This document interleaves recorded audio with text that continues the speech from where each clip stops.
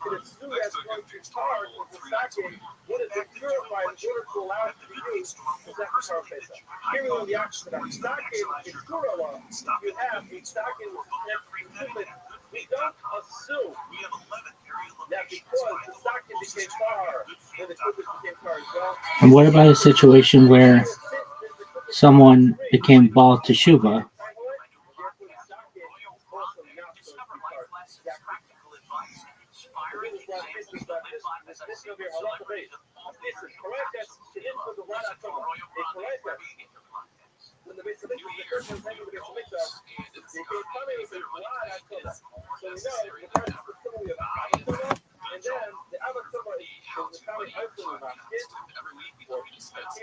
But it's not a time Caleb. It's not a time Caleb.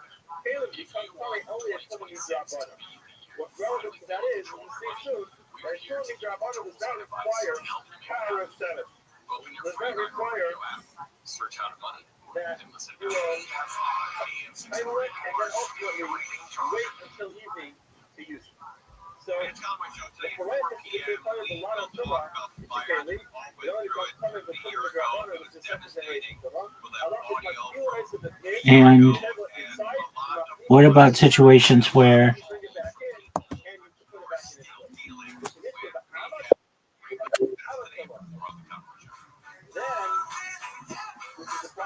improper unions occurred, or all of the things that can happen? I've seen that the odds are like 1 in 100,000, or maybe even 1 in a billion. The odds are much worse than you're making it out.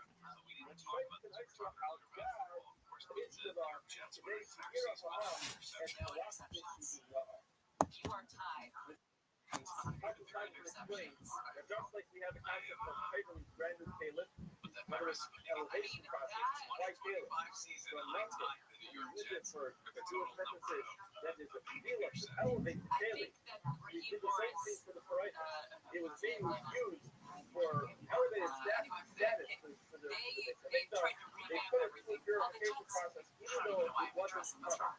Now what they do is they would label it, and then they spread it out on top of the Ishtalah, so everyone who passed by could see it. They can say, oh wow, look how beautiful that parenthesis is. It's still going to be an elevated used inside the base.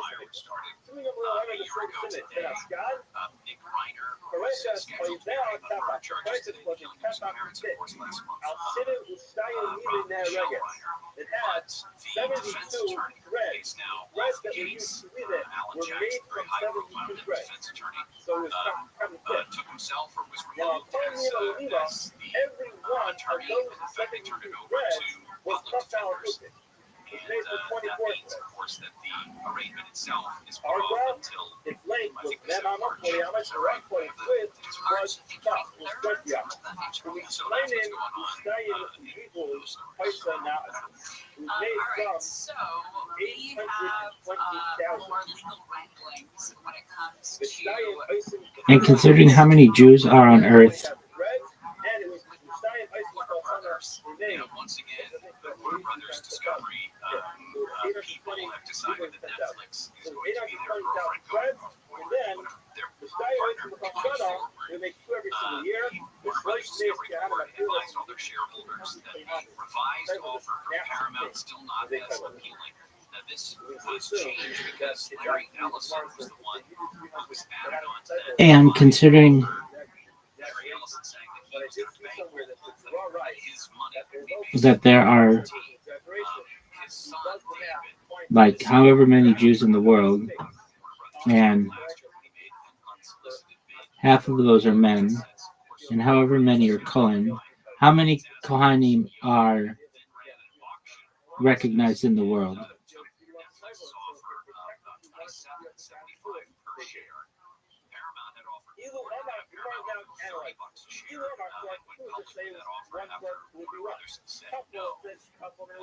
Continues to insist that it's not just about the money, and that the cost for Paramount is very much about inferior. So the concerns about debt financing and conditions that were connected to all of this, and that's why here sunny and safe was blue, As of right now, Warner Brothers Discovery's telling the was red, shareholders and they had the white linen. So each red was it made is from 4, so you have less 6. money, but You it is multiply that by 4, so that's making it 20. Because as from the Arba, you had 24. Funny, we learned in Mishnah. Right, so this time it was really 32. Why did you love our foot as Achas? Cut full of 9 turned to 2. Sulfur is 2 equals 4. Now, Rothschild doubles to 4 equals 8. 8 times 4 because your each red was made from 4. Now you have Arba, Bikan, plus the count, you have 32. So now, our boy-in, And I think your numbers are still not accurate when you take into account being strict, like mass conversions from perhaps the Khazars.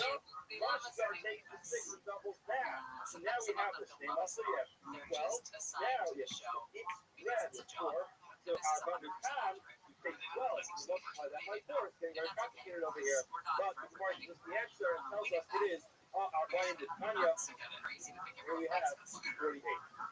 Well, that's 48. One pasuk says this politeness was considered a nice art, a work of weaving. Pasuk that another pasuk says nice to place it. It was nice to place it. Nice to wake it. What does that mean? It is parts of effort. It was one face woven into this purpose. Nice to place it. Then they participate now. Two faces woven into it. Who's up on the Tanya? I don't want to tell me. Discuss this. My selected one says with my selected, what that means is Aruni Khan. On both sides of the parenthesis is an image of a lion.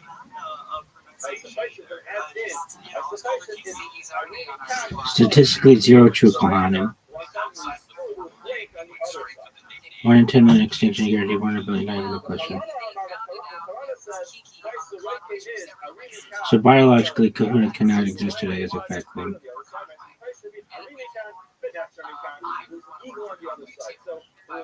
Just analyzing the work of art here, they wove in different images to it, but the weaving didn't go through to the other side. And so then you have craftsmanship here to be able to have one side display an image of a lion, and the other side is displaying more they had image of an eagle.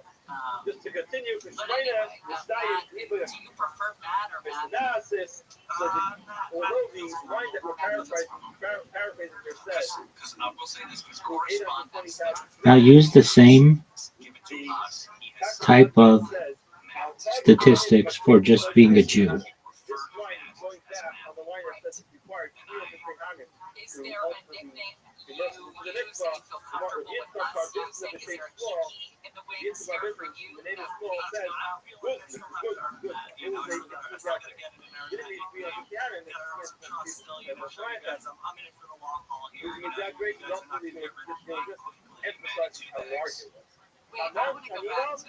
Here we learned something which was not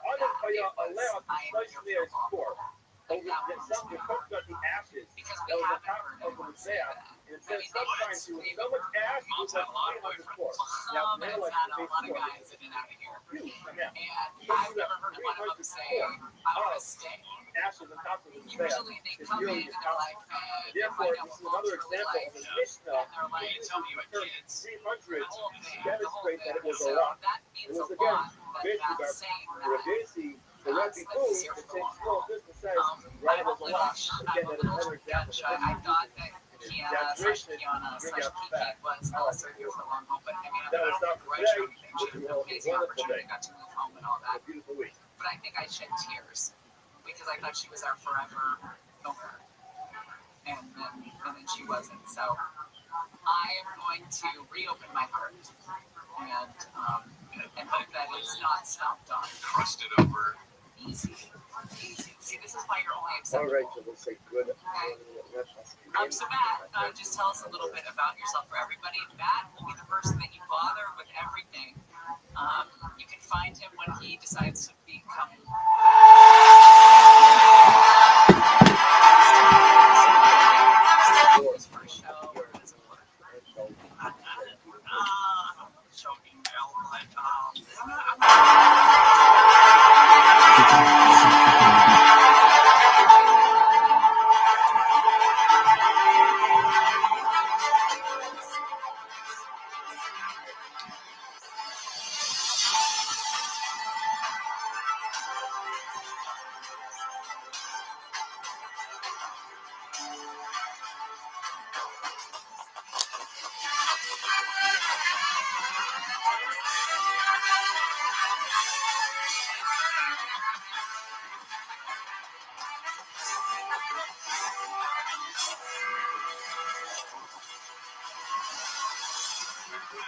Hey,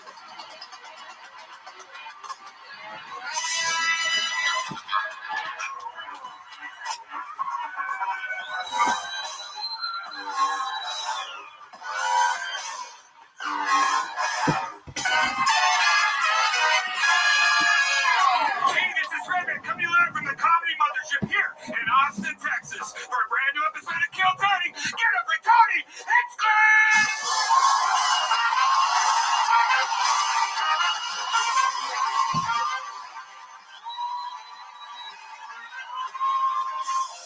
Who's ready for the best fucking night of their lives, huh?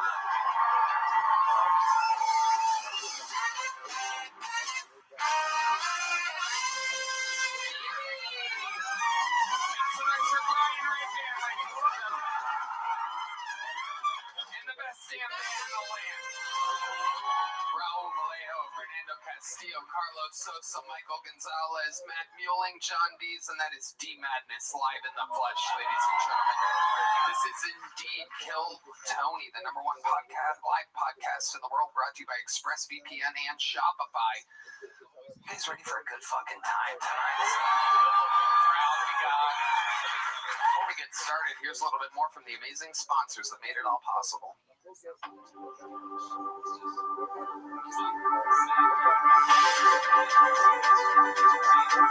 She's wide awake in her whiskey hole.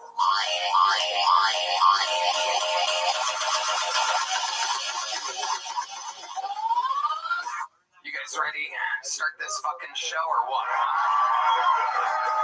Every single week, I have two of the best comedians in the world on this show. This is a fun one. This is a little chemistry set for you, because sometimes I take great pride in introducing some of the top rising comedians in the world on this panel. We were one of the first shows ever to show you fucking, you know, Tim Dillon coming up and Shane Gillis coming up many, many years ago. This is one of those nights where you get a little bit of both.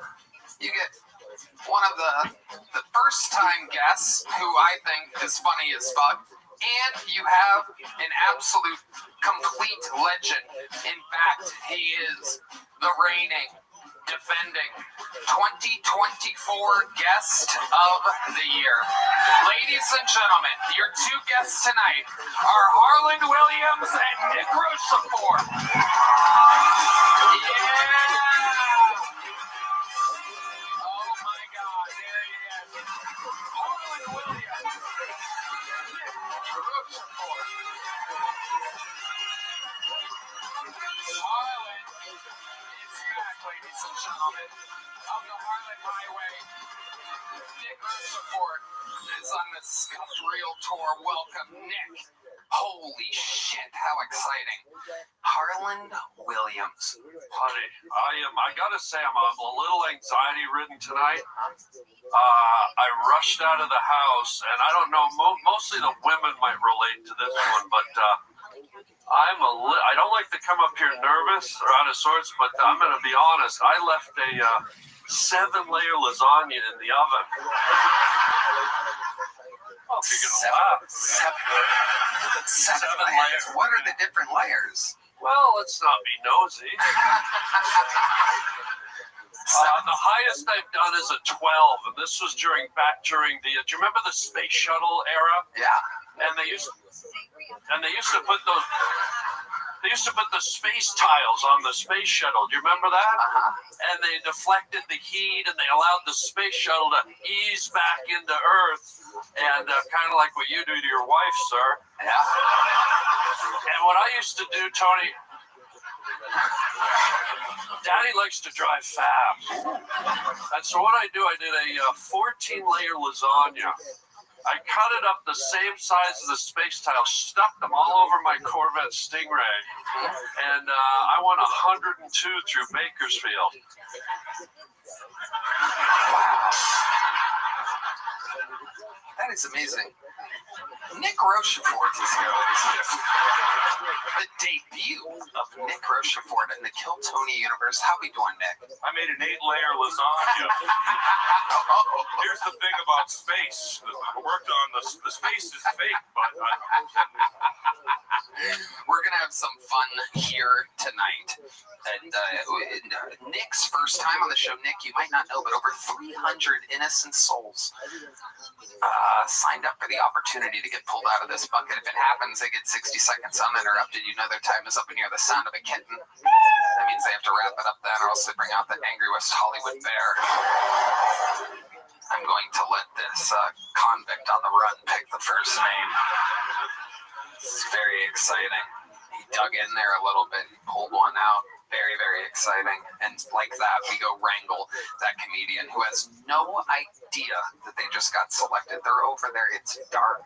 It's gloomy, and Shakespeare's next door. There's a little water cooler. They keep refilling their little plastic cups. Some of them are drinking. They have a deal with, what is it, vodka soda pitcher for like $3. Some of them are like, I'm not getting pulled, and they just start fucking getting drunk over there. We have a DUI breathalyzer to check them in case they get too fucked up. Anything can happen. We crush dreams here, and we make superstars all the time. Anything can happen.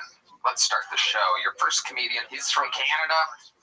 He's a very, very energized young bunny rabbit. Make some noise for the return of Danny Martinello, ladies and gentlemen. Here he is.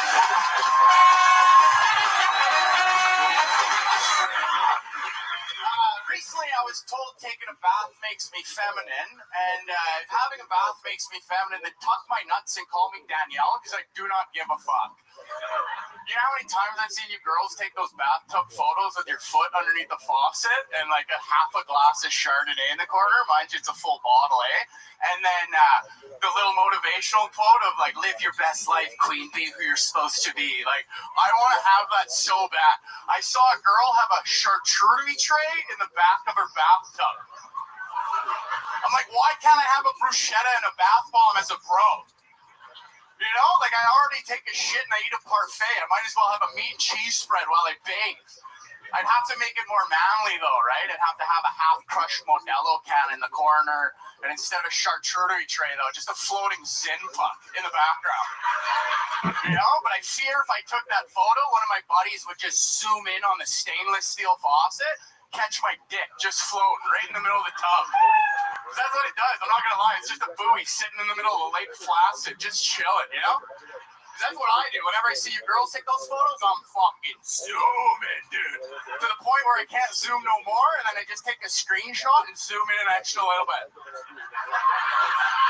Just to see if I can catch a dorsal fin underneath the water. Thank you guys. I'm Danny Martinello. Danny Martinello, representing Canada here tonight. Let me ask you a question, Danny. Yeah. Have you ever heard anyone else? Have you only read the word charcuterie? Have you ever talked with anyone about charcuterie? Have you run that by anybody? To be honest, like I don't even really know how to read, dude.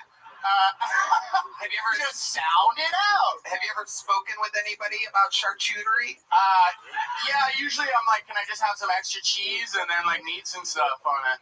But no, it's charcuterie, right? So you're doing it on purpose? Whoa, you guys fucking figured it out, right? No, we thought you were retarded for a second.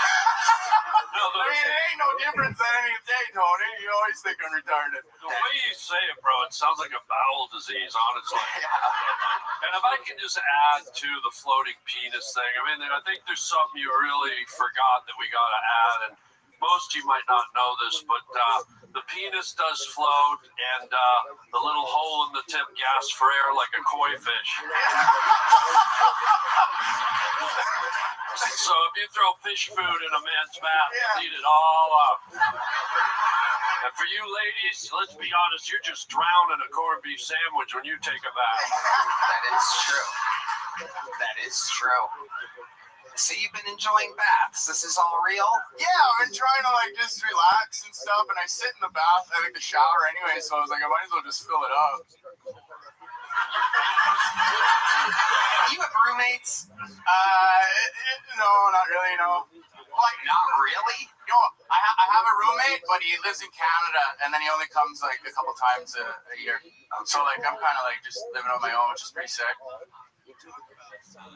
Yeah. I miss him so much, and I wish he would show. All right. I thought you guys would have fun with that, but Wacky. I don't really give a fuck. He thought I was going to jump on and do a 5-star frog splash on the table. Okay, Danny, what kind of Adderall are you on exactly? Canadian, Mexican? Severely overdiagnosed and undermedicated. I don't do any of that stuff because I feel like it takes away from my spirit. Wow, so you've tried it. You've tried it. Yeah, I was forced to take Ritalin in grade 4 through 7 And you felt like it affected your creativity in grades 4 through 7? Yes, I was a stunted artist in that year, and it took away my shine. And my mom said, he's just a difficult spirit. You should be able to handle him as a teacher. But Edmonton Public School Board made me take Ritalin if I wanted to stay in Edmonton. So this Ritalin you took, you said you took it daily? Yeah, I had to take it at lunch. How many cases a day did you take? Just one pill, and it was funny. It was like they lined us up like little lab rats, and we'd have to go check into the office and go, and then, but I didn't take. I put it under in the pocket, and then I would give it to this kid named Jamie Anderson, and I'd watch him snort it in the urinal. Wow. Yeah, in grade 5, it was pretty sick. You were like a Ritalin Pez machine. Yeah. And then it would come Wow, out. that's a cunnilingus machine right there. Yeah. Are you shooting them into your girl's vulva? Yeah. From afar, like a Do time that again. pickpocket. Let's see it. Can you do that with your mouth again? Yeah. Yeah, I don't know why 2 men wanted to open my mouth like that, but here we are. That's a Pez vulva right there. Very scary. Danny, what else is going on in your life? Anything? Nothing much. I went to Mexico for a wedding, which was pretty fun, except for I got Montezuma's revenge. What exactly is that? Describe that to the people. Sure. It's where you just basically shit through a badminton racket for 5 days. So yeah, I had traveler's diarrhea. It was pretty good. You drink the water like Charlotte from Sex and the City? Yeah, we got a little bit fucked up, and an ice cube took me out. Wow. You know you're tough, eh? You're just gonna slushy drink. And you're like, but it was pretty good. I mean, yeah, I enjoyed it. It was fun. You enjoyed the diarrhea in Mexico. Yeah, because I was hitting the buffet a little too big, and then by the end of it, I was like, So fucking Canadian, right? Oh, I was hitting the buffet too big. yeah, what? You know, right? You just gorge yourself, right? Because it's like you're like a Roman, and you're like, I'm gonna eat everything. Don't look at the Mexicans like that. What are you turning around for? You're spinning around now. Immigrant to another. I don't know. This is the safest place over here besides Harlan Eyes. I'm looking at Tony, and then he's like, oh no, something's gonna come. I don't trust you, dude. I don't know what's up, but I don't trust you. Pal, you fucking damn right you should. Danny. Yeah, no, it was all right, and it was good. And then I don't know. I don't feel like I'm talking too much right now. Danny, congratulations. You started the show with a minute. Thanks, guys. There he goes. Back to Canada he goes. Danny Martinello, everybody. This is where things get interesting because we are going to the bucket for our first time tonight, ladies and gentlemen. We're going to meet human beings all together. This is the bread and butter of the show. People can become stars out of this bucket. They can fucking blow it. The pressure can get to them. Ladies and gentlemen, your first bucket full of the night is Matthew Coffin, ladies and gentlemen. Here we go.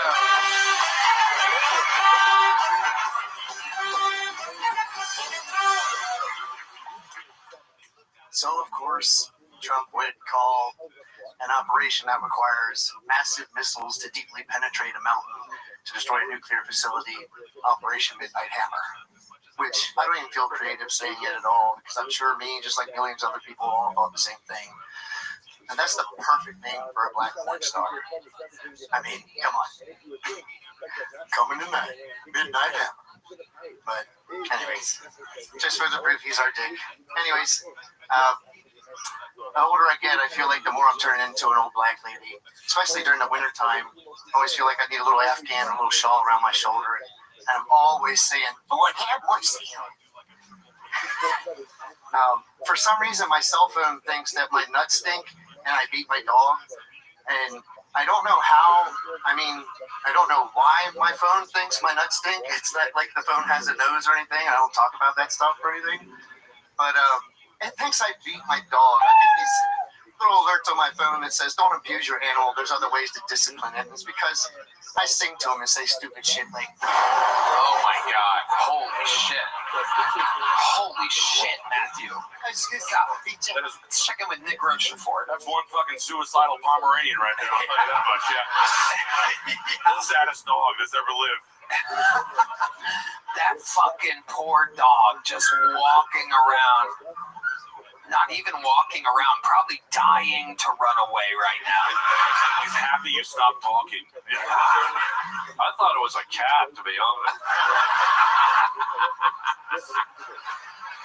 A suitcase cat. It's got a fucking handle. The dog is the most interesting part of your entire set. You really just like, do you practice this, Matthew? Do you like try? Yeah, it's been a really busy week. I haven't actually been on stage in about 3 weeks because I've been busy like working. What have you been doing for work? Between over here, like I told you last time, I've been working over at the strip club now too. Working the parking lot. You're working the parking lot Yeah. at the strip club. What exactly are you doing in the parking lot? Would you like general parking or VIP? And that's what you do. Mostly, I'm trying to direct Uber drivers that don't speak English where to go in the right way and stuff like that. It's fun. Right. And do you have your dog with you when you're doing that? Nope, he hangs out by the car and he got his little leash attached to the inside of the car. He's got his little pillow out there and everything. Hangs out there with me. Okay. How long have you had this dog for? All 8 years of his life. All 8 years of his life. And what's the name of the dog? His name's Lucius Fox. Okay. All right. So, Matthew, that is what you would call your service animal, correct? Yeah, I had to pay the extra for it because I can't be without him. He can't be without me. He can be without you. He could be with anybody else. Ask anybody next door. And have you been diagnosed with anything? Is there a reason why you have a service dog, or is that just your trick to life? Is that what makes people think you're okay? I didn't even know it was a thing, like to use like service animals, like to get your not have to pay for certain things for your apartment and stuff. I had no idea. I was just like, I talked to late on the bridge, like I can't be without him. You answered an entirely different question. I was saying I can't be without him. I had to talk to a lady to get the license and all that. So I was like, I can't be without him. He can't be without me. This is a real human being, ladies and gentlemen. Just know these aren't like character actors that we hire, something like that. Like, Do you think you're sending the wrong message standing in a parking lot holding a dog in a place where you're trying to sell pussy? Like I said, he hangs out by the car, and some people like him and say hello and stuff, and it's pretty cool. Everybody's thinking it. Do you fuck the dog? do you fuck the dog? One of the other guys likes to call him my little furry fleshlight, but no. Wow. But he's not. His bed is my bed, though. He's got an interesting story. Holy shit, dude. This is crazy. Matthew. Your sleeve isn't up his ass, is it? There's nothing normal. There's nothing normal about it. Is there anything that you do without the dog? Not since I moved out here to Texas. You're just always with Sat on my lap all 1,600 plus miles cross country to get here. And you came here to do stand-up comedy. Well, like I said, after I got struck in the head with that steel girder, I took that settlement money, and I was like, I can't keep denying who I am. I'm a carny, I'm a clown, I have to go where everything's happening at. What makes you big think... swings for defense. Okay, I can't handle another second of this. That dog is going to be leaking in 10 minutes. Matthew, you already have a very small joke book, correct?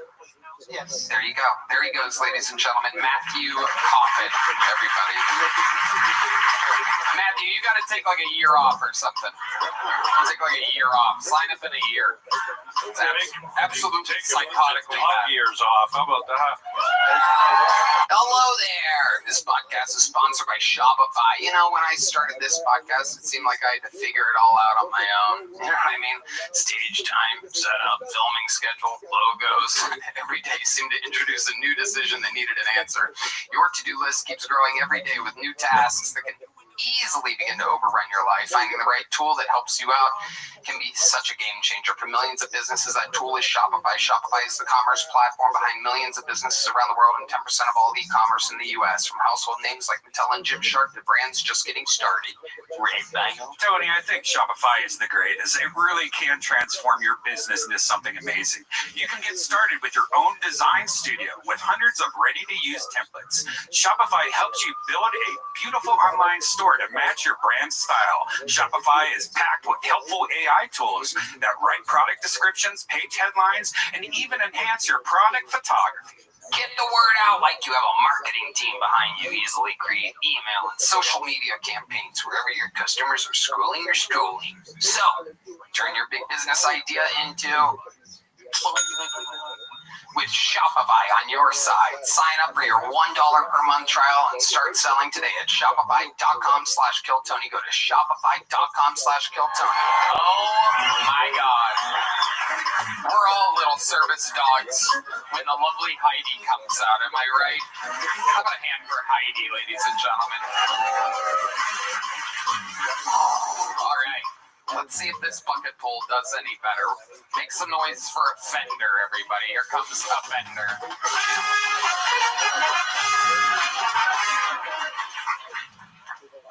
I know what you guys are thinking.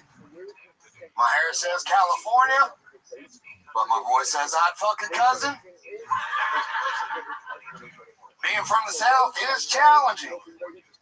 Usually doesn't take people long to accuse me being some type of no good, messed up, white-beaten, racist, toothless Trump supporter. But that's not true. See, in Alabama, you can only be 3 of those things. Because once you're 4, we ship your ass to Florida. To become a legal resident of that state, you got a fucking alligator. They're going to try to tell you it tastes like chicken, but I promise you this, does not fuck like one.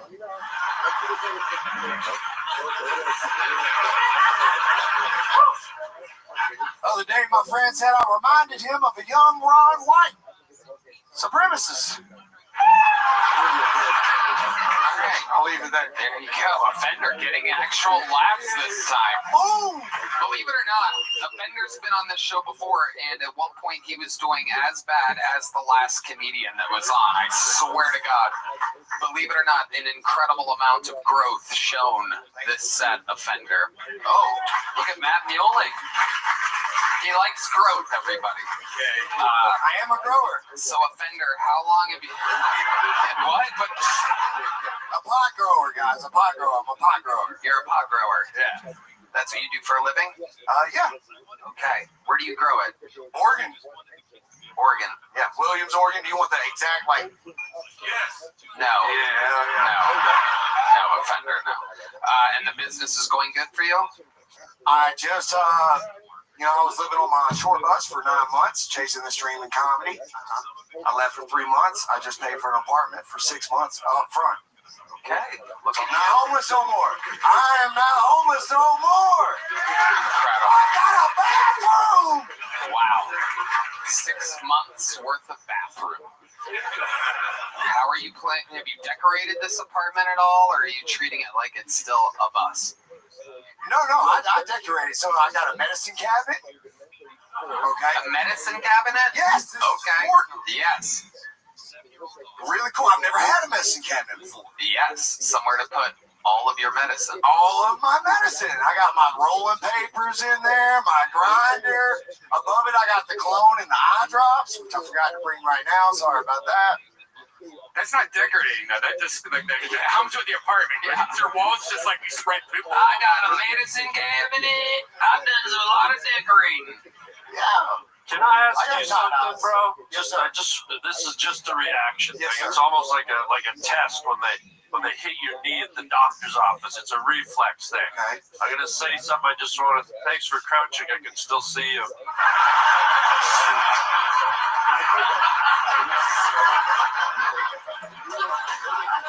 Go ahead, Harlan. I'm sorry about that crouching tiger. Like the giant crawdad went by in the mud. This is just like a reflex thing. I'm gonna say. I just want to see how you react. All right, guy. I can't believe it's not butter. All right. He was my stepdad, so that makes sense. Okay, little Fabio reference straight out of 1994 for you back when.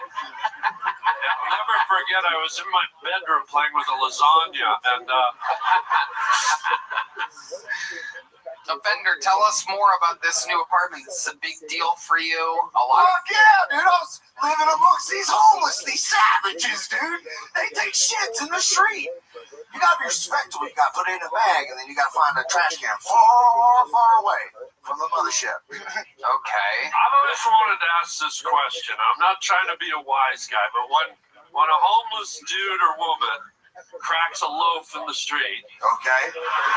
like when they drop a Cracker Barrel Thunder Loaf or a Olive Garden chicken souffle, whatever you want to call it, what do you wipe with? It's a great question. What do they wipe with? You were out there. You had a first-hand account. I'm pretty sure, shockingly, nothing. They don't wash their hands either.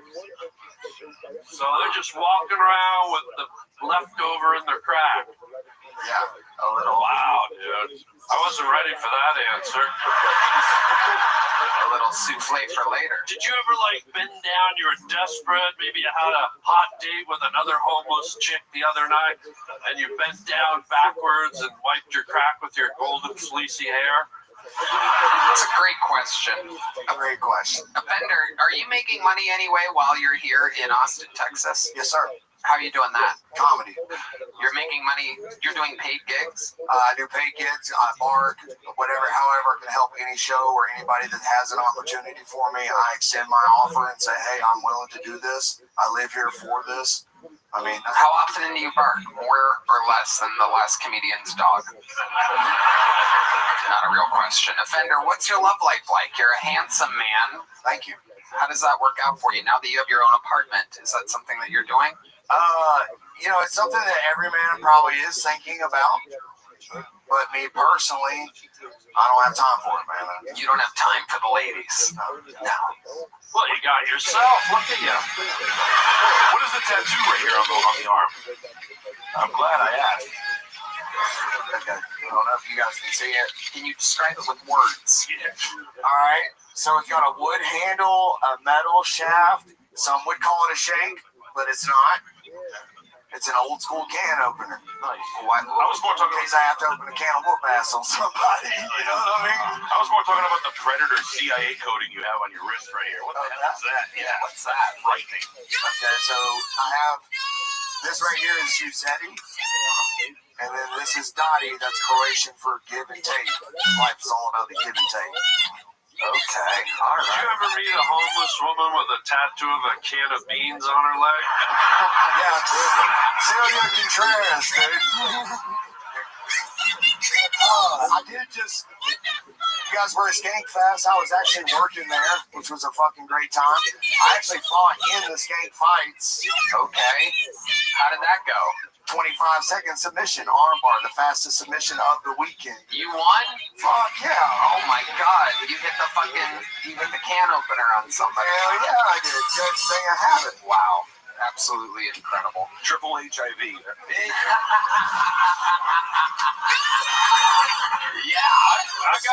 I gotta follow up. You're in the street, right? I was. Yes, sir. Well, you still are. Yes, sir. And it's a tough world out there, right? We've all watched Animal Planet, right? Yeah. You ever, since you do have some mad skills in the ring, you ever get into any tussles out on the mean streets, my guy? Yeah, so I'm actually notoriously known for breaking up fights down here, trying to protect people from harming themselves even further. Oh, wow. So one night a guy did aggress me and I had to, take care of myself. But You jerked off on him? fuck yeah,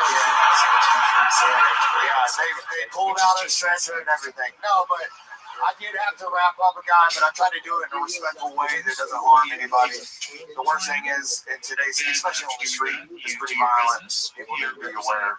Did he put hands on you? Did you take any shots, my guy? Dip and then hip toss and put them in a triangle until the cops showed up. Into a square dance from what you just showed me. Well, let's not act that out. Offender, congratulations. You've never gotten a big joke book on this show before, correct? Have you? I have the very first. Well, then there you go. Hey, it got filled up, and Are you just saying that? Are you going to sell this on the streets to somebody? All right, there you go. Offender, ladies and gentlemen. There we go. 2 return bucket pulls to start the show. This looks like a new name. Maybe I'm right, maybe I'm wrong. We're going to find out. But let's hear it for Emo Majok, ladies and gentlemen. Emo Majok. Here we go. These are pictures from inside the Oklahoma County Jail after the sheriff says inmate Joshua escaped out of back. I'm Tariq's stepdaddy. The blackest white one. Sheriff Logan Manchak says they have been trying to fix it. I'm from South Sudan, right now in Australia. I love the diversity like in America. There's no black people in Australia. There's like literally like me and my cousin Chad. So I'm out in LA right now, and I love doing the comedy in LA. I do the black rooms like the black rooms are kind of like this. And I love performing with African Americans. Because as African, we see African Americans as our cousins. Like an African American is technically an African. Shot and killed him Like during a court. confrontation. Sheriff Manchak says the jail is only 5 years old and several things are already out. And every 4 years at the Olympics, you remind the world that you will never catch them again. He says he's frustrated with his opponent as wants to turn to fix Ladies and gentlemen, wow. What up, Tony? Great set, Emo. Welcome. This is your first time on the show. First time out here, yeah. I've tried a couple times, but it's my first time on here, so yeah. Hell yeah. And how long you been on stand-up? I've been doing stand-up for about 7 years now. 7 years. And all of it in South Sudan? How much in America? No. Now, out in Australia, I'm from Perth, Western Australia. I've been doing it out there, but I'm mainly in Melbourne, and I'm all around Australia. All around Australia. Look at you. Amazing. You rode a shipping container to get there. How did you end up in Perth? It was we got sponsored as refugees, so we got taken to Australia. How old were you when that happened? Reverse slavery. I was 8 years old. Amazing. Amazing. Can I give him a compliment? Yeah, give him a Can I give you a wonderful compliment, my friend? Yeah, absolutely, man. Go for it. We all have different gradients and shades of skin. Black people, white people, Asian people. You want to touch it? You know what you're trying to do? I think I would, yeah. You have like dark skin, but it's a beautiful. I just love the tone and the shade of your skin. Thank you, man. When white people showed up much interest in black people, I got nervous. What's your address? Amazing. Emo. Yeah. When I was a kid, I was afraid of the dark. And now here I am. How about now? Meeting you. So I have to ask you, what scares you? What scares me? Yeah. White people. That makes sense. White people and cops. That makes perfect sense. What's your address? What's my... That's exactly what I'm talking about. Emo, what else are you into? You have any special skills or hobbies or I love stand-up, man. I love traveling. I travel a lot. I try to express myself to as much cultures as possible. Yeah. What have you learned from these different cultures? What are some of your favorite cultures? What have I learned? One race. Hold on, wait, what? One race, one human race. One race. Yeah. Okay, so you're a marathon guy. But like, where are your favorite places that you've traveled? Places? I've been out to Asia, but I love being out here in America. These do make me a little bit nervous with your guns and shit. But yeah, America's cool. Every different state has got their own little different rules and different cultures and stuff. So You say that Texas guns make you nervous. Have you ever shot a gun? yeah, I shot guns. Yeah, I'm from Africa. Okay. I love it. You shot guns in Africa? Shot guns in Australia and yeah, in Africa. Yeah. Okay. What were you shooting in Africa? Was that at a range or Just cans. what? Cans. Cans. Container ship captains. That's what we shot. You ever shoot a slingshot or throw a rock? Yeah, I made a slingshot when I was a kid. Okay, well, go to Canada. You can do it some more. I just came from Canada. I had my first Canadian winter just recently. You had your first what? My first Canadian winter. Oh my God! Yeah. How did it feel? Cold. Cold. It felt cold. That's the right answer. I was out in Saskatchewan, which is, nobody knows where the fuck that is. Yeah, we know where that is. Oh, you know? Yeah, of course. That's the prairies, yeah. Yeah, you know, you're a I know Canadian. this. An old comedian, my Gary David, a Canadian comedian, he used to do this joke. He'd say, Saskatchewan is so flat. It's the only place in the world you can sit on your front porch and watch your dog run away for 3 weeks. And he wasn't very good, you can tell. Do you want to touch it? How about now? I got a lasagna in the oven. Don't fuck with me. Emo, you're a world traveler. You're a specific shade, as mentioned earlier. What's the most racist thing anybody's ever done to you? You seem like such a nice, sweet guy, and like it's interesting how people judge a book by its cover. Yeah, I'm from Australia. Like that place is racist as fuck. But that is my kind of speed, though. Better the racist you know than the racist you don't. Yes. Right, someone catch me trying to rub it off. That was a little insulting in Asia. Fucking Bali. An Asian in Bali asked if you could rub any of that off. No, They tried? They tried to rub it off, yeah. Holy shit. Did they use like lemon pledge or anything?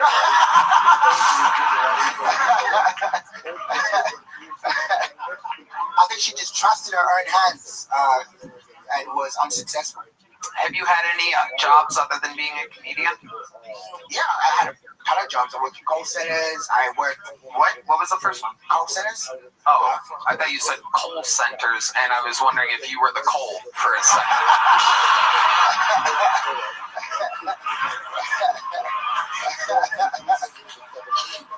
He said he likes racism, ladies and gentlemen. He feels at home. My kind of speed, yeah. I worked in warehousing, but that was definitely my favorite job. Yeah. How about your love life? You seem like a handsome man, I'm sure. I got a partner. You have a partner? Yeah, I got a partner. Fiance, just got engaged. It's a... Where'd you meet this partner at? She's Canadian. I met her at a festival in Australia back in 2018. Nice. Is she a girl?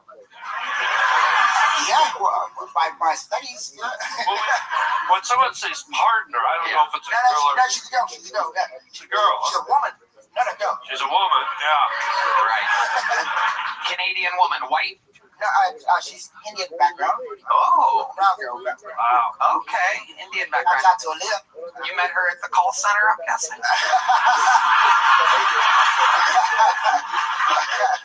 I met her at a festival in Melbourne.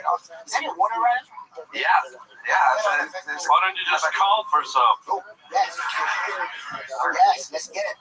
Absolutely. You have cotton mouth? I don't even have to do the rest of that joke. I don't even have to joke. You can't even make it up, ladies and gentlemen. First person asked for water in years. It just so happens to be one of the darkest human beings I've ever seen in my entire life.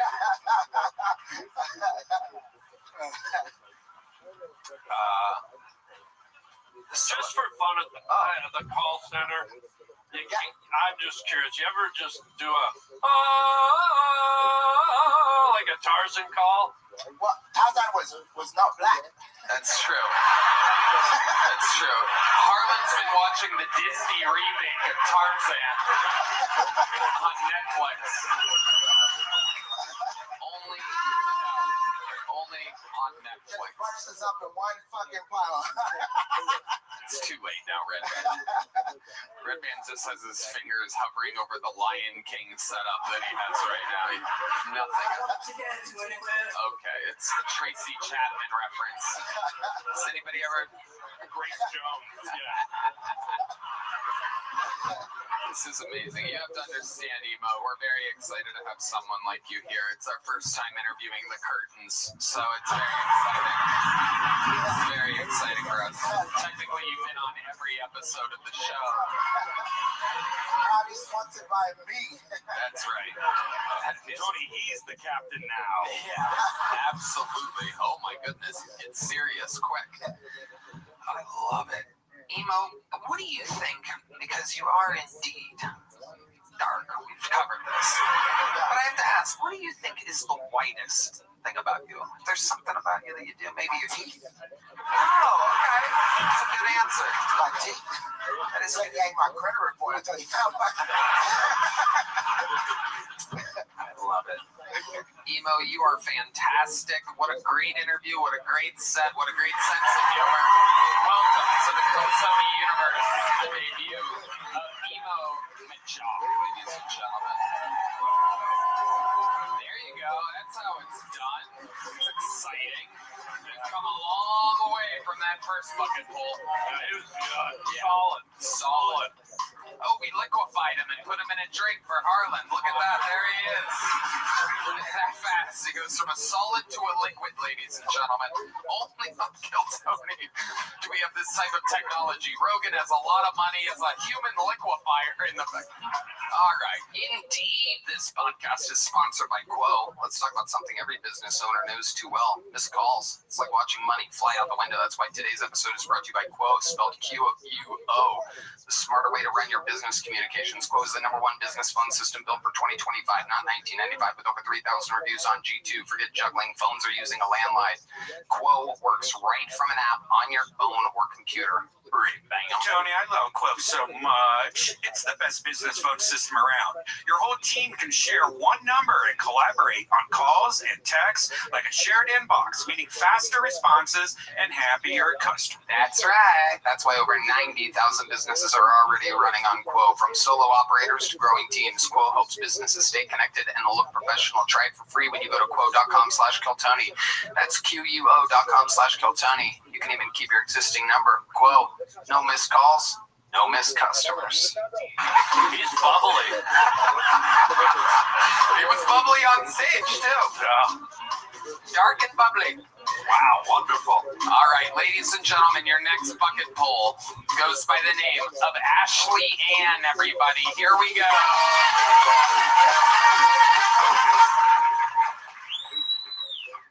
What's up, guys? So, I found out my ex was bisexual when I found the Grindr app on his phone, which I thought was just like a GPS app to the gyms. And it was. To gyms, and Mike's, and Tony's. That's not why we broke up, though. It was actually because he's a whore. Bisexual I can deal with, but bi-loyal? Absolutely not. Then I found out my boyfriend's best friend's girlfriend.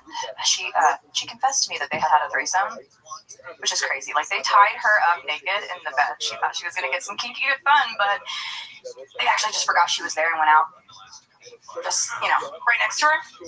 Which to me sounds a lot less like a threesome and more like a coming out party that took a hostage. It actually took him 2 years to admit that all of those things were true, too. Which is fair if you consider the fact that most people can't admit that they're the problem, let alone admit that they're at the bottom. Wow, all right, Ashley Ann. Getting her revenge on her ex-boyfriend publicly. I'm guessing did he introduce you to this show? Totally crush on you, absolutely. What? No. What? He did not. I haven't talked to that man in a very long time. Okay, how long ago was this breakup? It was like 13 years ago. Oh, wow. This is perhaps one of the craziest ex-girlfriends we've ever had on the show. Wow. Okay, I want to say Revenge is sweet, ladies and gentlemen. 13 years she's been plotting and planning. Wow. How long was the relationship? well, it took me that long to get over the trauma. First of all, I'm now writing about it. Release. Maybe like 3 years. Okay, so 3 years, held on to it for 13. Yeah, there's a good reason why, but I can't say it publicly. AIDS. AIDS is the answer. That's definitely not it. Okay, good. You can't say, is he famous or something? I would tell you, not them. Okay, what a great podcast guest you are. I'm sure the millions of people at home are going to go. Okay, fine. I'll tell you. Perfect. It's my daughter's dad. It's your daughter's dad. Okay. It was actually 8 years ago. I was trying not to be too specific for him, but So you've answered nothing. listen, he's in prison, so I mean, he's happy. It's fine. There you go. All right, this interview is moving at an interesting pace. What's he in prison for? DUI. DUI. How do you get sent for prison for a DUI? Running away with a car and then running it into the back of another car. Okay. So, all right. How long's he in prison for? He did 5 years, but he went right back. Why did he go right back? Armed robbery. There it is. Hey, everybody. Seriously, you can't answer the simplest of questions. It's amazing. Yeah, he thought it was crazy. He just never touched a gun a day in his life. He just knew where he wanted to be and how to get there. Never touched a gun a day in his life. He knew where he had to be, but he did have a gun during the robbery. Mm-hmm. Yeah. Okay. Sure did. All right. Okay. How long is he in prison for this time? I don't care. I don't know. I actually don't know. Perfect. You are literally the worst interview in the history of the show. Unbelievable. Listen, when my fiance watches this, he's gonna make fun of me so bad. He's here. Okay. All right. Yeah, he's probably gonna cheat on you in a bisexual threesome. I can see how this is all working out. By the way, he's probably going to get himself thrown in prison by doing whatever it takes, just so that he doesn't have to deal with you anymore. I'm starting to all make sense, Ashley. How long have you been attempting stand-up comedy? About a year. A year. All of it here in Austin? Mm-mm. Where do you live? No, I live in DFW. DFW, Yeah, Dallas. DFW. I live in Fort Worth, yeah, but I work all over the place, so. You found a rich cowboy to buy you a 10-carat diamond ring after all that shit? That is a huge ring. Monster. He is legally blind. You have to find me somehow, so. He's actually blind? He is legally blind, yes. Wow. That all makes sense, man. Listen, he can see me. He just has no peripheral. He's like a Roomba on low battery. He probably wishes he was deaf. He is, a little bit. He's a little bit deaf, too? Yeah. Wow. Where did you find this guy? I don't know. My standards were, like, over here. It's an easy question. Where did you meet this guy? The bar, karaoke. The bar, karaoke. Yeah. What was your song? What were you singing that night? Fuck, he made me sing some Reba McEntire Fancy. You're like Courtney Love. Or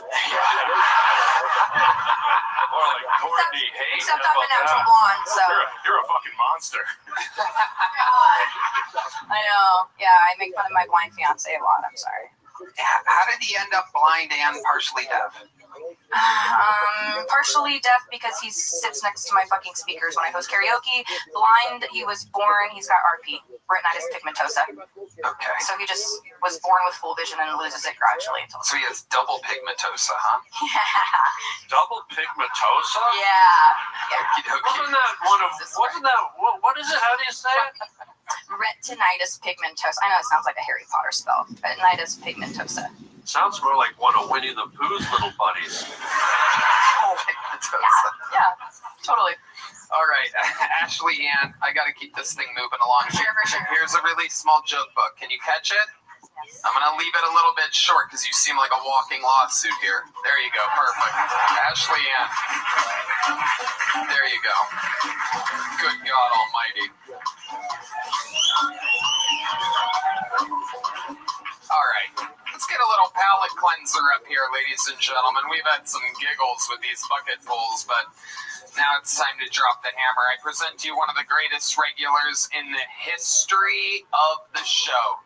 Ladies and gentlemen, here, doing a spot in the middle of a random episode of Kill Tony, I present to you a man who, one day, perhaps, by the grace of God, will be a citizen of the United States of America.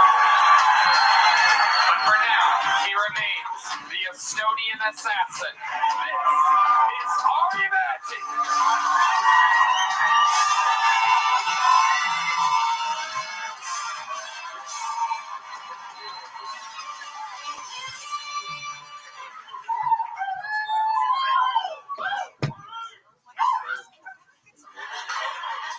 I love thinking always how American movies play in other markets.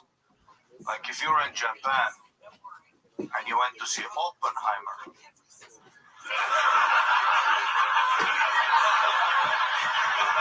Hammer. No Japanese people in that movie, just a sexy scientist smoking cigarettes. Just, should I? Just banging chicks at university. Just click. Back to banging. Or like if you're in Korea and you went to see Marley and Me.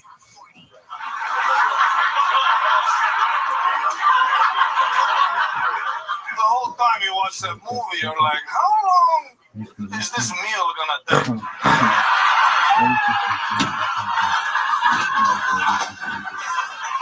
Sometimes they rename American movies to fit for the local market. Like Taken with Liam Neeson in Albania. It was called Normal Business Guy. Does honest business until American asshole intervenes. Schindler's List in Germany, it was called Scheiße, so close.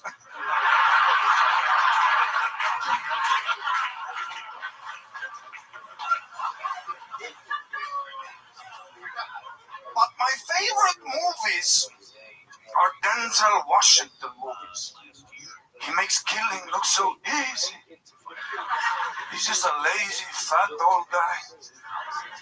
You're at home eating chips, you're like, yeah, I got it like that. Every Denzel movie is him at a diner trying to finish a meal. But then a hooker gets in trouble. Every Denzel movie is just him at a diner. Last Rothschild talk event, 2 events ago, just connecting with person after person that's like just different, like crazy connections. Kills 26 people.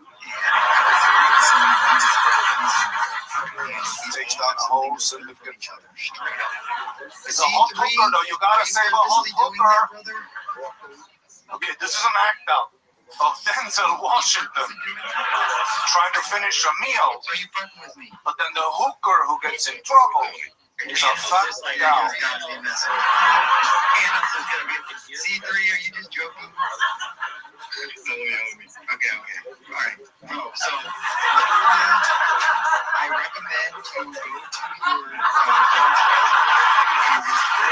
Ain't nobody saving a fat gal! Thank you guys so much. 3 minutes and 30 seconds. The only human that we allow and that can take the ball and run with it. What a presentation, and we love it. I didn't have time to cut this. No, it's great. You're fucking, it's a movie chunk right there, and we love it. Someone's been watching some movies this week. You look fantastic. You're crushing. Life is good. I look like a lead singer in like a vampire band. Yeah. A very emotional band. Ari, what have you been up to? Not much. I had my first Halloween in America, you know. I know it's a while ago, but yeah, we don't have Halloween in Estonia. We have Russians. Things are scary enough. I'm trying to help you. I recommend you do it before you get over there. Do the local Estonians and the Russians, like, what's the difference? Explain to these. One are not a raping empire, and the other are really nice, intelligent, beautiful people. Wow. Yeah, he's messing with us. Wow. You know,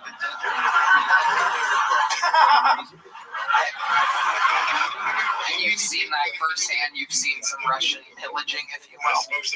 Yeah, when I was like 14, I remember I got beat up by these two Russian kids. They were also 14, but in Russia, 14. They got like hair on their knuckles, 2 kids, a divorce, 3 jobs, you know. I was like an Estonian 14-year-old. I was doing parkour. No, literally, I was doing parkour, and they saw me doing parkour. They came up to me, and they said in Russian, they go, Estonski, it's like Estonian, which I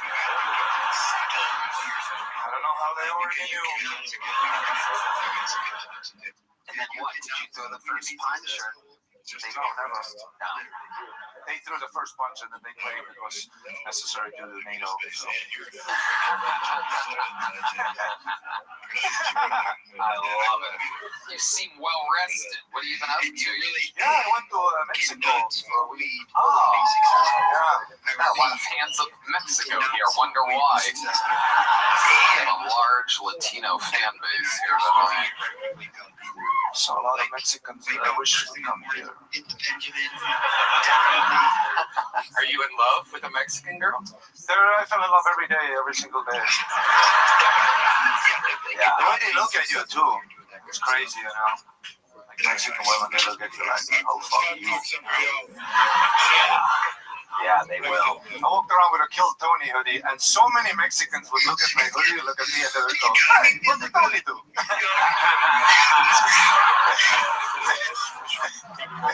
It was like the main joke. It was so funny. I saw them. Every time I saw them look at the hoodie, I'm like, here it comes. What did Tony do? I don't know. Sounded Italian. Yeah, I went to Cozumel, a beautiful island that, and when I was there for the first night, I had such a funny incident where, okay, I Google Map restaurants, and a lot of kosher. Let's go, y'all. Hey, Yoshi Man, shout out to Yoshi Man. Appreciate y'all. And Yeah. A lot of kosher. I'm like, what the fuck is this Mexico? It's not kosher, you know? yes, sir. And then I go outside of my hotel. First thing I see in Cozumel, 2 Jewish guys, full Jew. Not like adopted, but like not hiding at all. Just full with their things, you know.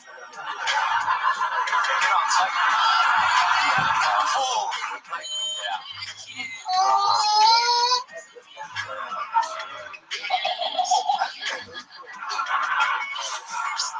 And they were arguing, 2 Jewish guys arguing with a Mexican guy who, he's the guy who rents out scooters and like motorbikes. And the Mexican is, just when I walked by them, the Mexican is saying, I keep deposit. No scratches. I have evidence. No scratch here before. I have picture. Look, there is scratch. And the Jewish guy goes, no, we need deposit. I also have picture. And then they show the picture. And then I go, hey. Well, 10 minutes later, I see the Jewish guys walking away from there with like a wad of money in their hand. And then the other one looks at the guy and he goes, Photoshop is free and so are we. Wow. So they're like that in Mexico too. Yeah. Wow. Punta Judea. That is incredible. Wow. Amazing. Racist, huh, Harlan? Well, only if you're Jewish or Mexican. But yeah, I had fun, yeah. Halloween party. Did you go to a Halloween party? No. You got to be careful with Halloween, my guy. Tell me. Well, how long you been in America, my guy? Like 1 year and a half. 1 year and a half. And Tony will back me up on this, Red Man. That the key is to be careful with the costume, okay? I blew it last year. I went out dressed as a piñata and went trick-or-treating down in the Latino community. And they beat the 3 Musketeers out of me. You know what? If I could get some kind of noise, yeah. Funnier. I did go to a Halloween party, and what I noticed is every chick is like a sexy, slutty cat, huh? That's like the only hot animal they can think of. Yeah, there are a lot of chicks that should have been a sexy elephant, you know what I'm saying? You should have gone to Jeffrey Dahmer's house. He had a bearskin rug.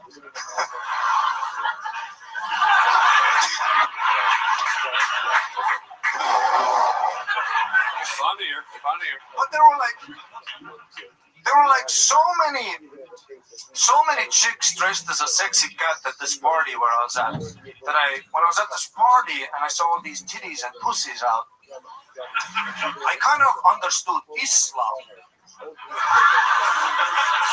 Because there would be like all the chicks with the sexy pussy cat out.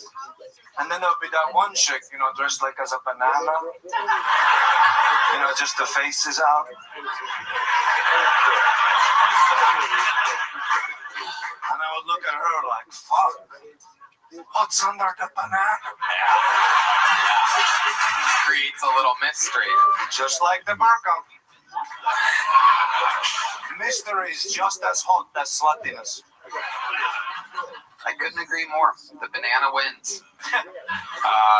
Ari, you are unbelievable. What a fucking set. Triple the work that you had to do. This place, creating stars. If Cam's on SNL, I can't imagine what Ari Maddie's going to be doing in the very near future. One more time for Ari Maddie, ladies and gentlemen. Onward we go. Back to the bucket, ladies and gentlemen. And your next comedian goes by the name of Jack Hemphill. Here we go. The opportunity of a lifetime. Yo, I don't know if you can tell by looking at me, but I got my haircut at the lesbian barber shop. They kind of fucked me up, though. It's my fault. They asked me what I wanted. I said, I don't know, just scissor me. I keep seeing ads for male enhancement pills. They're supposed to make your dick bigger, longer, stronger. I don't know about that. I wish they'd come out with something for female enhancement. Yeah, how about a pill that makes you shut the fuck up?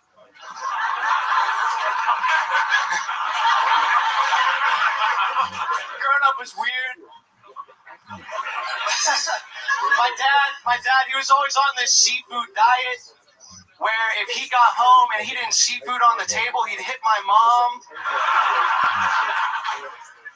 Shit, man.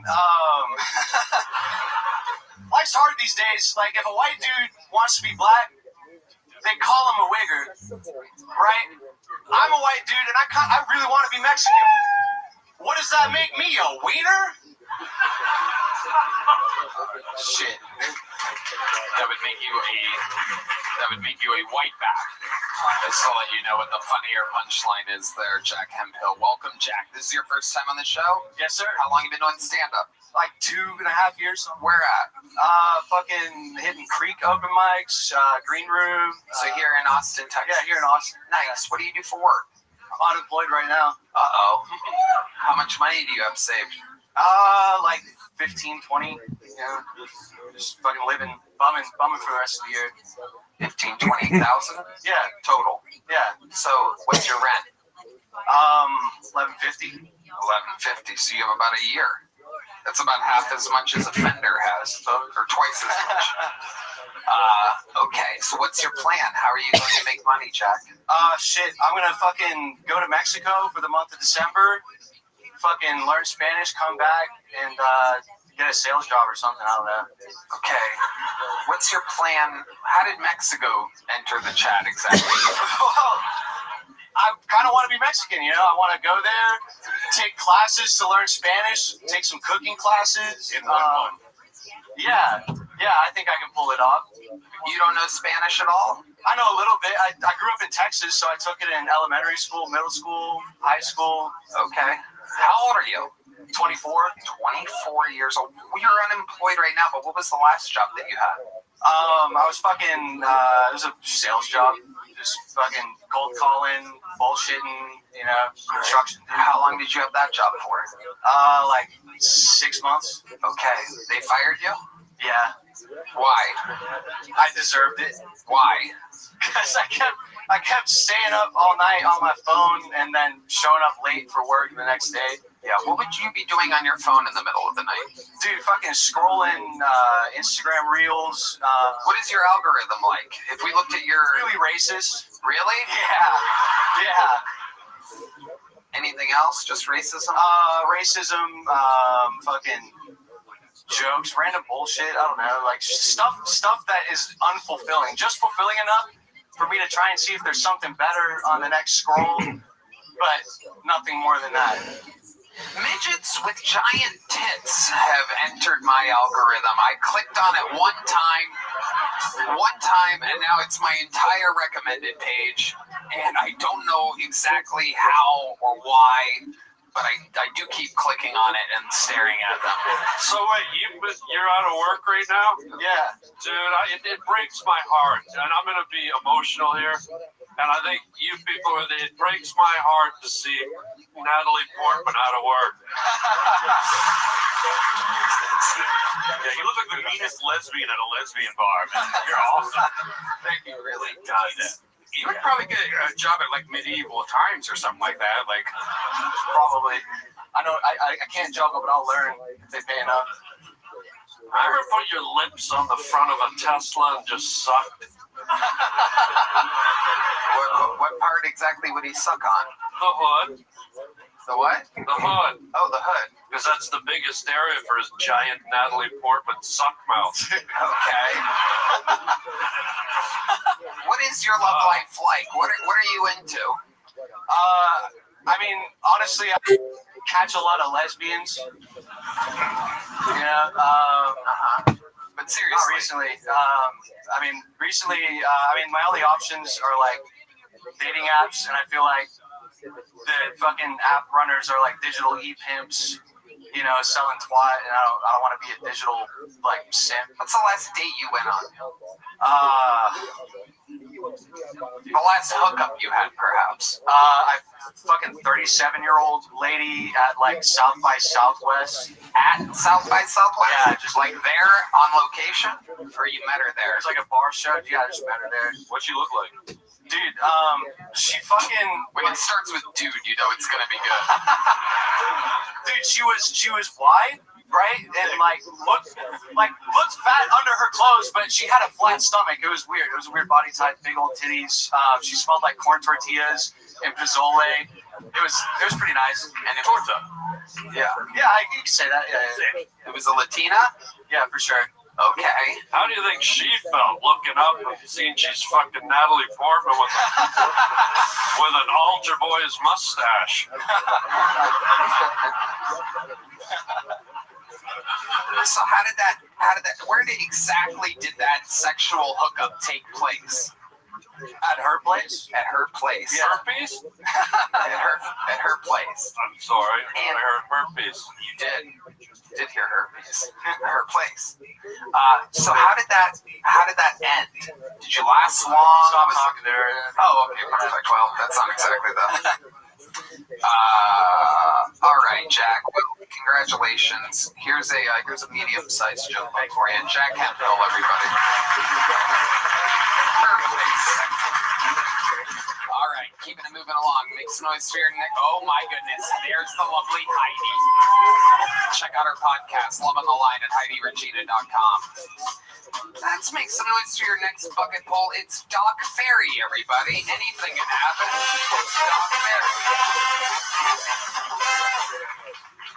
I love pussy. I just can't stand you fucking bitches. Let me explain. I'm surrounded by females. I got 9 aunts, only 2 uncles. I got 3 ex-wives. I got 4 daughters, no sons. And I got 7 grandkids, 6, which are girls. So what I'm trying to tell you, ladies, is I'm on your fucking bullshit. Y'all are fucking crazy. Let me give you an example. My dad caught me smoking a cigarette when I was younger. He made me smoke the whole pack in front of him. I get it. You know, punishment fits the crime. Now my mother, she caught me jerking off in the bathroom. She made me. I can't look my uncle in the eyes to this day. It was horrible. My dumbass wife asked me a dumbass question. She said, "Do you have a favorite song?" I said, "Yeah." "You want to hear it?" She said, "Yeah." I said, "All right, here it goes."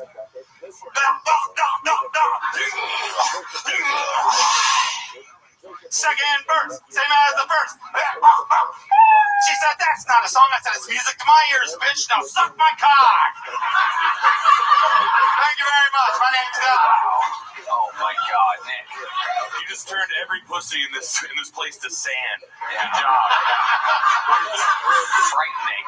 Who says ISIS doesn't have a sense of humor?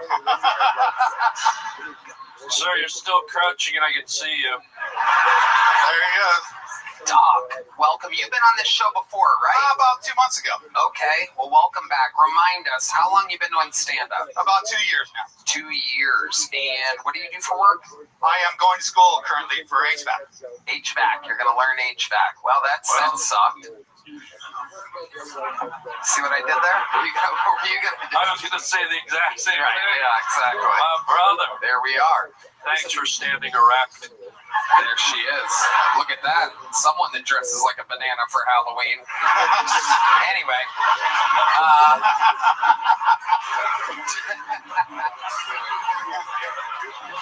So, Doc, is that true what you said? You have 3 ex-wives and 4 daughters? 3 ex-wives, 4 daughters. How do these marriages all end? Horribly. Yeah, give us a little breakdown. My first wife was my high school sweetheart. I actually lost my virginity to her, which was ironic because 10 years later I lost my car, my kids, half my money for 16 years. Yeah. My second wife was the meanest woman walking the face of the earth, still is. She's in Germany. She's German, true German. I don't need to say any more about that. That was rough. She was the worst. She was the meanest. She was the meanest. I actually, we talked about this before, but I got PTSD after going to war 3 times with the military from the ex-wives. Wow. So I went to therapy and everything. Can you give us an example of what type of... Tony? I believe she was on this show earlier, by the way, now that I think about it. Is her name Ashley Ann by any chance? I can tell you this. I can tell you horrible things because it's not just the ex-wives. I don't date anymore. I'm done with women. They're fucking just obnoxious. I can't fucking think. Sorry, ladies. Get your sisters together, okay? Because they're fucking up. So here's some shit. Sorry, ladies. Not a chance. Sorry, girls. You're not getting a shot at him. I'll be outside after. I'm available. I'm single. And your hands get bigger every time you beat the shit out of one of your wives. You got mitts on you, dude. Just gets flatter right here. You ever lay in bed at night, rub your beard, and pretend you're fingering a girl from the 70s? That's a good question. You're on to me. Does it show? Yeah, exactly. I do that. To keep telling us about the most traumatic wife you Well, the most traumatic wife, things that she did. The last 2 years of our marriage, I was locked in the basement, scared to death of her. She would come to work and she would show her ass. I mean, bad. She didn't care who was there. She just acted a fool up and down. What does that mean exactly? What does that mean to you? What exactly would she do? Here's a good example. You guys worked together at the time? No. She would go to her work. She came to my work. Right. Which at the time was what? In the military. Oh, she would show up to a military base? Okay, go ahead. And she would act crazy. But one of the things that happened while I was in the military and married to her was I was in the bathroom taking a shower, and she literally kicks in the door, right? And then I look like this, and she goes, "I want you to take the shower on your knees." And I was like, "What the fuck are you talking about?" She said, the sound of the water is going to wake the baby." I said, "Get the fuck out of the bath." She was serious. She was. Who are you married to, fat bastard? What the It's Fiona talked about. When she got mad, that's what she sounded like. It was horrible, and she was mad all the time. Wow. What ethnicity are you exactly? I am half white and half Mexican. Half white, half Mexican. Okay, tell us about the third wife. third wife was the whore. We went in depth with this. Oh. Yeah, this one was, I'll just give it quick. Yeah. She put her, while I was contracting overseas, she was back here putting herself on Craigslist personals, and she was dating a lot of people, usually 5 to 7 guys at a time.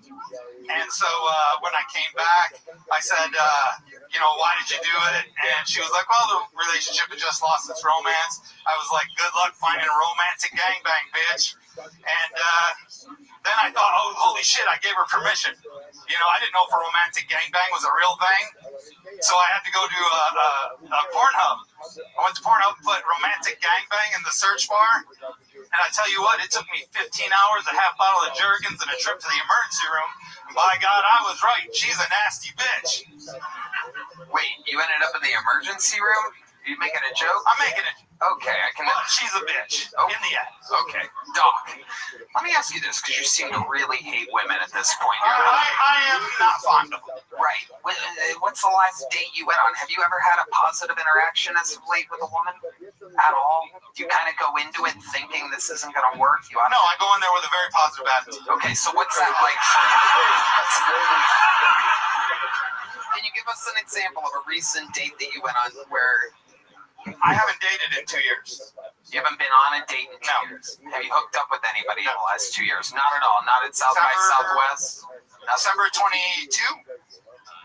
What happened in December of 22? That was the last time I got laid. That's the last date I had. How did that happen? What went down there? No, she was a girlfriend, and she just got jealous because I had, I live in Bernie, so there's a lot of money over there. So the main house has 7 bedrooms, and so I, pick up some people sometimes, and they live there. So I had a friend who was a female who lived there. Hold on, time out. You said the main house has 7 bedrooms. Right. That's your house? Yeah. You live there? Yeah. By yourself? Well, my brother lives there. I got my daughter now with 4 of my grandkids and her husband. But it's your house. It's my house. Right. How were you able to afford a 7-bedroom house in Bernie? I was working overseas. I was contracted. I was making $250,000 a year for like 8 years. Okay. Fuck yeah. Look at you. Well, I was a protection service for the ambassador. The ambassador of what? Of Afghanistan. U.S. ambassador. You protected the ambassador of Afghanistan? You got this weird-looking guy off to the side there. I'm like him, only like way better. I'm pretty sure that guy would rip your fucking arms out of your sockets. Pretty sure he would just absolutely do whatever he wanted to you. Yeah, I'm getting older now. I used to be a little bit more in shape, but not anymore. Giving it to the younger. How old are you, Doc? 56. 56. Tell us what recently, tell us how age is affecting you as of late. What's the most recent? Yeah, okay. I piss funny now. When you say you piss funny, what exactly do you mean? That means I got to piss really bad, but I just pissed 2 minutes ago.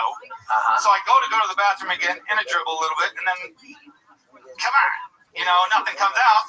And then I go back again, then I don't pee for an hour, and then it's just kind of up and down. So I thought I might have a prostate problem. I didn't even think about this story. I got DP'd at the urologist. Tell us about that. All right. So I go in and I have this pee problem. I don't know what's going on. So I'm like, man, they're gonna try and I don't know what's gonna happen, but I think they're gonna try and go up my dick, and I don't want that to happen. So I kind of stayed away from things like that. So I go in and they go into a room, mood lights and everything. I'm not comfortable. They put me on my side. And then they take this wand with like a baseball type thing on there, and they shove it in my ass. Okay? I hate to tell you this, buddy. You were at Ruth's Chris Steakhouse. I knew there was something wrong with the coupon. Hell yeah. All right, keep going, Doc. So this guy puts this thing in my ass, and then not only that, but now he's moving it around and doing it. I'm just like holding on. I'm just holding on. I'm like, okay. So then at the end, hold it out. That hurt. And I was like, oh, thank goodness. I said, and I kind of cleaned up and joked with the guy. I thought I was going to get something in my pee hole. He said, that's the next room. And I said, fuck me. So I go into the next room, and swear to God, this is true. They have the tray. There's like a mound of the goo. The gel. All right. And the thing that's going to go in my pee hole looks like the wand at a car wash. It's that. You said the word of the day. Car wash is the word of the day. Dried up all the pussies and you shriveled up all the cocks, my friend. That is true. That is true. We're going to have a calmer world after this show. The most unfuckable man on the planet right now. No wonder these women hate you. I'm gonna make you shower on your fucking knees tonight, dog. Shower on your knees. Yeah. You're going to waken the baby. All right, Doc, we gotta keep it moving. Here's a little joke book. Thank you. There goes Doc, everybody. It's a lot of, you might think that this episode is like a psychiatry office or something tonight, and it kind of is. There's a lot of, a lot of wild people get into stand-up. It's a crazy thing. Anything can happen. Make some noise for your next bucket bowl. It's Jack McWilliams, everyone. Jack.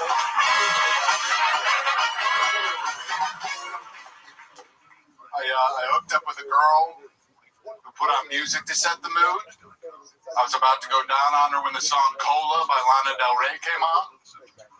For those that don't know, the first line of that sexy song is, "My pussy tastes like Pepsi Cola." So that threw me off, I'll be honest. I was not expecting her to taste like the choice of a new generation.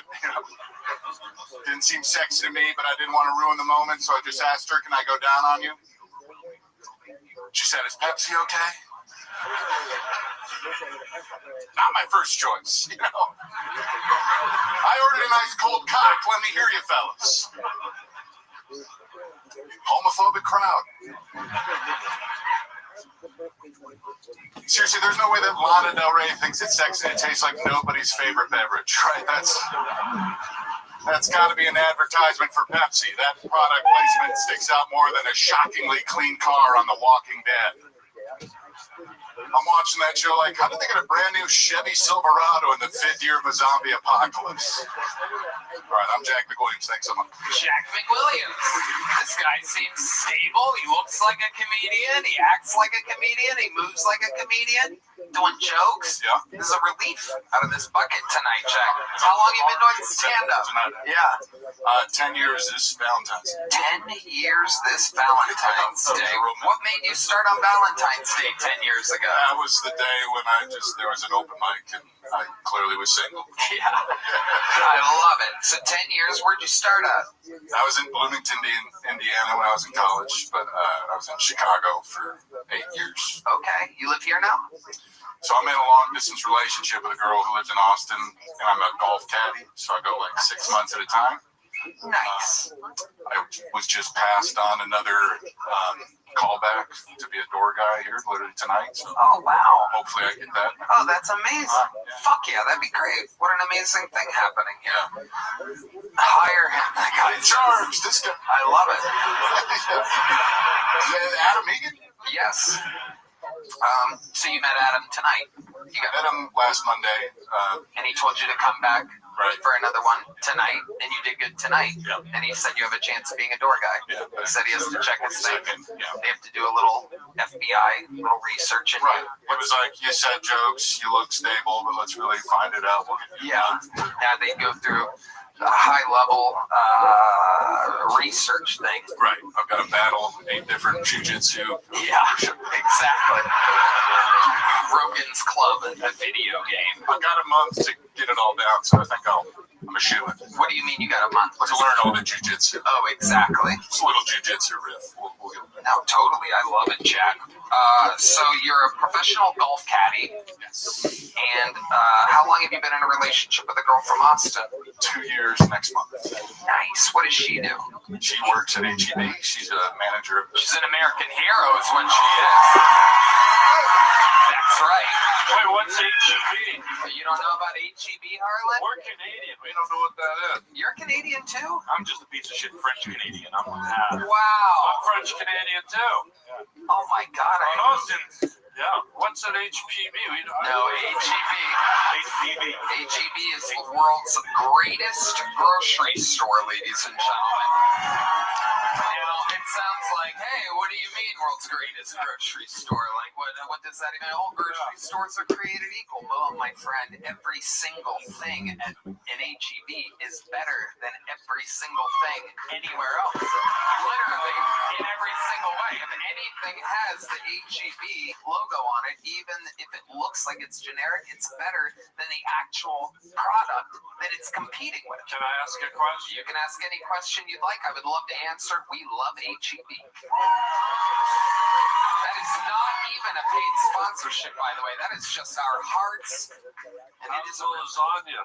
Fucking unbelievable. Can I tell you something? 22 layers. Good fucking luck, buddy. I put one in the oven on my way here. Hell yeah. I slow cook it. I put it on before the show. I come to sound check. Yeah. Good fucking luck, you French Canadian. You'll never get up to 22 layers. You would need a goddamn crane to pull off such a feat. The lasagna. Layer? I barely know her.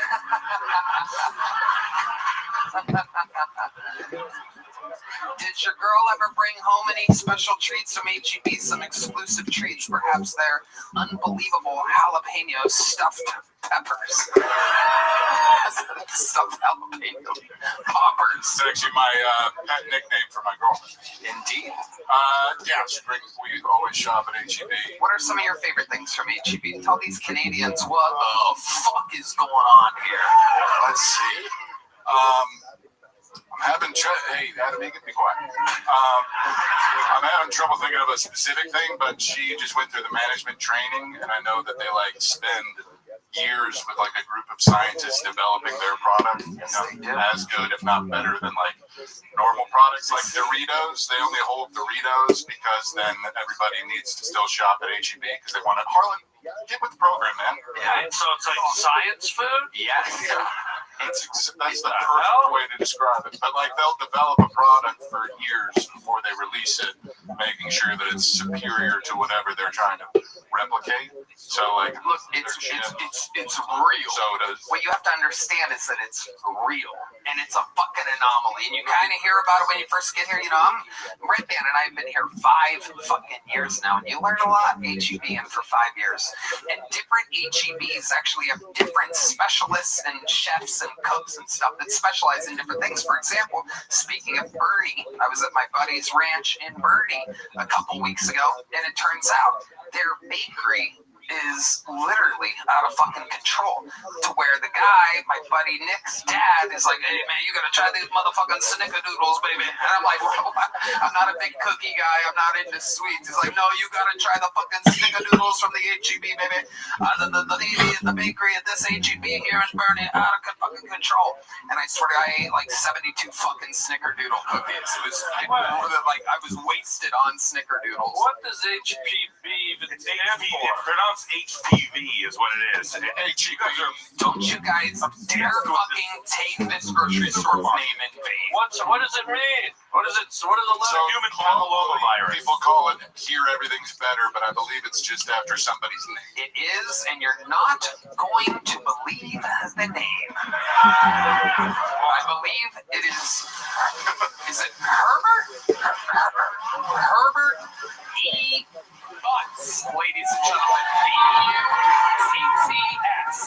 Motherfuckers. Yeah, that's where I want to shop it. There's Red Band's one part noise. Thank you. No, the buttered tortillas my girlfriend makes. Yeah.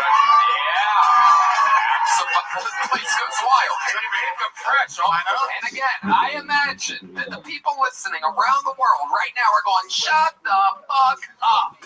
There's no way you guys have a superior grocery store. Fuck you. We do. It's an anomaly. It's just one of the things. We also have, as you may know, a superior gas station. Our grocery stores, our gas station, our tax breaks, our real estate, our booming economy. So many things are better here in Texas. Herbert, I shop down the street at Wally Eats Ass. How about that? Yeah. Oh, it's Howard. I thought it was Herbert because that sounds cooler than Howard, but it's Howard E. Butts. Yeah, Howard. So we were gonna. My girlfriend and I were going to have her move up to Chicago in June if something didn't take off comedy-wise for me. And she was like, I don't know where I'm going to work, where I'm going to shop. And I was just like, yeah, we got Jewel Osco, but that sucks compared to HEB. Oh, yeah, there's no comparison. Are you sure you're just not a valet in Key Largo? Do have that vibe. Somehow you look like you might be, guy. Yeah. It's a golf caddy. Are there any promising golf caddy positions here? Work at Spanish Oaks. Oh, nice. So you already work here. Fucking perfect, man. So I go 6 months at a time. You're handicapped. Oh, I play the least amount of golf I ever have now that I caddy, so like bogey golf, but I was like a 10 in college, so good enough to keep up and have fun. Perfect. You smash it. Yeah, you do, Jack. Congratulations, Jack. Fantastic performance. Jack, are you around Wednesday for a secret show? Yes, sir. Join the secret show. On a real gig. Very possibly the newest tour guide here at the mothership. Here's a big joke with my friend. Boom. Jack McWilliams getting real gigs. That's how possible things are. With just a little bit of jokes and mental stability, you can actually have good things happen to you on this show. This fucking poll is representing the inside, but I believe they've already wrangled her. Ladies and gentlemen, representing the audience, make some noise for Paula, everybody. Here we go.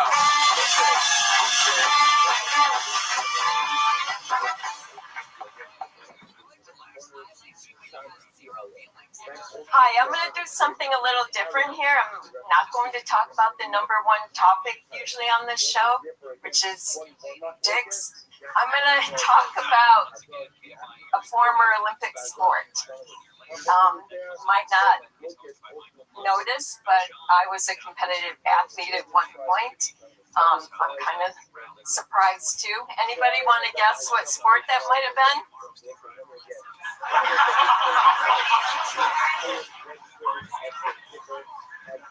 No. Synchronized swimming. That's what made me question the Olympics. If I could do it, I'm not convinced. So what made me realize that I couldn't take my gift to the next step was because I hated getting my hair wet. One more. One more joke.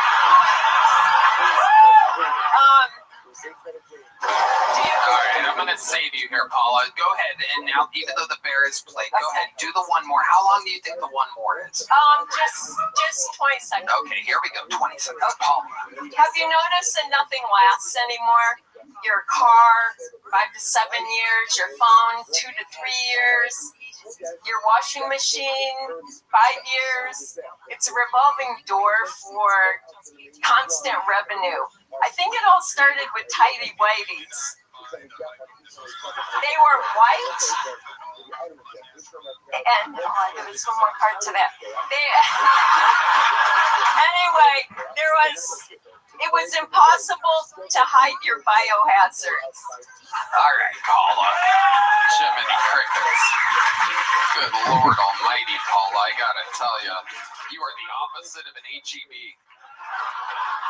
Paula, grab that microphone. You're in the interview part now. Have you ever done stand-up before? Never. What made you want to sign up for this here tonight? What in the world would make you want to sign up for this? I watched the show for at least 5 years, and I thought it would be kind of fun. How did it feel? How does it feel? You're in it right now. I was a little nervous back there, but it's okay. Okay, Paula, let's talk about your life. You've seen the show. Obviously, the set didn't go that good, but you can save it with an amazing interview. I got some stuff. Okay, tell us about your life, Paula. All right. I like your haircut. Thank you. You look like what Uma Thurman in Pulp Fiction would have looked like if she would have died all the way from the overdose. It's true. Travolta didn't hit her right in the heart with that syringe. That would have been you. It's nice to see the child catcher from Chitty Chitty Bang Bang making a comeback. What is Chitty Chitty? What do you even know? Lollipops, ice cream, all free today. What are these references? Lollipops, ice cream, come on, children, all free today. We're gonna have to overlay on the YouTube show. We're gonna have one of the worst villains of all time, the child catcher from Chitty Chitty Bang Bang. I don't know anything The about top hat on that, that's it. Oh my God, I do see it. The red man has pulled it up, and indeed, you look like the Chitty. Lollipop, ice cream, all free today. Wow. Absolutely amazing. Children, come out, children. Okay, all right. We get the. Well, it's going a lot better than her hat.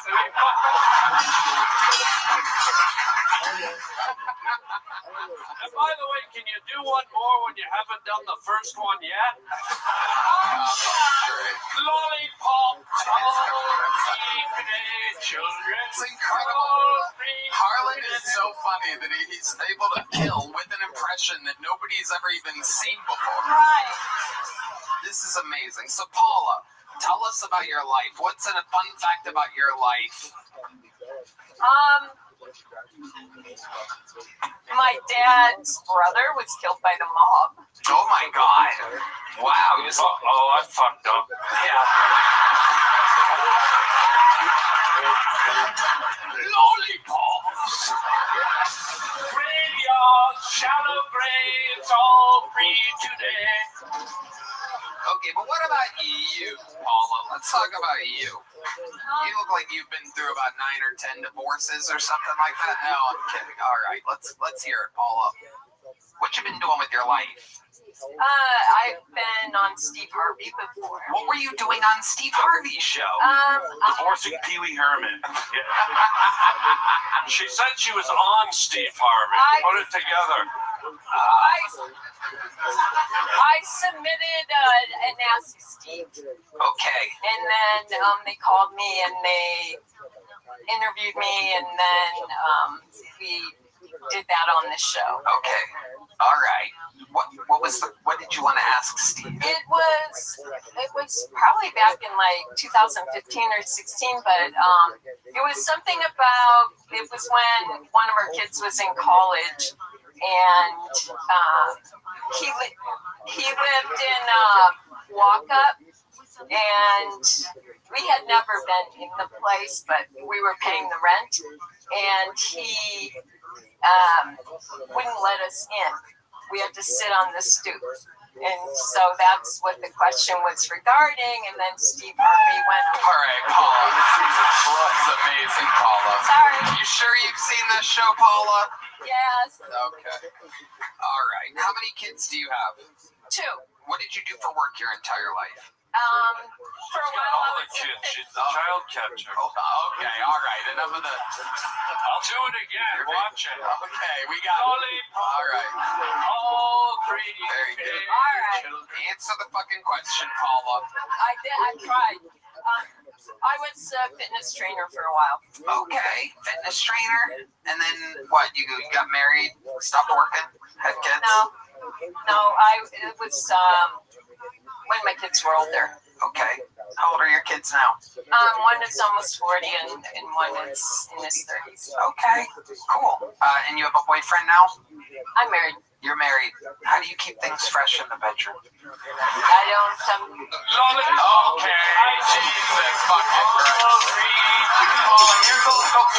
Get out of here. Get off of me. Here's a little jump. Can you catch? Here we go.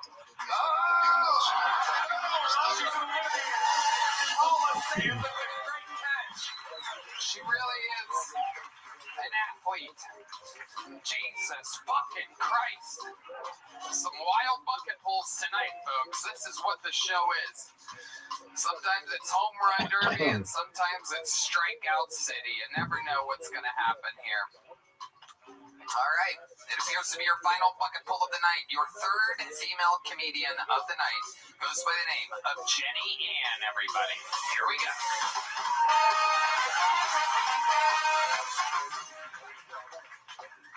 Hi, everybody. Hello. So I've been thinking about my celebrity doppelganger, and I finally found it. It's the nerd emoji. Yeah, I've been a nerd for a really long time. Back when the internet.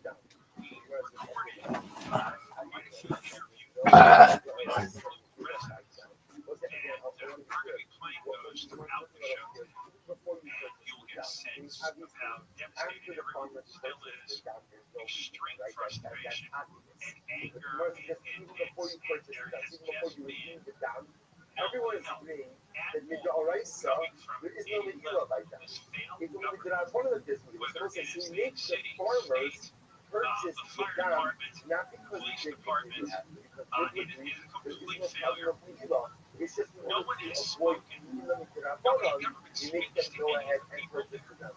How do you know that there is no Megillah Midoraisa? everything is denied, everything is deflected, excused, or not responded to at all. It is astonishing. It starts with caravans. There's a lot to say about it. I don't think caravans is a single But what happened, the biggest news, occurred just after we left. We got there early. We started interviewing people, but eventually by about 11 o'clock or so, we had to hit that station here to sort out recordings and plan the show. And the speeches at this rally went on for a while. And after we left, and after I spoke with off stage, Spencer Pratt announced that he was going to run for mayor this Saturday.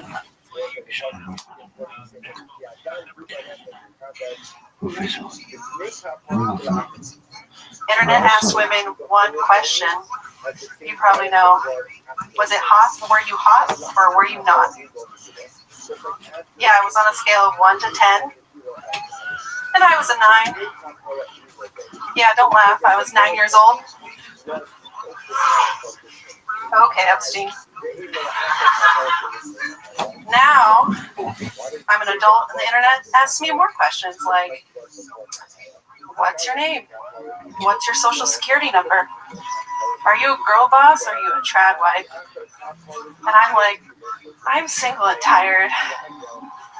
I'm so exhausted I'm outsourcing all my decisions to AI. I'm scared I'm actually turning into a robot. Eventually I think the question might be not, are you hot or not, but are you a bot or not? Yeah, thank you. God, fucking strike me down. Just slit my fucking throat. I think I might be able to save this one. Can I see your picture here? If you do the fucking thing, I'm gonna blow my brains out. Oh my God, you're gonna.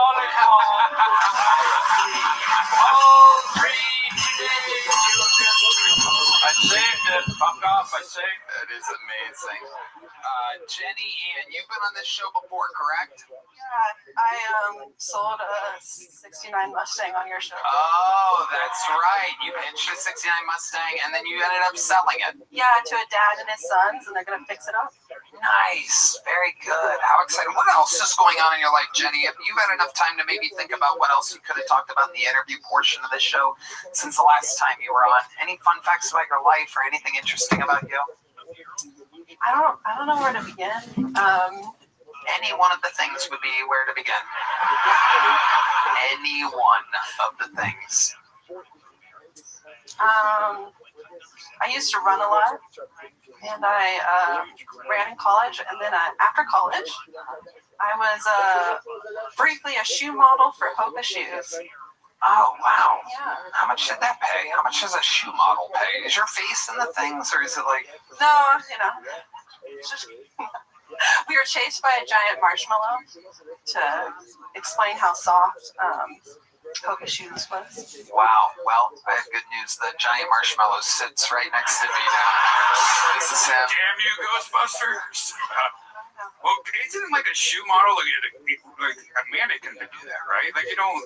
Yeah, I mean, it was just the shoe. It was just us. We like ran around on a track in like a giant marshmallow. How about anything else interesting about you, Jenny? Anything else about your life? What's your dating life like? You seem like the third craziest woman that's been on the show tonight. Thank you. My dating life is, I'm starting to date more, so that's good. What are you doing to do that? Are you on the apps or something? Yeah, I am on the apps. Okay. Is your avatar the nerd emoji? What does your bio say on these apps? Basically looking for someone who likes to make things and go on long walks and get coffee. Wow. No, so boring. This is one foxy dork right here, Tony. Jesus Christ. It is. Are we hitting it off? Yeah, like, you keep looking at me. I'm married. I can't, but goddamn. No. I still think she's like a dominatrix or something. Like how she's something. Something. I think she's got a Gilligan's Island fetish. Oh, another super topical harlot reference. We've eked our way to the early 70s, ladies and gentlemen. I'm this close to pulling out the lollipop. Oh my God. All right. So Jenny, give us an example. Like the last date that you went on, what was that? You matched with somebody and then you met them for coffee or something? Yeah, we went for a walk around Lady Bird Lake. Okay. Don't worry, I'm not the Lady Bird Lake killer. All right. Keep going, Jenny. That's not funny. Just keep going. It's just crazy. It's crazy what's going on here tonight. It's the least funniest people. Like, I want to sign up for Kill Tony. I've never had narcolepsy, but I think I'm about to get it real quick. That's what? Okay. Let him sleep before he does the lollipop thing. All be children. Okay. So Jenny, you went for a walk around Lady Bird Lake, and then the date. What happened? I told him about what I did last week. What did you do the week before? I went to Las Vegas to help sell AI guns. Okay. All right. Okay. So then what happened on the fucking date, Jenny? Jesus God. Somehow I made him laugh. All right. Tony, she's boring. Yeah, it is incredible. Jenny, last question I could possibly ask you before I think this might be a new thing, just the new wait a year program. Before I put you on a year of no sign-up allowance, Bring back blacklist. give us something fucking interesting about your entire life. Anything could work right now. Anything. It was the car, wasn't it? You sold a Mustang and that was it. That was your entire personality last time you were on. And now you're back. I'm back? What? I did. You've seen the show before. I watch it every Monday. And you see, like, I'll ask somebody a question and then they'll answer honestly and I'll say something. Okay, most interesting thing about your fucking life. 200 body count. Again, we keep answering for you here, Jenny, and you're not saying anything while claiming that you're answering honestly. Oh. It's normally not this hard. You can say anything. Any fucking thing. Any fucking thing about your entire fucking life. I think it's interesting that I sold AI guns. Okay, there she goes. Jenny Ann, a year. You'll have to wait a year to see her big return. Holy shit. There she goes. Golly gee. What the fuck? You know, if I was a fan of the show, I'd be thinking maybe it's burnt out. You know what I mean? Maybe, just maybe they ran their course. In the end, it was just a bunch of crazy people signing up for the chance to do a minute. But let me remind you, we find stars almost every other week or so. There's another fucking absolute monster comedian that we find. Dedrick Flynn has the week off. He's in Atlanta with his family. For those of you that are fans of the show, may I say we have a book to recommend. The great Louis C.K. wrote a book. It's called Ingram, everybody. I read it. It's amazing. You should read it. Why not read a book while listening to your favorite podcast, Kill Tony? How about a hand for Louis C.K., ladies and gentlemen? It's an amazing book. You're going to love it. Harlan, what were you going to say there? No, it's in the moments best. I was going to say this was more like entertaining than. Yeah, it literally was the highlight of her set. It was the most interesting thing she did, really. Yeah. Anyway, we can always count on our regulars. The great Ari Maddie performed earlier, and the only way to end a show like this is with the Hall of Famer with the record for the most appearances on this show, the most interviews during this show, in the show's history. And he is here again. Ladies and gentlemen, closing us out, it's the Memphis Strangler, the Vanilla Gorilla, the Big Red Machine. This is William Montgomery, everybody.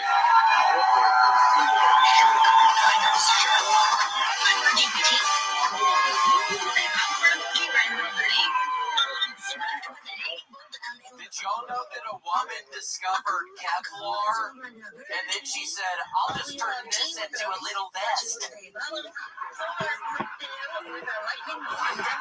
I recently asked ChatGPT if AI would one day replace Redby as job as a podcast producer, and it responded, you mean Redby hasn't been replaced yet? I watched Donnie Darko dub in French the other day, and I definitely didn't know what the fuck was going on. My girl don't need a sports bra. She needs to sit on the couch and watch Bravo, bra. My girl don't need a sports bra. She needs to call the American Idol hotline and issue a bond for that bra.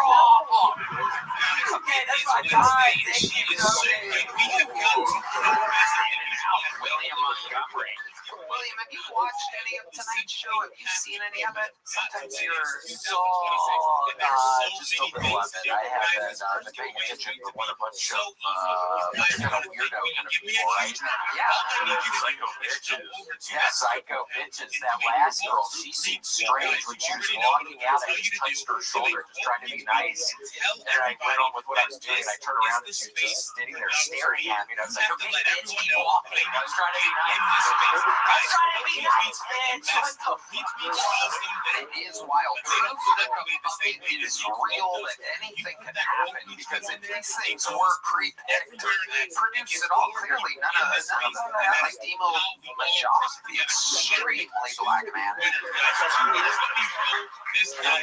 Yeah, the Jack McLean was fun, but then it's just you and Ari Maddie.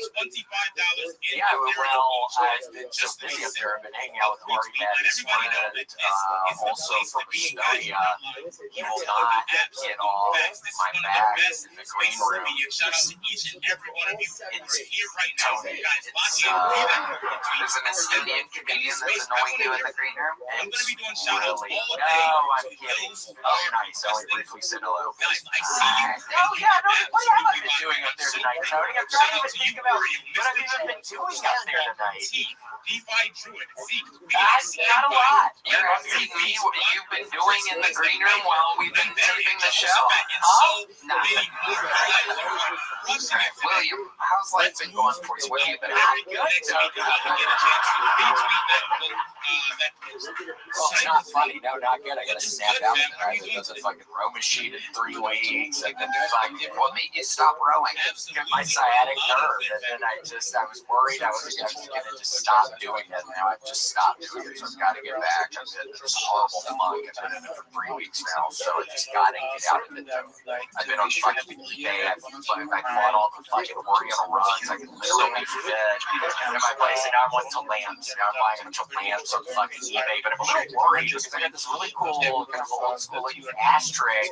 And I got the package finally arrived today. It was broken. Why didn't you buy it from me, William? We're fucking friends. Yeah, you can go to Nick Rochefort's antique store at Shamanic. Fucker, I'm talking about your told me, no, you don't have very good looking rugs. I looked at your fucking rugs. I have good looking rugs. There's great rugs. CHAMONIX house. Chamonix house. And you went on a fucking eBay. Yeah, I got on fucking eBay and they smell like shit. All of them smell like shit. They all smell moldy. I should have bought one. What kind of lamps have you found on eBay this week? Oh my gosh, I got one that looks like a duck. Brass looking duck. I've got a one that looks like another oriental. It's another oriental thing. It looks like a it's some sort of cookie jar. It's some sort of jar. Yeah, I gotta get a lampshade. I've been looking on this lampshade website. That's real kind of boring. I mean, they got different kind of lampshades. They got ones that kind of look like a cylinder. They also got ones with like a small top. Yeah, what else? What other kinds do they got? I don't know. Rocket needs to make something up there. It's getting elapsed. Like spherical. There's also fiber optic stuff. Yeah, getting fiber optic out in my apartment. Sorry, yeah, it's just so boring. It's hard to even do that.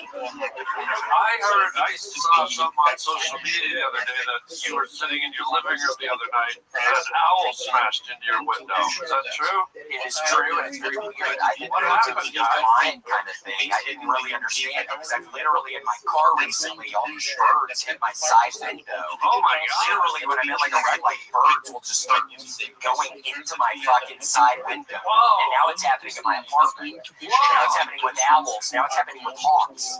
Now it's happening with all different kinds of birds they have around here. Seriously. You're not taking Alfred Hitchcock, are you? Another old reference. So late 50s, no big deal. You want to go to Harvey's?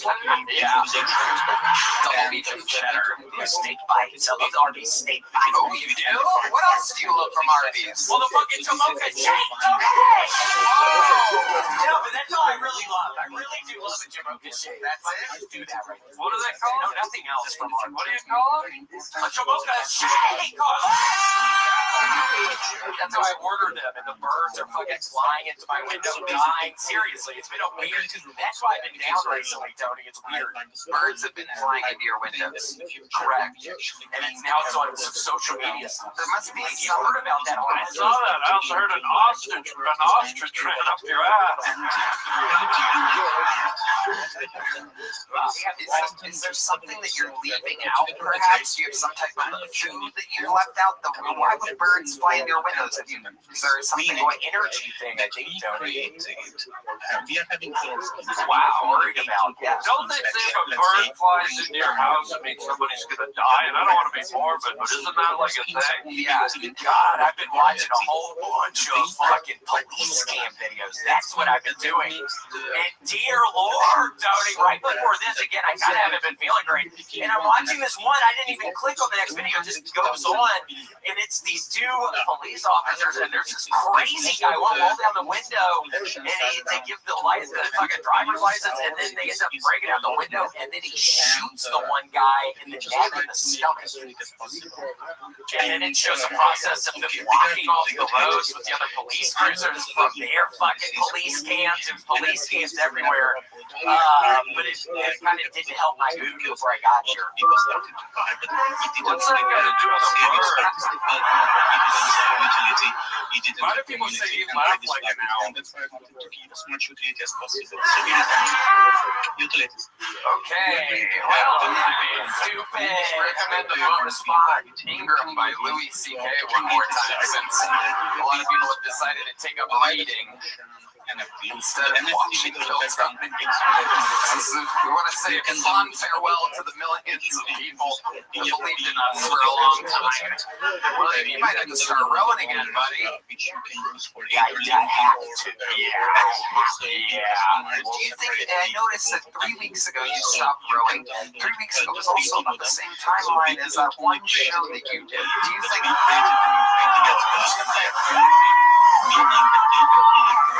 there's there's any correlation to you stopping working out, birds flying into your windows. Do you think there's any correlation between what is being considered, you know, a very viral moment for you and all of these things, birds flying into your windows, owls, all these Here I go. Oh my God. Sorry, guys. Are you trying to make yourself right? Fell on you, Will. Will, are you trying to make yourself cry right now? Some ways. This is the first in the history of the show. William has never gone to acting school. He's never taken an acting class. He's never talked to an acting coach. He's trying to make himself cry. I was really crying the other morning. Tell us why you were crying. No. Come on. It's okay. You tell us. No. Come on. I can never. Not in this situation. All right. The world. What the fuck? No! You stupid asshole. Somebody kill this guy!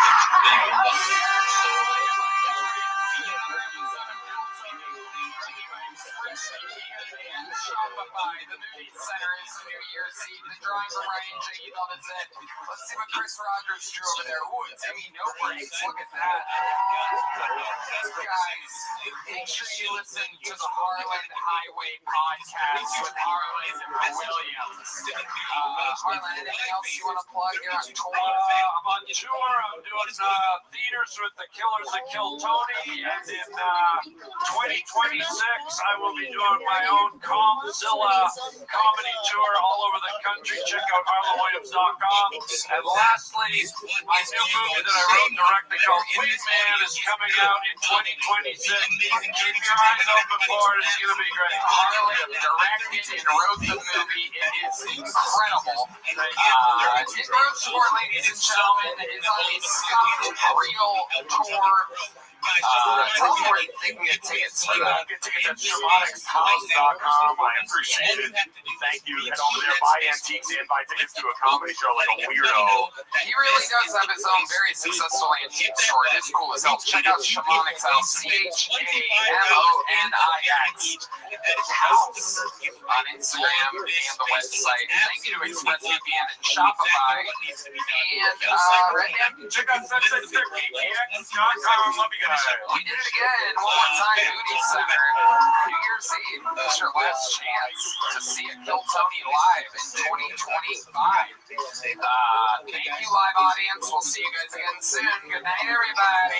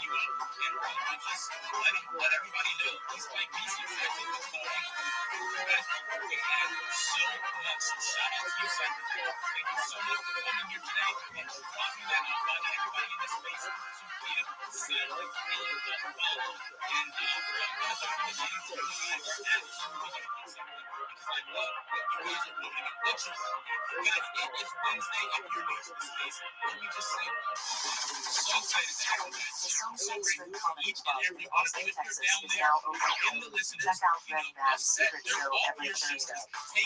Sunsetsstripbtx.com for tickets. I would love to hear from each and every one of you. All of us are working on so many amazing things. And guys, we just want to hear. We just want to vibe with each and every one of you. Every Tuesday, before I hear from the very next week, let's do some more shout outs, man. Let's shout out the names of the people dropping that awesome content in the replies, man. All right. Let me do that. I don't forget when I did my sad press thing, whatever, people started sending me hearts. It was kind of funny. But anyways, we have Onyx still, Moon Boy. I said boy twice because they have a moon at the end of the name emoji. We also have Alpha, Scorpio.TGN, and Batman is for Dread.TGN with a little flower of a painting thing emoji. Batty coin of facial. Like body in the house. Worship it with two eagles.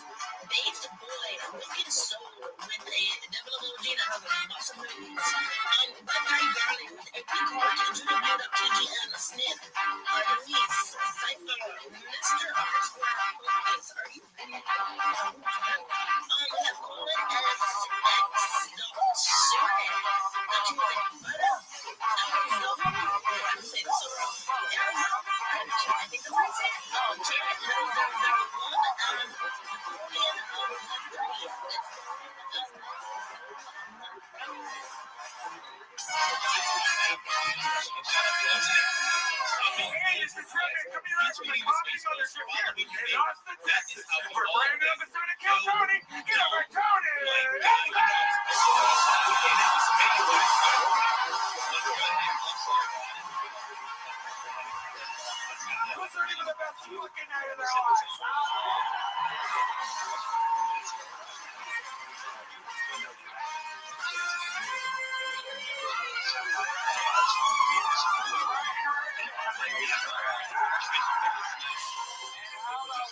Time for the best damn band in all the land. Fernando Castillo, Carlos Sosa, Michael Gonzalez, Matt Muehlman, John Dees, and that is Deep Madness. On the mix guitar, this is Kill Tony, brought to you by Blue Chew and Quo. You guys ready for a great night? Yeah. Before I get started, here's a little bit more from the amazing sponsors that made it all possible.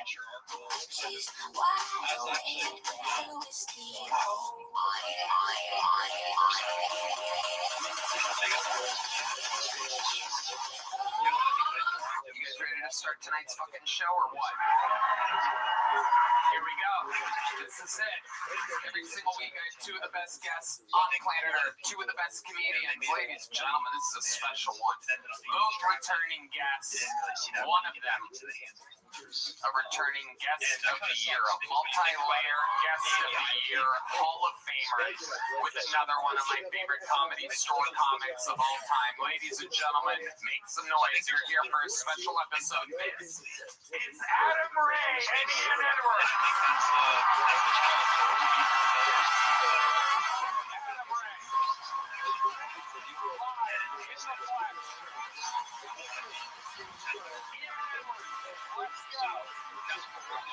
It's all happening, people. Ian Edwards' special Untitled is now on YouTube under Ian Edwards Stand-Up. You must check it out. Ian is a legend, comedy store super regular, and I mean, him and I have been doing the thing goddamn forever. The old and the new bookers of the comedy store used to have us side by side all the time, 10:15, 10:30, 10:45, 11, 9, 45, 10. So we are brothers in this. Welcome back, Ian. Make sure you check out the book. What can I say? This guy reminds me of Dr. Phil. He reminds me of Elaine. He reminds me of Jeremy. He reminds me of me. Got it. It's the Hall of Fame Guest of the Year, Adam Ray. Royalty around these parts. Indeed. Perhaps not unarguably one of the greatest guests of all time. Love the show. Thanks for the intro. Got it today. Shaved red bands back an hour before the show. And just fired up the beat, man. What a night. It is going down. The Who Is Me Theater Tour. Adam Ray's first giant theater tour. January through April. Get tickets at AdamRayComedy.com. And the final ever. They said he's the last ever Dr. Phil Live is happening December 16th. That's a real way to do it. You're like Floyd Mayweather Jr. You're like, this is my last fight. Yeah, you're gonna have to get it. It's like the McRib. Yeah, the McRib's never coming back after this. You're gonna be putting on that fucking bald cap for the rest of your life. I'm probably gonna die. Yeah, this will be the last one for a bit until you call. We're gonna be reaching out Until to what? hands So you can call him. That's right. Yeah, absolutely. No doubt about it. How about one more time for Adam Ray and Anna? Two of the best guests to ever do it, and so they know how it works. Over 300 innocent souls signed up for the chance to get 60 seconds on this show. You know how it works. Their time is up because of the sound of a kitten. That means they have to wrap it up now, so they bring out the angry West Hollywood band. Hell yes, how exciting. I'm going to let this gentleman with a drawn-on hairline I didn't want to say anything. hell yeah, this guy's got a Sharpie of a haircut. Welcome, sir. It looks like he has a snappable weapon in his pocket. It's going to be fun. While we go wrangle that first bucket pool, we have one of the greatest golden ticket winners in the history of the show here to start it off. Ladies and gentlemen, this is a brand new minute from golden ticket winner Martin Phillips, everybody. And like that, the show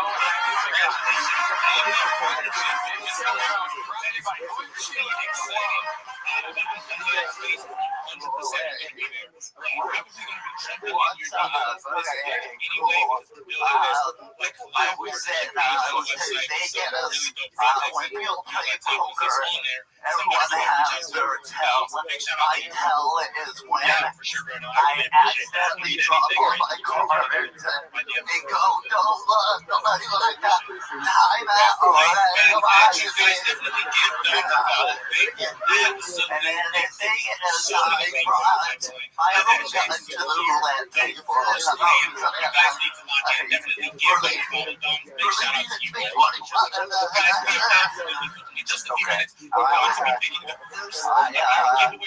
When I used to work in middle school, I would get a lot of advice from middle school girls, and one of them told me, she said, if you like someone, you should find out where they live and let them know. And I said, I'm going to do that again. I can't go back. Martin Phillips getting us started with the Is that you, Martin? Do you play poker sometimes? No, I suck. What do you want today? What the fuck? How you doing? So you see Wizards of Wonder James. We don't have those funds available. I can't think anybody else. Wizard is up here. I do not see them. Kids like that. I will get this figured out. While that is done, I forgot to toss the mic to my guy. I don't even play, but this will be the first time I win. Beginner's luck.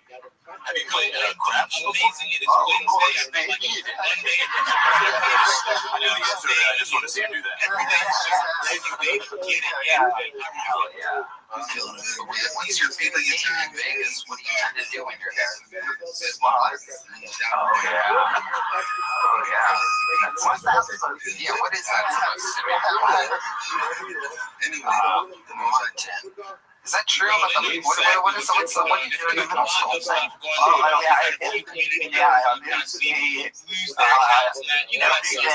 2.5 me. Oh, those triple to your girlfriend, and I was always like, shut the fuck up. That's not her business. Hey, his business. Her boyfriend, she said, she had a boyfriend, but he went to different schools. Yeah, I heard that before. You made that shit up. How's your current look like going? You're a big superstar now. I know. You're easily recognizable from your face and your walk. I don't believe this thing. It is the new year. It's hard to hide. You have a lot of fangirls coming up to you. Nothing crazy. But it's never the ones who want.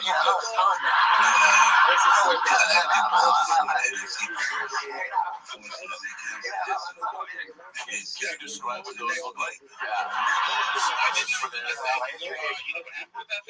I think you can imagine. Okay, I didn't say that. Come on. But I mean, you must get lucky sometimes, right? I mean, I'll get him up there some point. I've been locked in, bro. I've been grinding and building this thing up. So it's like, I went right off the bat. You buy tickets already.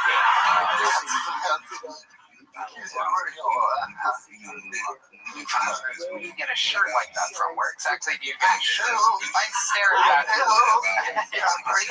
if I stare at that long enough, will I see a sailboat or something? Like, what exactly is going on there? It's got principal on a safari vibe. He was good. He was good. But shout out to you, bro. Thanks for stopping by. Bro, it's been a minute, man. Happy New Year. Since you've been here, everybody give my guy a little follow. Check out what they got. Those are the dogs that community needs no introduction whatsoever. Shout out to you. I think everybody to look at. We're going to jump on that for a big first of those giveaway winners right now, and then we're going to hear from our very next doing a commercial for let's promo code. People have been asking for you to do me. I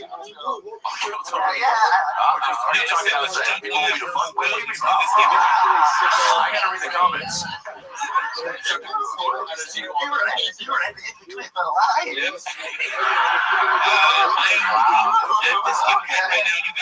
if I am gonna get paid, we'll be with the crew. The messier the app, the better.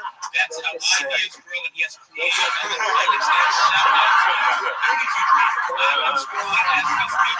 You let me know exactly when to stop and it'll be done. Anything else crazy happening in life nowadays, Mark?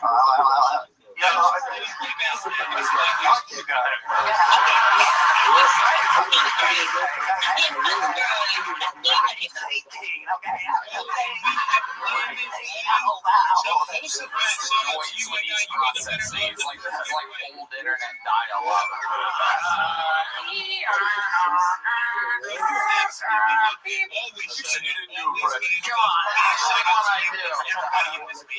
Somebody just did you. Going to count to two, and then we're going to hit the next giveaway 1, 2, and that is Star Walker. Big shout out to you. You are the second winner of that giveaway. We're going to be doing giveaways throughout this week's event. Guys, keep requesting this week. Keep connecting with the people around. There is so much to do. Listen, if you are here, I'm tossing you that. I have been sent multiple videos by people. You ate sand at multiple theaters by people? Why did you eat sand at theaters by people? In the house, I see you, Rita. No, I don't. I really don't. Can you repeat it?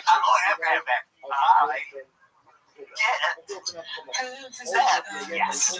Multiple videos from people, and sometimes it's like another cripple guy that looks like me, but sometimes I get this set more than once. It's like frequency healing, where you have like a frequency thing, and you put it to me.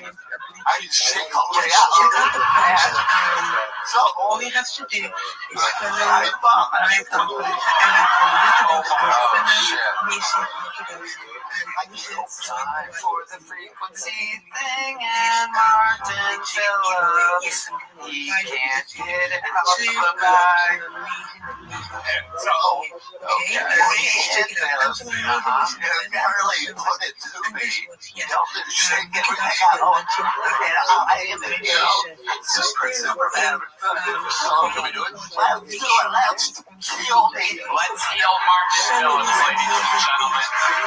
With the right vibration, anything is possible. Here goes Adam Ray, our very always active panelist. It's not gonna give it to us, right? Ian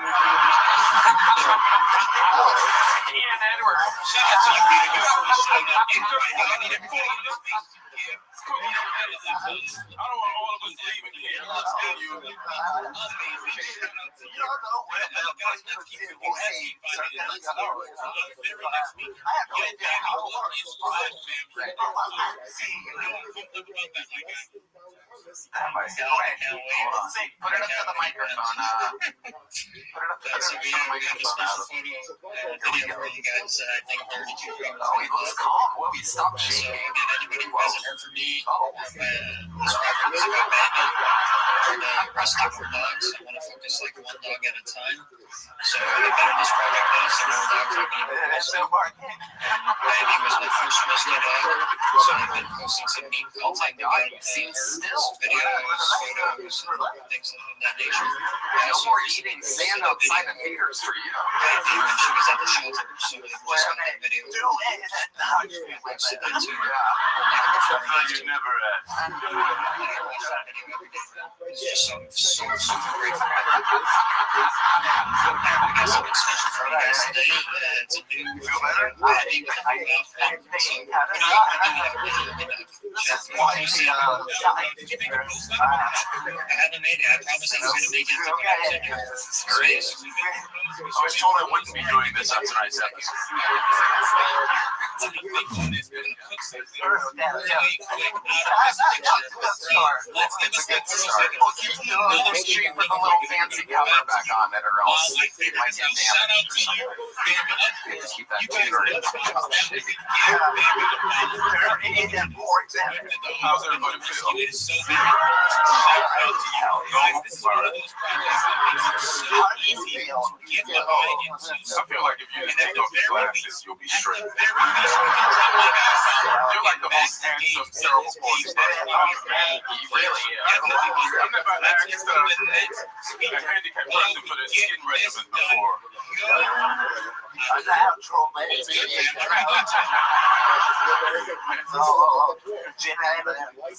I don't know if we've ever liked that. I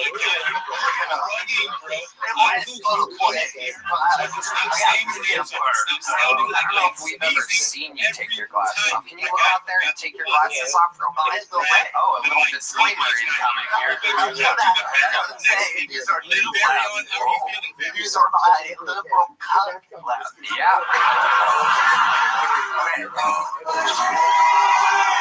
Everything is amazing, my guy. What's going on?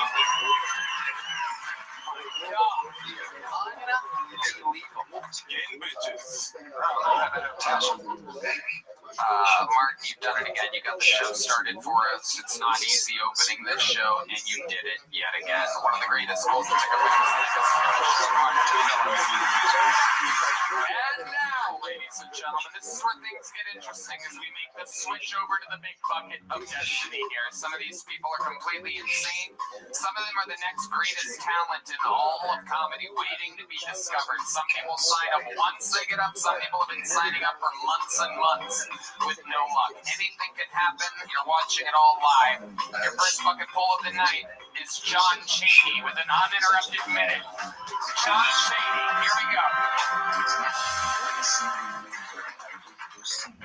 In 2004, I married a Pakistani woman while I was in the military.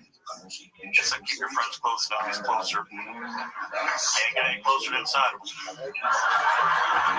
That didn't pay off in Iraq so much. Let's see, what else we want to talk about tonight? I'm nervous as hell. Y'all did that on this last time a few years ago. I know you're not supposed to talk bad about your ex, but let's just put it this way.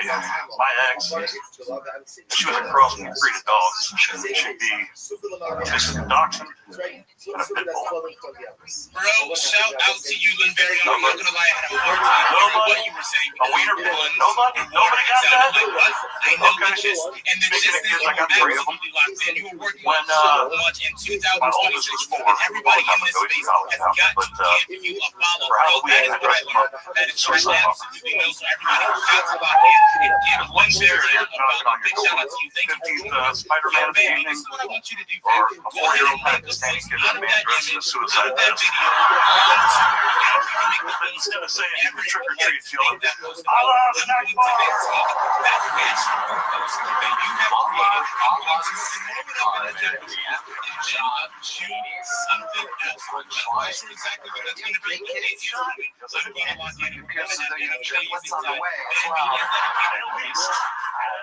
You were on the show a few years ago, you said? It didn't go good. The interview went well. Okay. What did we talk about in the interview? Pakistani ex-wife? No, not really. Like little bit, but are you still with her? Oh, no. Okay. That didn't last long. How long did that last? 12 big old years. Okay. But no, we talked about watching a guy fuck girls. That was the highlight of it. Saw a guy fucking girl? Yeah, in Iraq. Oh, okay. The bad guy. Well, the bad guy fucking wasn't an American soldier. So what's been going on since then, John? How old are you? I am 43. How long have you been doing stand-up? Like my fourth or fifth time. Ever on that age? You were on years ago? 30 years ago, yeah. I was living in Northwest Tennessee in the middle of nowhere, and I spent the last 2 years trying to sell my house so I could move here. I had to go to court. Made it happen and moved here this past Saturday. Congratulations. Look at you, John. I think you're funny. You just nervous. She's going to fuck you. Yeah, it is true. That's bad. That's good. We're very nervous, right? Very nervous, yeah. You watch the show regularly? Yes. And you're in it right now. So now you're in the interview portion. What do you think? You didn't tell us last time you were on that we would find interesting in the interview portion. This time you've had years to think about it. Let's see, I don't know if they'll find it. I've been on the space side. Talk right to the Youngstown. I spent some time in we're from Youngstown. What were you doing in Youngstown? You know, Lincoln Place? Yeah. Was there for a while. What were you doing in Lincoln Place? Just got put in there by the court. Wait, what is Lincoln Place? That was like a shopping mall. No, it was a rehabilitation center for kids, teens. Why were you put there? The courts put me there. They put you in a rehabilitation center? So you were a teen this happened? Yeah, I was 17 at the time. Okay. Gotcha. That makes sense. All right. What have you done in the last few years, John? I was into a teen rehabilitation center. It would be creepy as always. I don't know how many other people are also constantly. You said you're 43, right? Yes. I'm 43. Okay. Two trips down right, I'll do that to you. Yeah, for sure. Okay. So his life is whether it's whether it's I know 32 absolutely awesome guys. I need you're like to Bert jump on Kreischer that. if you just called this the vacuum machine. Give me what it you have got to repost it and leave a reply. Guys, in that reply, I have got to have something funny. You look like Bert. All of his potatoes were fully loaded. It has got to be funny. I want to see some funny replies. John, what are you doing for work nowadays? You guys have 10 minutes to get that done. And tell us, what else did you see in Iraq? Tell us what it's like being an American hero. By that I mean the family. So absolutely lock in. Baby, is that good for you? It's not action every day. So we are absolutely cooking. Shout out to you, Rabbi. that was artillery. You've been so quiet today. You ever shoot anybody? What are you doing? Are you shopping right now? You've got to talk. You've got to do some shout outs. Kind of shoot the general direction and try to take out the lights. Trying to talk to me like I'm an asshole. So what you do, bitch, motherfucker? Shot 90 people. I fucking sucked. We don't choose where we shoot. They tell us where to shoot. We have to shoot that general direction. Where we want to shoot. Sometimes I wonder what took this long. You missed it.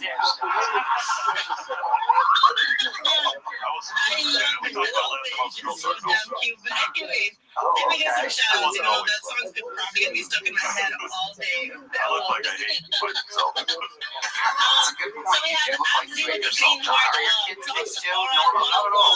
Healthy kids. Very much so. Straight into nerds. What's so particular? Did they seem Pakistani? We have the top underscore G with a wizard The other two, not so much. My daughter tans really well, though. Death Wish Crypto, Jaden Official Metal.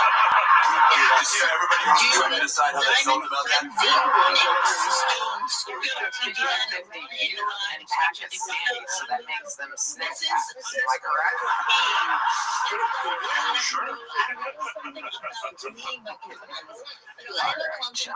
Well, fun times. Welcome back. You're getting there. You got a little notebook last time, I'm guessing, right? You got a big one? Well, this time you're getting a medium one. I was in the giving mode last time, John Cheney. Oh my God, this guy was fighting for our country over there. Years ago. Oh, okay. There he goes. How about a hand for John Cheney? Just this year. That's what we're talking about. Some of these people sign up for a year straight. They don't get on. Oh my God. There she is. The lovely Heidi, ladies and gentlemen. And her show on the line is at HeidiRegina.com. Hi. This podcast is sponsored by Talkspace. Talkspace is the #1 rated online therapy, bringing you professional support from licensed therapists and psychiatrists that you can access anytime and anywhere.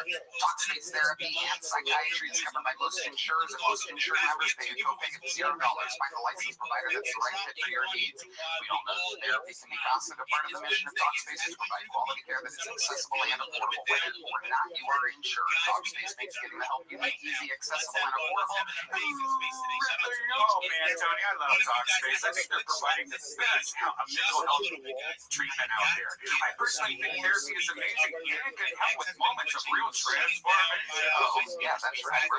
As a listener of this podcast, you'll get $80 off your first month of Talkspace when you go to Talkspace.com/Tony and enter promo code SPACE80. That's SPAC80 to match with a licensed therapist today. Go to Talkspace.com/Tony and enter promo code SPACE80.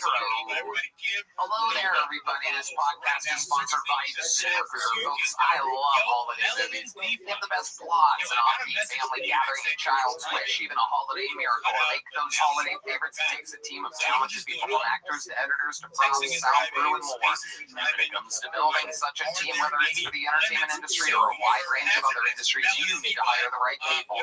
The best way to do that is with ZipRecruiter. And right now, you can try ZipRecruiter for free at ZipRecruiter.com/KillTony. Of course, Tony, I love ZipRecruiter. They're the best hiring site around. ZipRecruiter's matching technology works fast to find top talent, so you don't waste your time or money.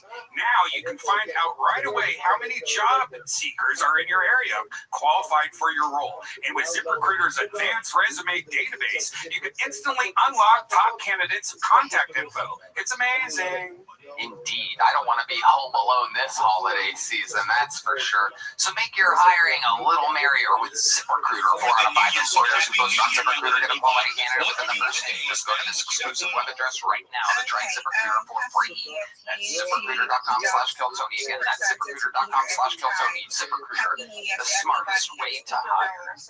Your second bucket pool is ready. This looks like a new name. Let's see if it is. Make some noise for Michael Hines, everyone. We're going to meet Michael all together.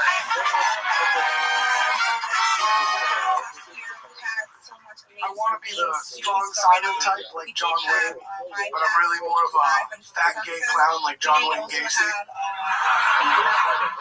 I'm polyamorous, just not by choice. Every girl I fuck is banging someone else.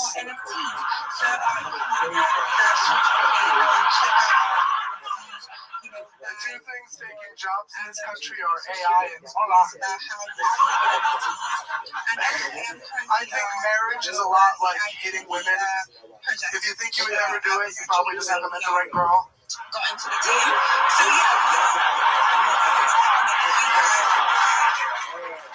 My opinion on abortion is you probably shouldn't, unless it's mine, because I'm just really not ready to be a dad yet. Same as every guy.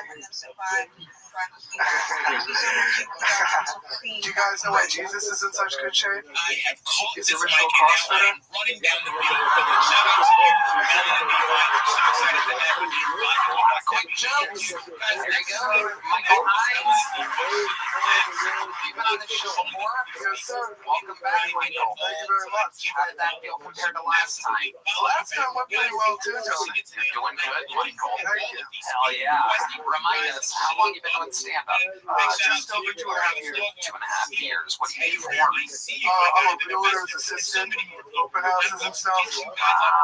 Put on a nice shirt. Okay, Adam Ray, you look like you're going to shoot up a Bass Pro Shop. That's exactly what he looks like. I think I have a concussion right now. Why, how'd you get a concussion? On the way over to sign up for Del Tony on the frontage road, I got rear-ended by a guy going like 50 miles an hour. Whoa, I also got rear-ended by a guy today. Okay. What ethnicity was the guy that hit you?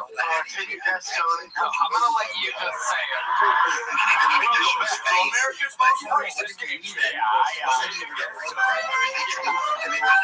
No way. I just asked a great question, and that leaves you with the responsibility to be the racist. Hey, man, that's not my fault. If anything, it's on that guy. He's not doing a good job. I'm going to ask you again. What ethnicity was the guy that hit you, Michael? The world wants to know. He was white. Not saying how this was. We all answer the fucking question. He was Mexican, Tony. There you go. He knows that. No, I didn't know that. Michael could have been Asian, too. Let me ask you this. He wouldn't know about it. Okay. Wow. Tranquilizer thing. Your honey rear-ended you and then took off? Well, he apologized first, then he got out of the He got out of his car, apologized, and pulled his window down, I got out of my car. He said, my bad, bro, and went down to that. wow. Was your car damaged? My car's damaged, he's going 50 miles an hour. How do you know it was exactly 50? You keep saying 50. Well, I think he was going faster than the speed limit. The speed limit's 40. Yes, goddamn. Yeah, that hurts. I think the guys here just didn't want to kill Tony. Yeah, he may have signed up well. We're going to find out later. He's going to be rear-ended a guy at the end here. It's been a crazy day. I rear-ended some big-ass nerd before I got here.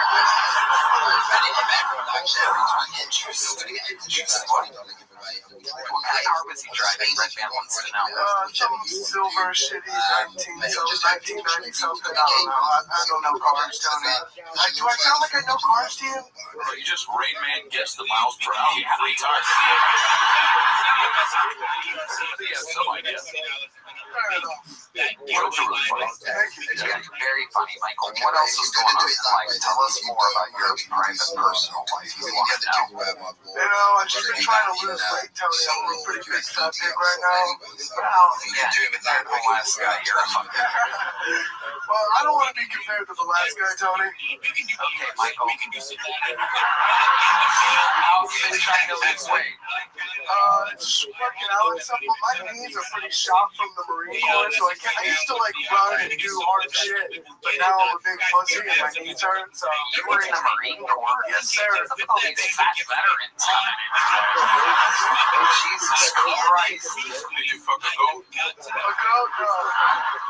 I just fucked ugly girls domestically and they go abroad.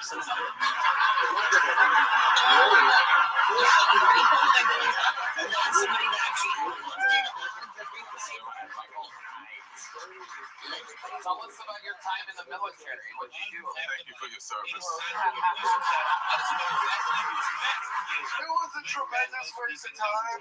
Right after boot camp, the pandemic happened, so I ended up I went on to my next training school. It was a 6-week water survival school, and I was there for 14 months because the base was just shut down because the command was a bunch of gay liberals. They hated Ron DeSantis, so they were like, if you leave the base, you're going to get sick. And we just weren't allowed to train for 14. We did a lot of cleaning, running the beach. It was kind of nice. But a big waste of time. Wow. I'm not sure really. How you hurt your knees? Yeah. Long runs and crawling up hills and other bullshit that we didn't need to do. Yeah, it's kind of fucked me up. We were trying to get you guys shrunk, but you can't beat all concussion. Joe Biden, that's right.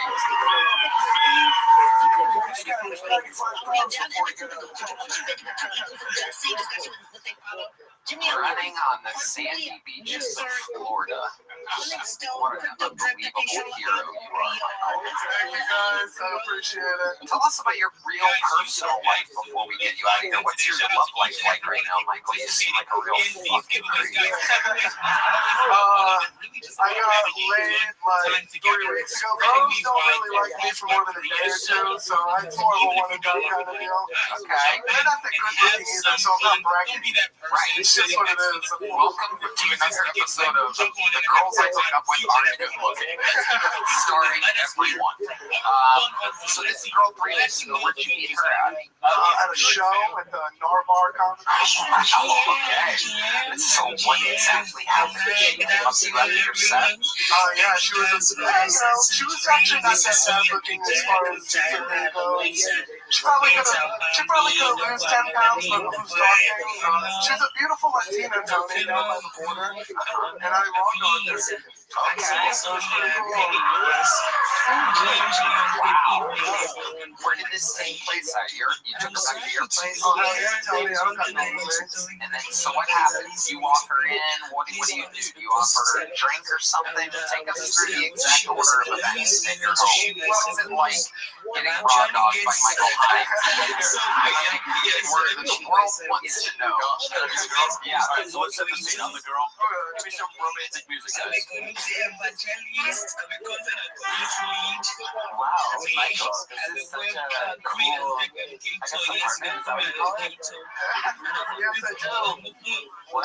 Yes, I do call it an apartment. Remember earlier at the restaurant when you said you can't eat your food all the way if I'm gonna fuck you because you don't want to fart? I do remember that. You crushed it at the Narvar Comedy Show. Thank you. I appreciate it. I'm gonna finish that burger and then I'm gonna fry you. Okay, but don't record me like you did the whole right over here. Well, you gave me your consent on camera, so we're good with that, you know? Yeah, but only after you give me that still. Which was my plan B that I dropped, so it's not me. Where do you want to go, by the way? Like, do you have a bedroom or is this full time? Well, I do have a bedroom with a mattress on the floor.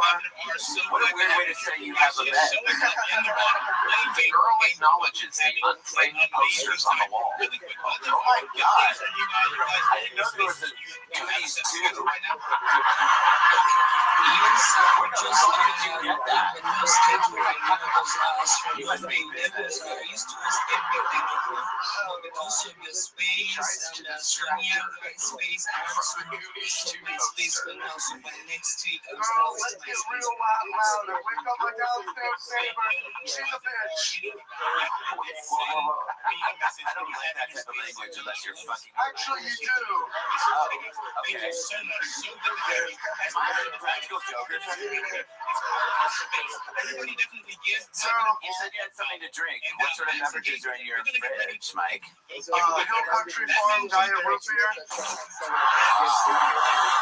Someone's trying to lose 10 pounds. That's just my favorite type of milk, Chris. Soda. It's a guilty pleasure. You're a guilty pleasure. Can I ask you a personal question, Mike? Do you have any condoms? No, I knew that. I knew that by the first time I see you Goonies poster that says, I raw dog everything. So, I guess I'll take my pants off? Better. Wow. But in a loving and affectionate way after consent. Very good.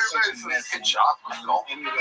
Boy, I guess I'll lay down because it looks like your knees are in pretty bad shape. You're going to have to get on top and do most of this, to be honest, because a lot of me's in really bad shape.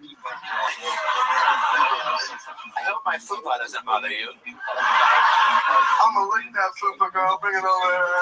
Wow. All right. This is out of control. This party is crazy. I don't know how. What do you say after you finish? Thank you. Wow. Wow. Ladies and gentlemen, Michael Hines. Only on Netflix can you see something like Michael Hines raw dogging a Latina fan from Narvar. Do you mind if my black friend watches this? Girl, I thought we both knew he was. I left halfway through. It's the worst porn I ever heard in my life. So did you ever spend the night, or did she leave that night? I Ubered her out of there, Tony. Wow, Michael. Uber X? No, I don't know. I can't afford that. The cheapest one. That is Uber X. Very good. Yeah, I guess so. You gave her a lift? Yeah, I got her out of there, Tony. It was over. All right, Michael. You got a big joke book last time you were on? Yes, sir. You still have it? I do. Is it filled up? Yeah. Is it really filled? It's full. All right, then you get a new one. There you go. Wow. Still not a caught joke book tonight. How exciting is that? Good job, dude. Thank you, Tony.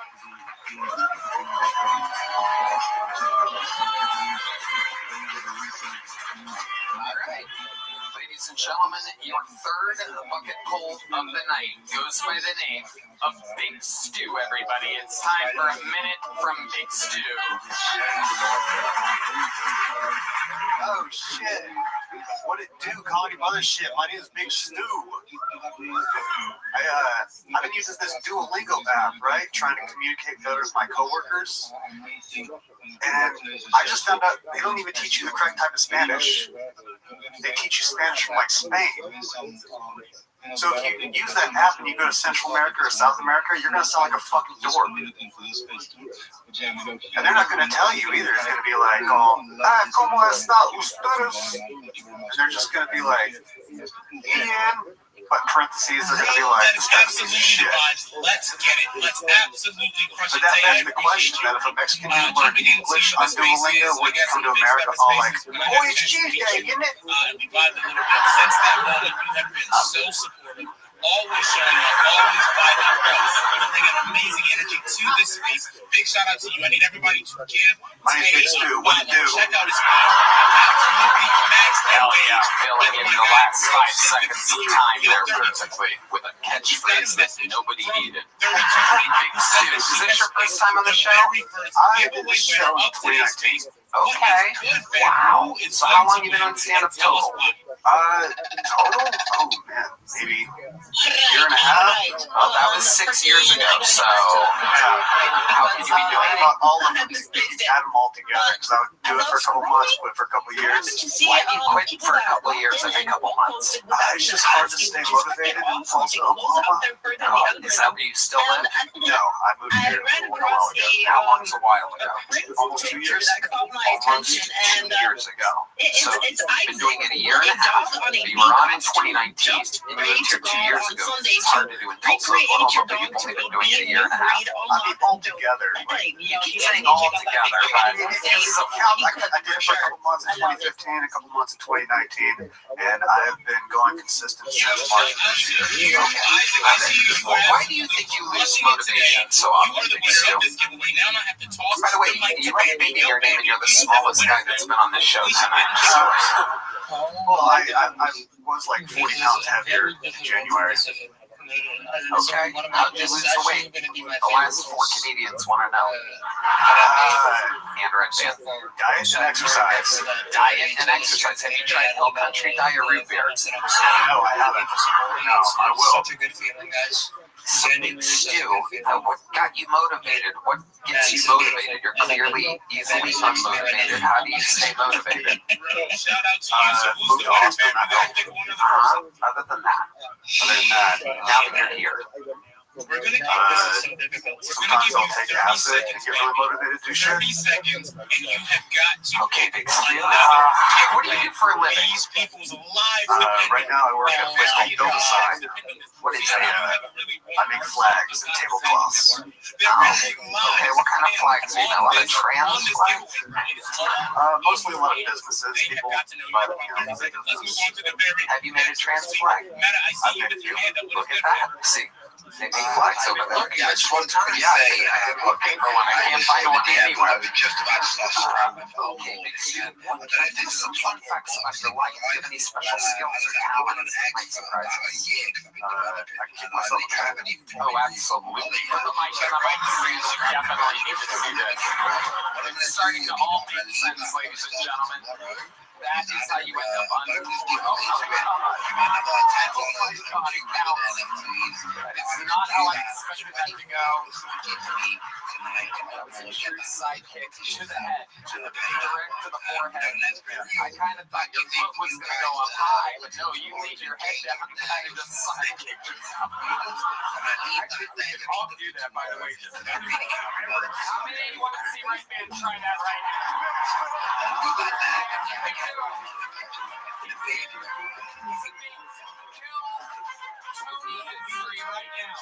We once saw him try to suck his own dick.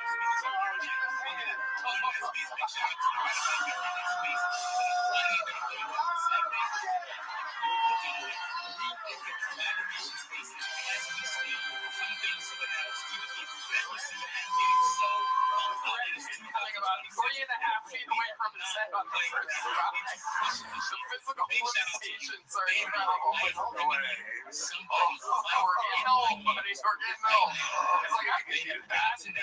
I heard 3 discs pop out of his spinal cord. That was like watching your kid jump off the high dive and just flailing to the bottom.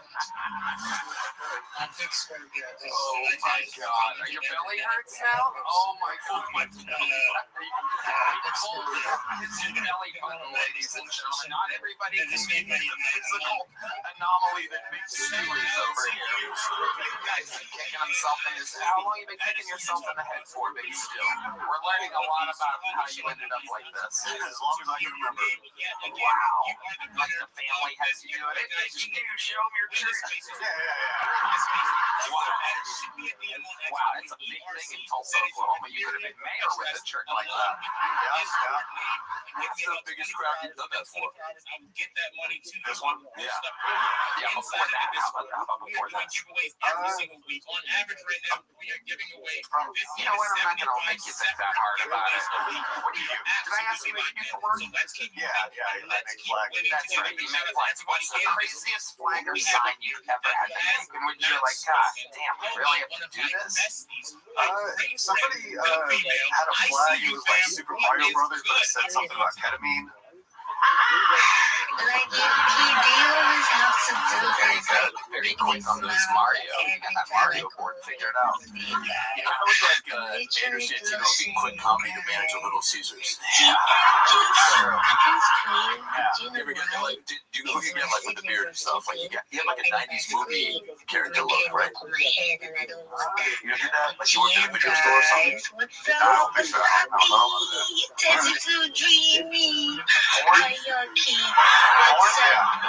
What's your look like? I gotta know. You seem like the kind of guy that would make love to a tree in the woods or something like that. I'm not dating anybody, but back home in Tulsa, I've got a few reliable booty calls that keeps me safe. Reliable booty calls. So like the last booty call you had, like, can you walk us through that? What's that like? What's it like hanging out with a guy like Big Stu? For no reason. That's a frog. Okay. There's a frog in your house. Go ahead, Big Stu. Just a hotel, a little bit of tequila. Wow. That's all. Why do you get a hotel? Take us through the process of getting a hotel. You didn't like your place in Tulsa? Not the kind of place. I just whenever I go back to Tulsa, I got a hotel. Okay, For the hookers, yeah.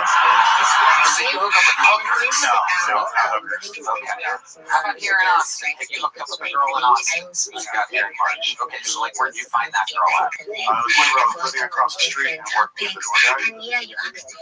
So kind of, where were you a door guy at? I was a door guy at Deckerheads and Rothschild. This is all here on 6th Street.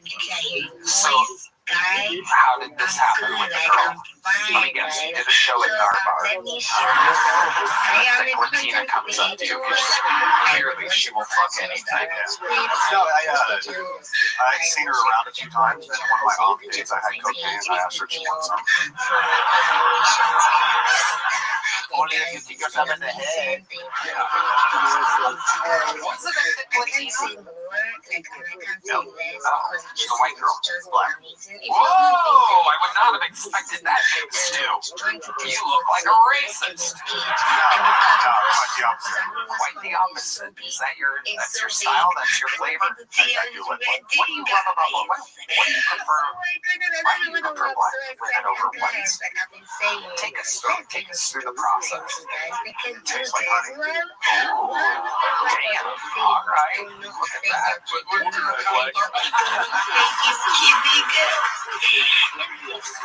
Ian Edwards, what do you think about this analysis that black women taste like honey? It's not the worst thing that's been said about black women. But the fact that it's coming from a guy named Big Stu. So you like black women? I do. Is it because you're like a redhead? You're like rejected by your own kind? No, I'm just redheads like you too. Redheads like some things just have to be done. The female, big shout out to you always sharing those vibes and those kind words, guys. If you have not had a chance to meet all of those spaces, simply lacking. It is 2026. You still have time for New Year's resolution. That should be a resolution right there. So just like, for example, this black woman that you met, how did that happen? You offered her cocaine, and then what happened? And then we went upstairs to my apartment. You went upstairs. She was just downstairs outside of your apartment building. Well, yeah, it's 6th Street. Oh, you live on 6th Street. The apartment is on 6th Street. Was it one of the homeless women? So you take her up to your place. Let's reenact it. Adam Ray is now a black woman. People still retweeting that space. They still like this. It's the right lighting here, Keena.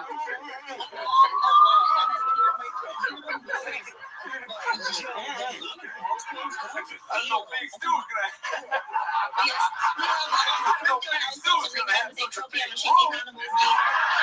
She acknowledges the unframed poster on the wall. Oh shit, Jurassic Park 9? I thought they only four them motherfuckers. You got the cocaine in this too? I'm gonna do this off here. I'm gonna hide that shit you're shooting off on. I got you.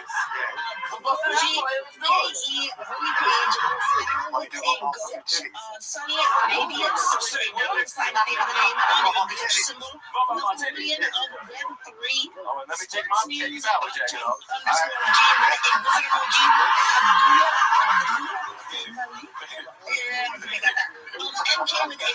Which city you want to do? I had surgery, so the left one's falling and the right one. Which one you want to do? Definitive motherfucker. This is on this side. As your roommate, I believe it.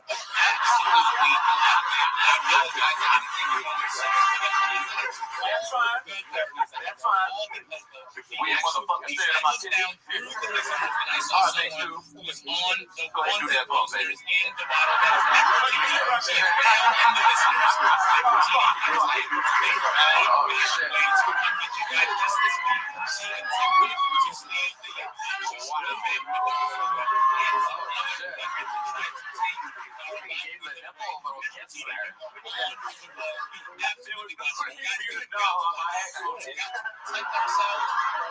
But now that we here, you want to check us out, basically?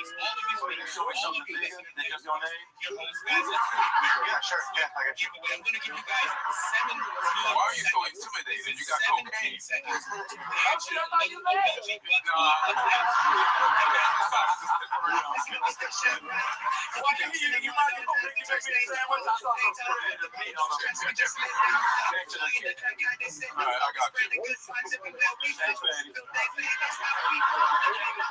Stu, what do you say after you finish with a black woman? What it up? Why are you still here? Wow, unbelievable. Man, that post-nut clarity kicks in hard for Big Stu. Did she spend the night, or did you get her a car? I passed out drunk and when she woke up, she was gone. Wow, amazing. You nailed it, Big Stu. Good job. Do you check her house, make sure everything was there still? Or... Does he look like he got something to steal? There's nothing to steal.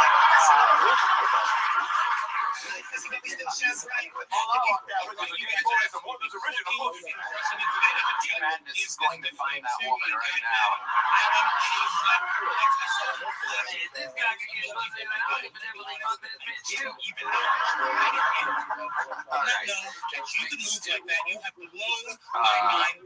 Alright, here's a medium-sized joke book. Good job. There you go. This podcast is sponsored by Tacobas. Anywhere where it's going is worth going and good boots. That's why you need to find your perfect pair with Tacobas. Tacobas crafts quality Western boots for everyone, from generational ranchers to lifelong cowboys to first-time boot buyers. Not to mention, their boots are handcrafted with over 200 meticulous steps for broken in comfort right out of the box. I know I feel more confident when I'm wearing my Tacobas. I love my Tacobas. I wear them all the time. I stray around the city. They're seriously the most comfortable boots on the market. Wow, totally believable. Bring it home this holiday season with a gift from the West. At Tacobas, you'll find comfort and joy in their exact size, from cowhide to goat to exotic leathers like ostrich and cayenne man. Whether it's their first pair or their 50th pair, Tacobas is already with plenty of stars under the tree. And beyond boots, Tacobas also offers a wide selection of men's and women's apparel, bags, and fine leather goods like belts, wallets, and more. Right now, get 10% off at tacobas.com/Giltoni when you sign up for email and text. That's 10% off at tecobas.com/Giltoni. Tecobas.com/Giltoni. See site for details. Tacobas, point your toes west. Hi there. This podcast is sponsored by ExpressVPN. Going online without ExpressVPN is like leaving your laptop unattended at the coffee shop while you run to the bathroom. Most of the time, you're probably fine, but what if one day you come out of the bathroom and your laptop is gone? Every time you connect to an unencrypted network in cafes, hotels, airports, etc., your online data is not secure. Any hacker on the same network can gain access to and steal your personal data. It doesn't take much technical knowledge to hack someone. A smart 12-year-old can do it. ExpressVPN stops hackers from stealing your data by creating a secure encrypted tunnel between your device and the internet. I love ExpressVPN. I use it when we travel. I can rest easy knowing that my data is secure. Plans just start at $3.49 a month. Just fire up the app, click one button, and you're protected. It works on phones, laptops, tablets, and more, so you can stay secure on the go. Secure your online data today by visiting expressvpn.com/Giltoni. That's expressvpn.com/Giltoni to find out how you can get 4 extra months. expressvpn.com/Giltoni. We have a friend here, ladies and gentlemen, who's going to do a minute. A good friend of the show from the Comedy Store, one of our old pals, just swinging into town, so we're giving him a minute, and we love him. It's a good friend of ours for many years, friend of everyone, and cool comedian. Ladies and gentlemen, make some noise for Taylor Boss, everybody.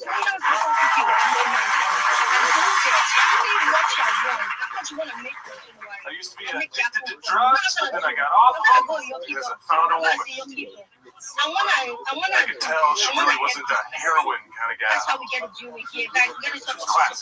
we get a Growing up, though, my parents probably should have known I was going to have an issue with addiction. That's not how I used to eat my food by the foot. Let me tell you guys. My brother, you would eat his like a real nerd. It would take him forever.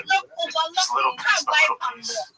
What a fucking nerd. And there's how I would eat my food by the foot. Now, let me know if you would eat it the same way, okay? What I would do, I would open up the package, just take the whole thing out immediately. Anybody else take the whole thing out immediately? Then roll it up into a little ball. Yeah, roll it up into a little ball. Parents probably should have known I was going to have an issue with addiction because my food by the foot. I would take the whole thing out. I'd roll it up into a little ball. I'd put it on a spoon and melt it down. And I would inject it into my last remaining good vein. Make sure you guys are active, make sure you guys are engaged, make sure you guys are supporting, make sure you guys are supporting, and thank you. Taylor Boss. Hell yeah. Melting down your fruit roll up. Welcome, Taylor. How's life going? Great, Tony. Thank you very much. I've been out here for about almost a week. Yeah. having fun? Tell us about it. What can someone expect their first week? A lot of walking, a lot of eating. I ate too much. I almost turned black to my pants. A lot of eating. Yes. You do that around here, right, Red Band? Red Band's recovering from a torn belly button. Is it really, Eric? Yeah. Well, we were just talking about pulling shit because we're getting old. Like, I really did pull. We want to see how it gets you and to make sure you guys enjoy. Taylor, it's good to see you doing comedy. Thank you very much. We used to know Taylor in LA. You weren't really doing comedy much. Not at the time, no. I mean, I've been doing it for a while. I've been doing it for like 17 years. But in the middle, I took like 5 years off to do hard drugs and take pictures. Yes, he is one of the great painters. You can recognize his art all over Chris Rothschild. Logan's studio. You've seen it in the background of Logan's studio and other places. What else is going on, Taylor? Tell us something crazy about your life that we don't know about you. About 15 years ago, I got admitted to the mental hospital against my will. Nice. Yeah. Why? I was using my room as my studio when I was accidentally paint 24 hours a day. I was having grandiose thoughts. I was telling people that I'm God. And in fact, Tony, I'm not God. Oh, I know. Because I am God. No, I'm just not. I've been helping shark things for 12 and a half. Anyway, what was the mental hospital like, Taylor? It was a little bit weird. They like put you in with like the craziest person just to kind of like scare you a little bit. See how bad you want it. Every single week we have a ritual which is called. Then after I started scaring the shit out of that guy. Every week somebody wins Ethereum, they win NFTs from another artist. Actually, the first activity was Pictionary. And I don't know if anybody here has ever played Mental Hospital Pictionary before. Not a lot of participation. Just me and this guy Peter. So jump in the pot, you only have to enter one time, and then you are in. I didn't know about Peter. He's been in the mental hospital for a year and a half. He's memorized all the Pictionary cards. So we put on a show nobody ever will ever forget. You guys can use some of your yuck. It's great. And then they had us do karaoke. Then I tried to escape. I only made it to the parking lot. Then they pulled me back in the room, and this time my room did not have any windows in it. Yeah, but I was in there for about a month. Did they give you medication? They did. Yeah, terrible. How did that make you feel? Terrible. Yeah, I got off of it. I got out. I kept the journal so I didn't kill myself. Yeah. Thank you. Yeah, somebody clapping. Not killing myself. We're journaling. Thanks, man. Adam Ray. It was hilarious. Known you for a while. He's pulled up for me a few times recently and crushed it. Once in Austin, once in San Diego. What's really cool is, and I guess this goes for most of the people that come through shows like this or anywhere, it's just how much he's been grinding. And it's always cool to be in a position to throw some bones and somebody to crush it both times. It's awesome. So, yeah, hilarious. You were hilarious just now, so you're getting more comfy in your own skin, which is really cool to see. Yeah.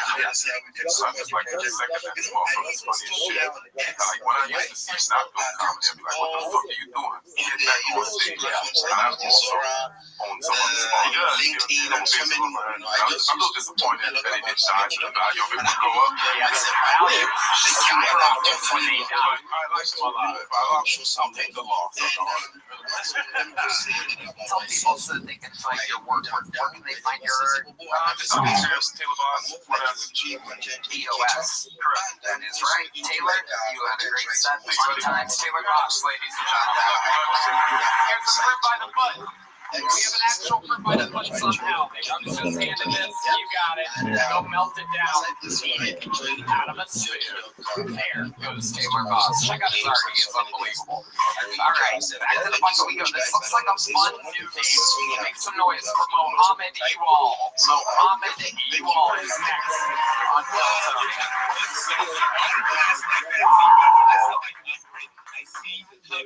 Lord and Savior, for you, my guy. Joe Rogan, on the other side of that phone call. all. Yeah, Listen, I need everybody to log in and give C-Bobo a follow. I don't have a problem with people I love having you up there speaking. who can afford to go to space. I I don't have a gotta problem get with somebody it. to send me a DM so I can jump in there and say hello. If you can exit the Earth's atmosphere, Then, guys, remember to jump Say. into the yacht water. Remember to get those giveaways. Remember if you to can jump in exit the water the and vibe with us troposphere, and have a good time here stratosphere, doing something so mesosphere, special. Shout out to each and every one. thermosphere, Mixed Advantage. exosphere, Mixed Advantage, my guy. Are you ionosphere. Yo, what's good? I hope you're good. I hope everything is good. Even in this sphere, nobody cares.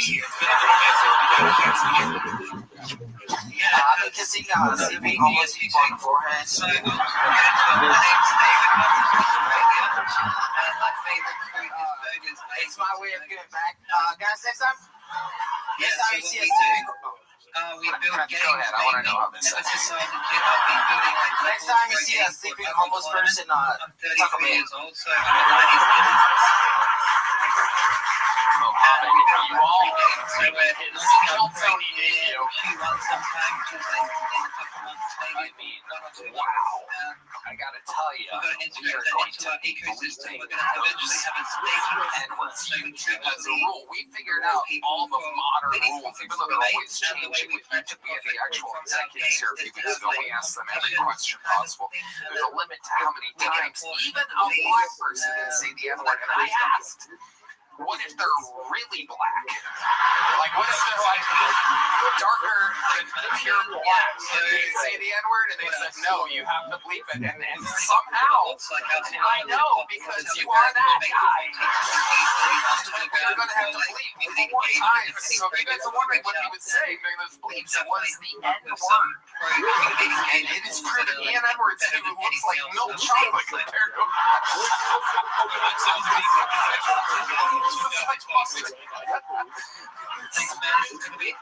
change the black over here. This is the first time I've ever been icy in this podcast. We can manifest our future right here. He's white. You say you're going to push it. It's going to be I know. here. Then my guy, Listen, girl, even D-Madness is like, hey, that's what I see.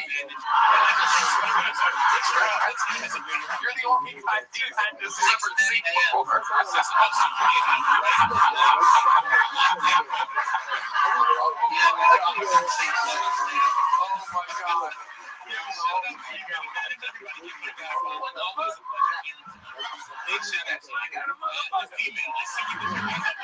Come back out so I can see that shit. Tell us what life is like being quite that shade. I mean, when you see a police officer, do you just lay on the ground and fucking automatically, like, what's the situation here? Exactly. Tell me the outline of a top line.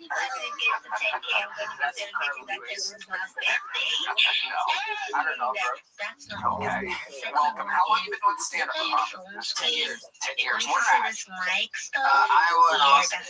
Iowa. Wow. You must have really stood out in Iowa. Oh, shit. Is that where you're born and raised? I was born in, what Sudan was, whole Sudan, so Khartoum, Sudan. Now it's South Dakota. Okay. Yeah. How old were you when you moved to America? 10 years old. Okay. 10 years old. All right. Perfect. And what was it like acclimating in Iowa? That was the first place you moved to. I didn't come out, moved here in December 2004, and I didn't come out for a month because it was snowing in Iowa. Oh, I was terrified of the snow. Yeah, well, yeah, Coming from Warsaw, Sudan. Sounds like fuck this snow.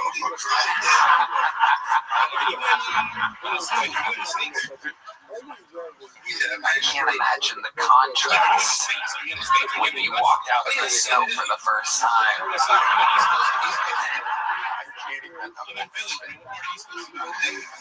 So, Mohammed, what do you do for work? I work at Target. You work at Target? Oh my goodness, what do you do at Target exactly? I do those sample cards. Yeah, I do samples at Target. It's like Adam Ray's wheels are turning here. Oh yeah, big sample guy. What do you push on the people? Guys, I don't get a chance to show myself that often because I'm running this amazing What's kind of like the hot stuff that really I want to hear from you guys. But as we get Why do you have to closer say and closer to bananas? this point, I'm going to get dropping into the Yeah, why letting you why guys know that's exactly right what here? we're doing, how excited we are. And Adam over here. Hey, what are people going to shit about nowadays? Next week, I knew I should have been there. I am currently waiting for the very first plush toy I can't trust myself. to be released You know what I mean? Stalkers. Crazy. What do they go? What do they send it to Bambi and I bring will out force people, him to make an amazing post about it. And then after that, I will know. Last week I had fucking Baby, shout out to you. peppermint Guys, chocolate. let's keep voting and let's absolutely Okay, vote. yeah. What's your love life like? Yo, Mohammed? I It's have all just terrible. brought you up here, man. Tell us How about are you that. doing That doesn't seem to make any sense. You're a handsome guy. Well, I moved out here to do comedy, and I had a girlfriend in Iowa, and then that was over with. So, Bro, I am absolutely amazing. I am locked in. and how long have you been in Austin? 2 years. 2 years. Have you talked to her at all? No.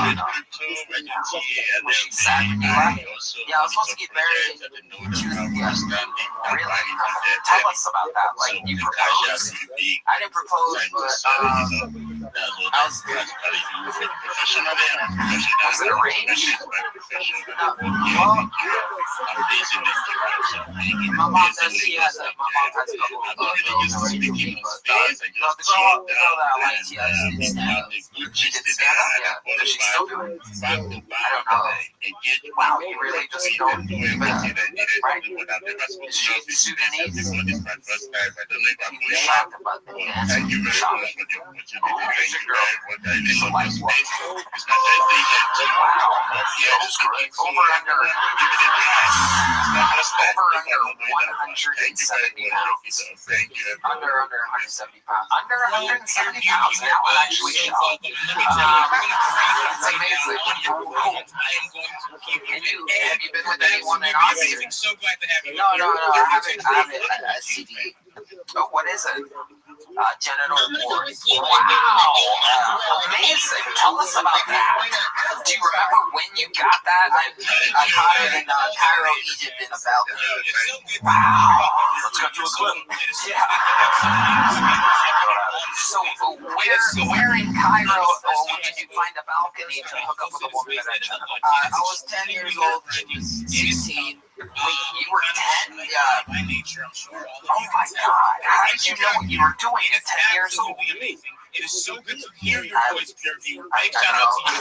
It just felt right. Yeah, so like I'm gonna put this there. Yeah. Any excuse is a good excuse. I need everybody in this space to blast Pureview some emojis. Say thank you for sharing your Do you voice just have those all the time? Is that a thing? You have it your life. Take it really Be the multitask. You should be very appreciative. Shout out to you. This is STD class. No, find out what's different about everybody here. This is amazing. Did you bring yourself during a Target interview? This feels pretty personal. No. We have not had you up here as a speaker. So basically, what does that mean? You just have to use a condom all the time? Yeah, basically. Yeah. I'm doing good, bro. Alright. Is it a couple or is it just like one? It's a good question. Right now, wants an actual description. Grade 3. Like wart remover on it. Have you tried any like home TikTok remedies for it? Red man, that's enough. Put down the microphone.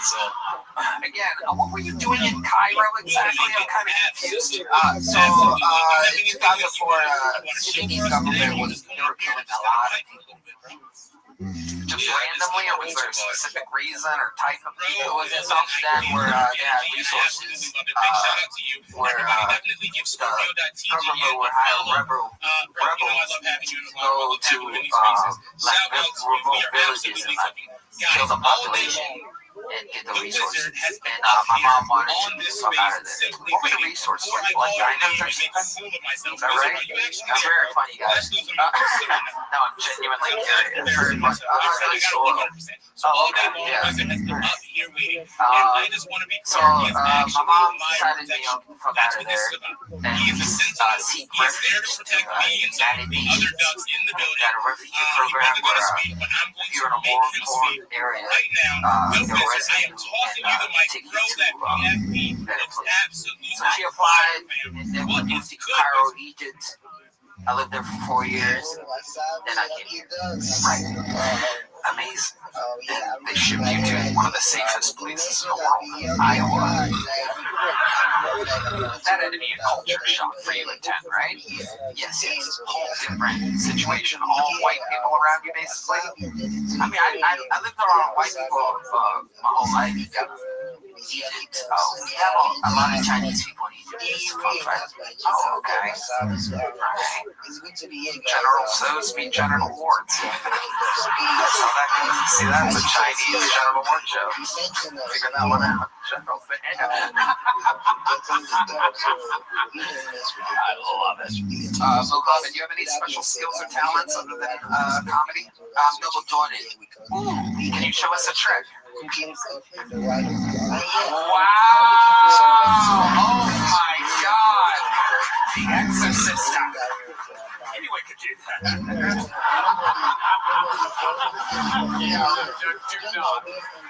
Oh man, I pulled my shoulder blades. Mohammed, I like your style. Congratulations. Thank you for signing up. Come back again. Let's do it again. There he is, Mohammed. You all, ladies and gentlemen. All right. Ladies and gentlemen, we have what I think is one of the greatest regulars in the history of the show, and he's only been on for a few weeks. I think he is the future and the present. This is a brand new minute from the great Dietrich Flynn, ladies and gentlemen.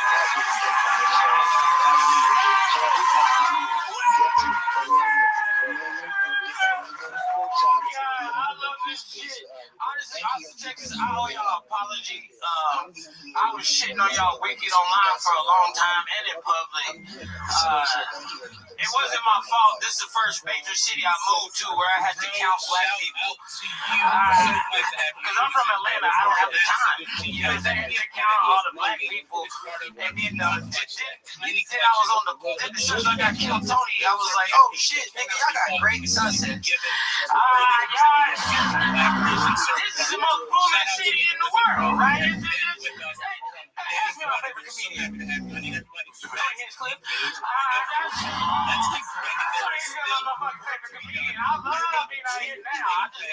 The problem was I was on the bus most of the time, so I never got to see the beauty because then y'all put the homeless on the bus, and I know where they stop at, and it's near where I live. But the beautiful, because what this happened? One day I was walking up here, the first time I wanted to sign up, me and my friend was walking, and he asked all of my friends for money, and then when he got to me, he was like, keep your head up. But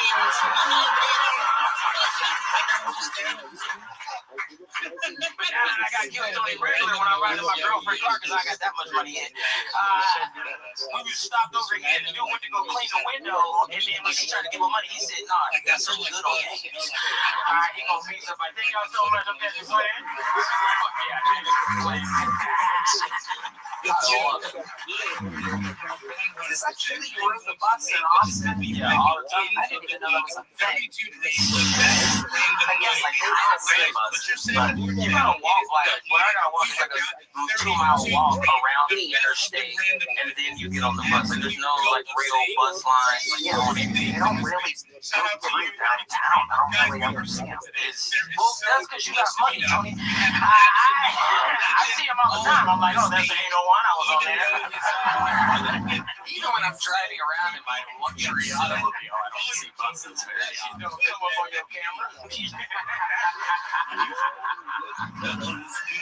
I love it. Dietrich, how's life going? Your episode came out. You're officially Sony fame. I like how you're like everything's changed. You know how like when you get a new haircut And you got errands, you know what I'm saying? Like, niggas gotta see how cute. Like, that's how I feel right now. I got new shoes and shit. My shit popping. I've been taking longer shits in public. Niggas gotta see these shit. Sometimes I don't take shit. I just put the lid down and then I scream. So that way when you come outside, you like, hey, yo, some nigga with heat on his shoes is dropping balls right now. That's an amazing way to show off nice new shoes. Sometimes I just slide my foot in they songs, you know?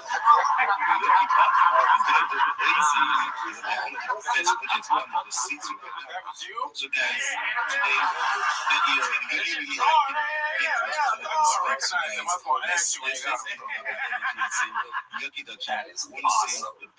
Other than new shoes, what else? You're financially secure now for the first time. Yeah, man, this shit's crazy. My phone on. I don't need the Wi-Fi no more.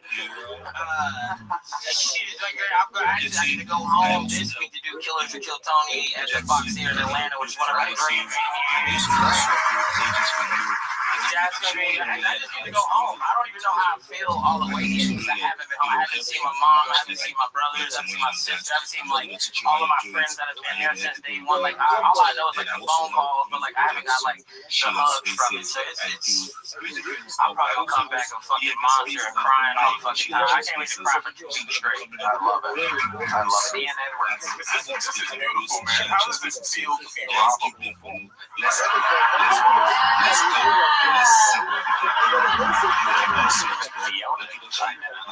We got a picture of Frankie bald and like he look like 5 cigarettes put together or Black and Mild. I'm not very robbable. The homies don't even look me in the eyes. Like I told you, they give me respect off, but they know I got a gun. Tony know I got a gun. He said I can bring it in down the regular. It's true. All regulars are allowed to have guns. That's why William has 4 attached to him. I love it. Yeah, I'm ready. It was really moving the moment when you got the regular slots. I told you that before I started, but what did you do after that? Like it was, how do you ride that high? Man, I had so many people, like, because the people that were waiting at Shakespeare, they all heard my name called, so my phone was like blowing up. And then after I got the regular, I ran out of here with Jay Leggett, back to boxing Jay Leggett singing. He was going crazy when I got called.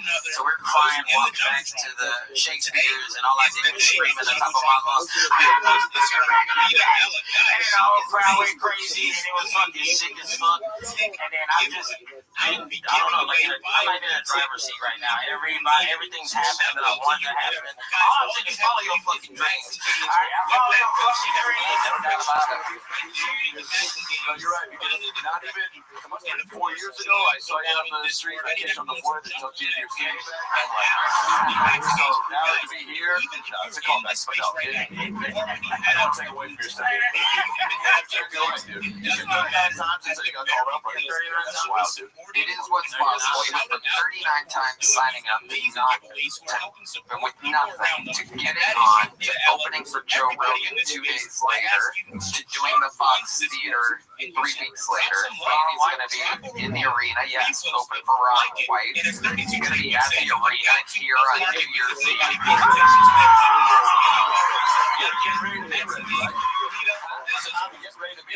Yeah, that's it. He is hilarious. We've seen his longer sets. They are incredible. Find them, follow, ladies and gentlemen, Kendrick Flynn. And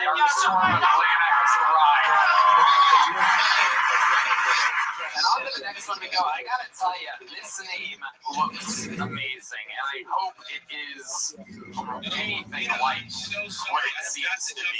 No doubt, the first time for this bucket full. Let's see if the carpets match the drapes with this one. Make some noise for Stevie One Leg Wonder. Stevie One Leg Wonder. Okay, indeed.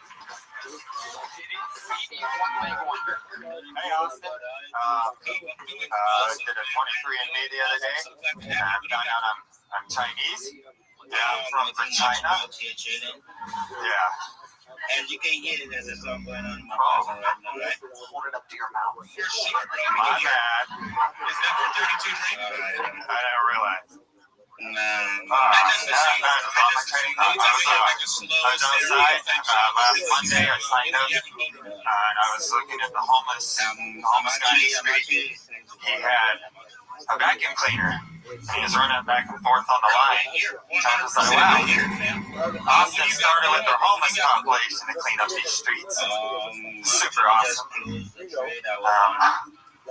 What do you guys call a black guy that flies a plane? Call him a pilot, you fucking racist. That's all I was prepared for.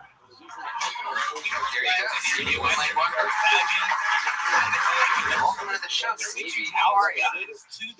Nervous? You're good. You're doing just fine.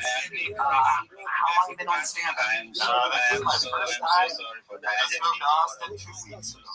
Your first time ever doing stand-up? First time. Wow. How old are you? 40 years old. 40. And what made you want to start now? I wanted to start for 13. And I went and fucked around at 16, had kids, more kids, so I was 21. Got a divorce and ended up raising 3 kids by myself. So how old are the kids? 18, 20, and 22. Wow.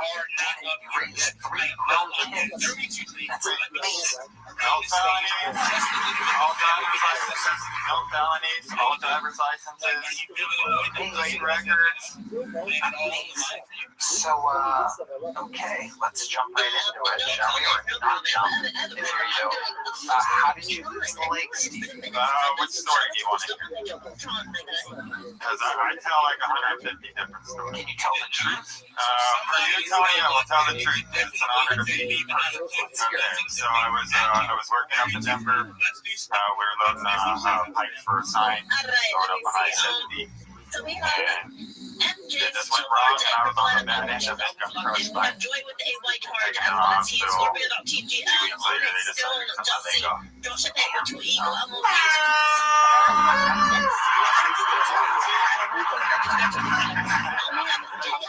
How old were you when that happened? That was almost 4 years ago. Oh, okay. So that was recent. Take us through it. What are some things we'd be surprised by? Fun facts about having one leg. You get to tell a lot of one leg jokes. You get a leg up on the competition. Yeah. You put your best foot forward. Yeah. All that. Yeah. That's good to have one leg. Yeah. Ian Edwards. This is bad. You kick yourself in the head. You don't even know. You could beat himself in the head with that fucking thing. Oh my god.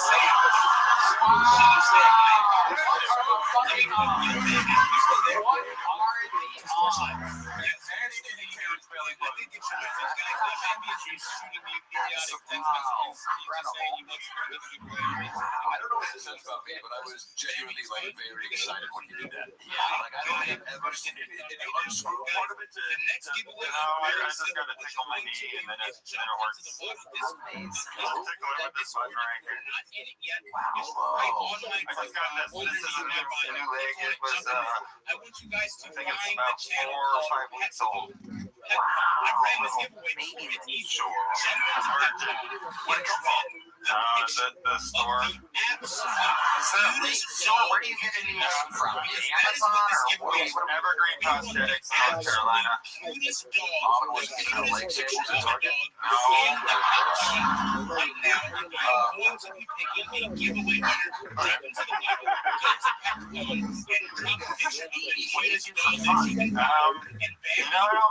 I don't know. Since I lost my leg, I haven't gone out much. What do you used to do for fun? Everything, dirt bikes, motorcycles, boats, camping, all kinds of stuff. You can still do these things, right? You just haven't tried? Yeah, but I got white boy money, so I don't have boats no more. What do you mean white boy? I can't wait to see all these other comments. White boy? My bad. Okay. So, you still with the baby mama? No, absolutely not. I was married for 7 years, and after that, we were together 2. Wow. And then what the divorce cost, Shen Armanale? Just a leg. I'm really good at negotiating. Studying some shit for my next space tomorrow, so I need to plan myself. So I should just put. So what's dating like? For like 30 seconds, so I can get people to like 7 minutes, and I'm actually not I get around. big deal to your kid, Sometimes I get my wheelchair. It's a new year, and I You have a wheelchair? No, I got rid of it before I moved here. to really fluid on what I am. Okay, but how long have you lived here? Thursday Thursday will be 2 weeks. Got it. 2 weeks. So you haven't been on a date or met a girl or anything here yet?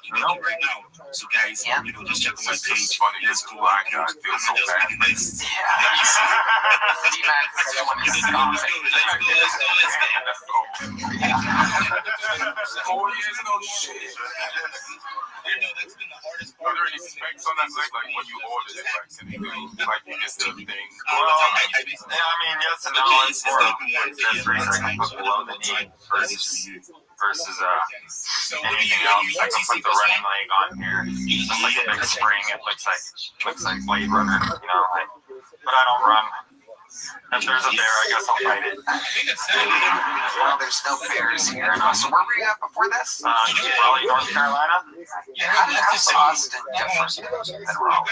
Tell us about It's kind of cleaner downtown. I was actually surprised. I've watched the show a lot, and I've seen all the comments of the homeless population down here. And I was thinking Denver, Denver is gross. You can't even walk down there. It's true. Homeless population. It's really you just said to everyone is that you really want everyone to They're all cool, They just wander around circles. There's a lot of liberals here in Austin. I can tell you lean to the right. How does it, all right. 2 weeks. Yes, sir. How long do you think it'll take you to land on your feet? I don't know. The plane's been canceled. Phoebe. Yep, Adam, go ahead. You said you're gay. Do your kids know you do comedy? Are they supportive? Are they Well, my youngest daughter was supposed to move out. That's why I decided to move to Austin. And she didn't. Give me a second, I will find out. But I asked her to come with me tonight, and she's like, I don't want to. So she's supportive of me being here, but she just doesn't want to be here. She said, Dad, I'm 18. I don't want to go hang out at the bar or watch drunk people get drunk. So take a sip. For my daughter. Congratulations. I'm going to give you a big jump, buddy. I like your style. Fill it up. Work it out. You're living your dreams. CB One Lane Wonder has made his debut here on Kill Tony. Sign up again. Break a leg. What does that mean right there?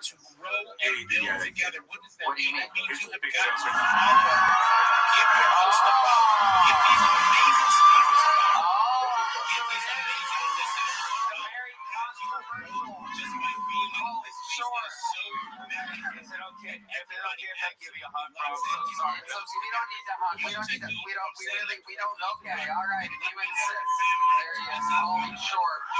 Coming off a very polarizing episode of Kill Tony with Roseanne Barr. I thought we in which somehow he was the wild one. I just come out here in front of your whole audience. I know my audience is different than your audience. Very different. Yeah. And thank you for having me on your show a couple months ago or whatever it was, but I was going through a lot of stuff, and I've been taking some meds, and I said that I got banned with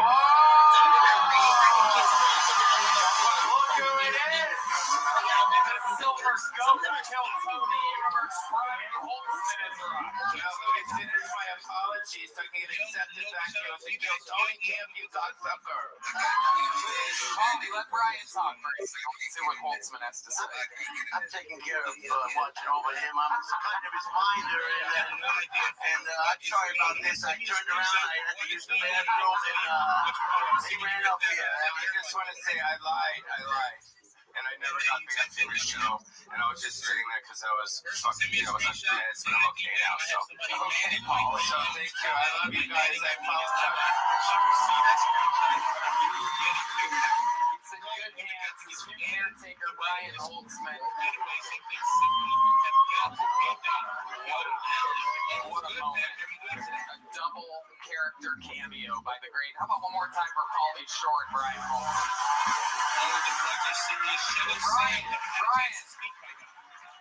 Brian, do you have any?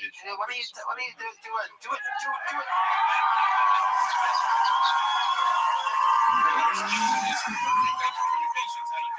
Pauly, don't do anything. Just be part of the set, Pauly. No, Pauly is going through some rough times now with the controversy that took place, and they kind of want to. His family wants me to keep an eye on him, you know, and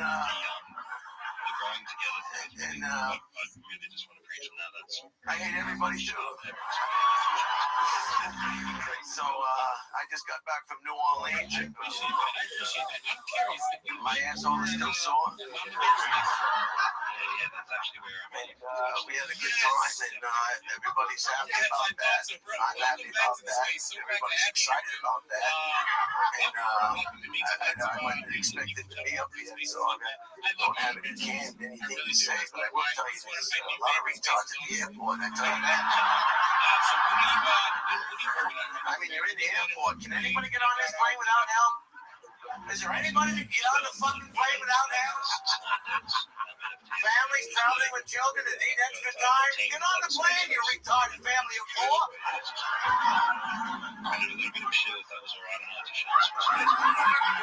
There's no steps on the jetway. Just get on the fucking plane, will you? There should be a separate airline for retards and handicapped people that can't get on the fucking plane. Retard air. Paint a big wheelchair on the tail. I don't know. This plane goes down, nobody cares. You mean we can get rid of this man with the workbench on the back? You mean we can get this boat dock off the front of the house? The front of the house is a skateboard park. Why would you put the ramp in front of the house? You want to let me? Now you know you gotta. Somebody not doing well in the house. Put the ramp in the back of the house. I don't want the whole fucking neighborhood to know I'm fucking somebody who can't fuck back. Brian Holtzman, one of the greatest ever in the kilts of the universe. How about one more time for Pauly Shore and Brian Holtzman?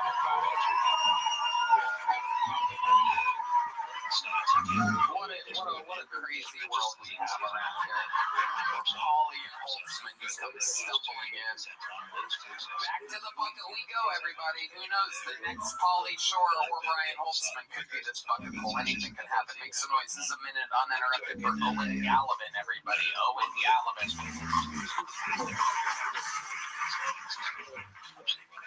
I'm a first-generation American, you guys. Both of my parents are from Ireland, but my grandma, she's from like a small island off the west coast of Ireland. No, you didn't take up a lot of time. I've been looking at the salon and dance for didn't really dawn on me until I visited there last summer.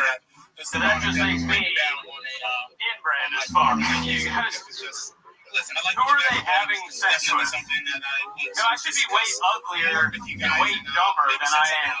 Big shout out to you. I can never complain about being short again.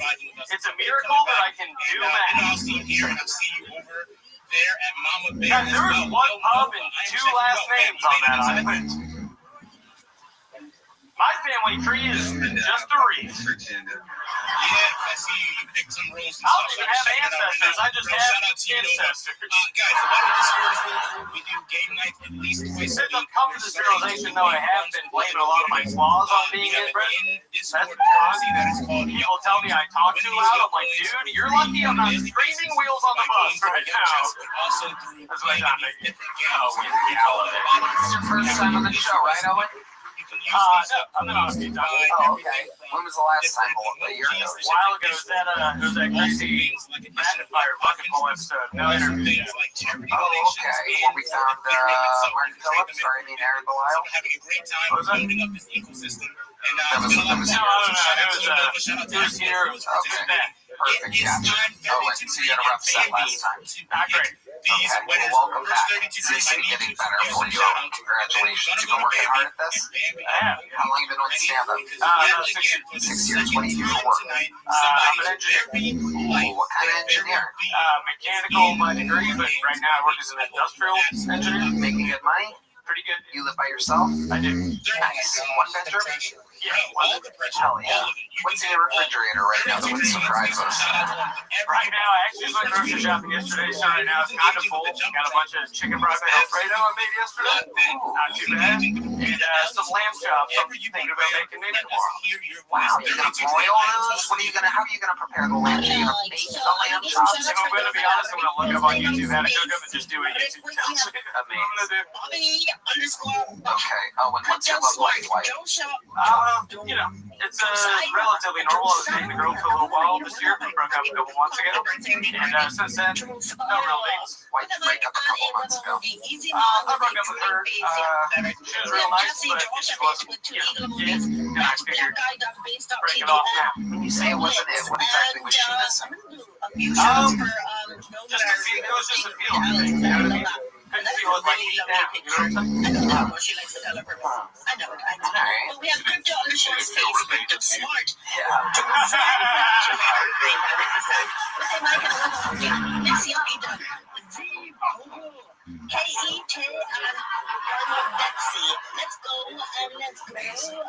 Oh, wait.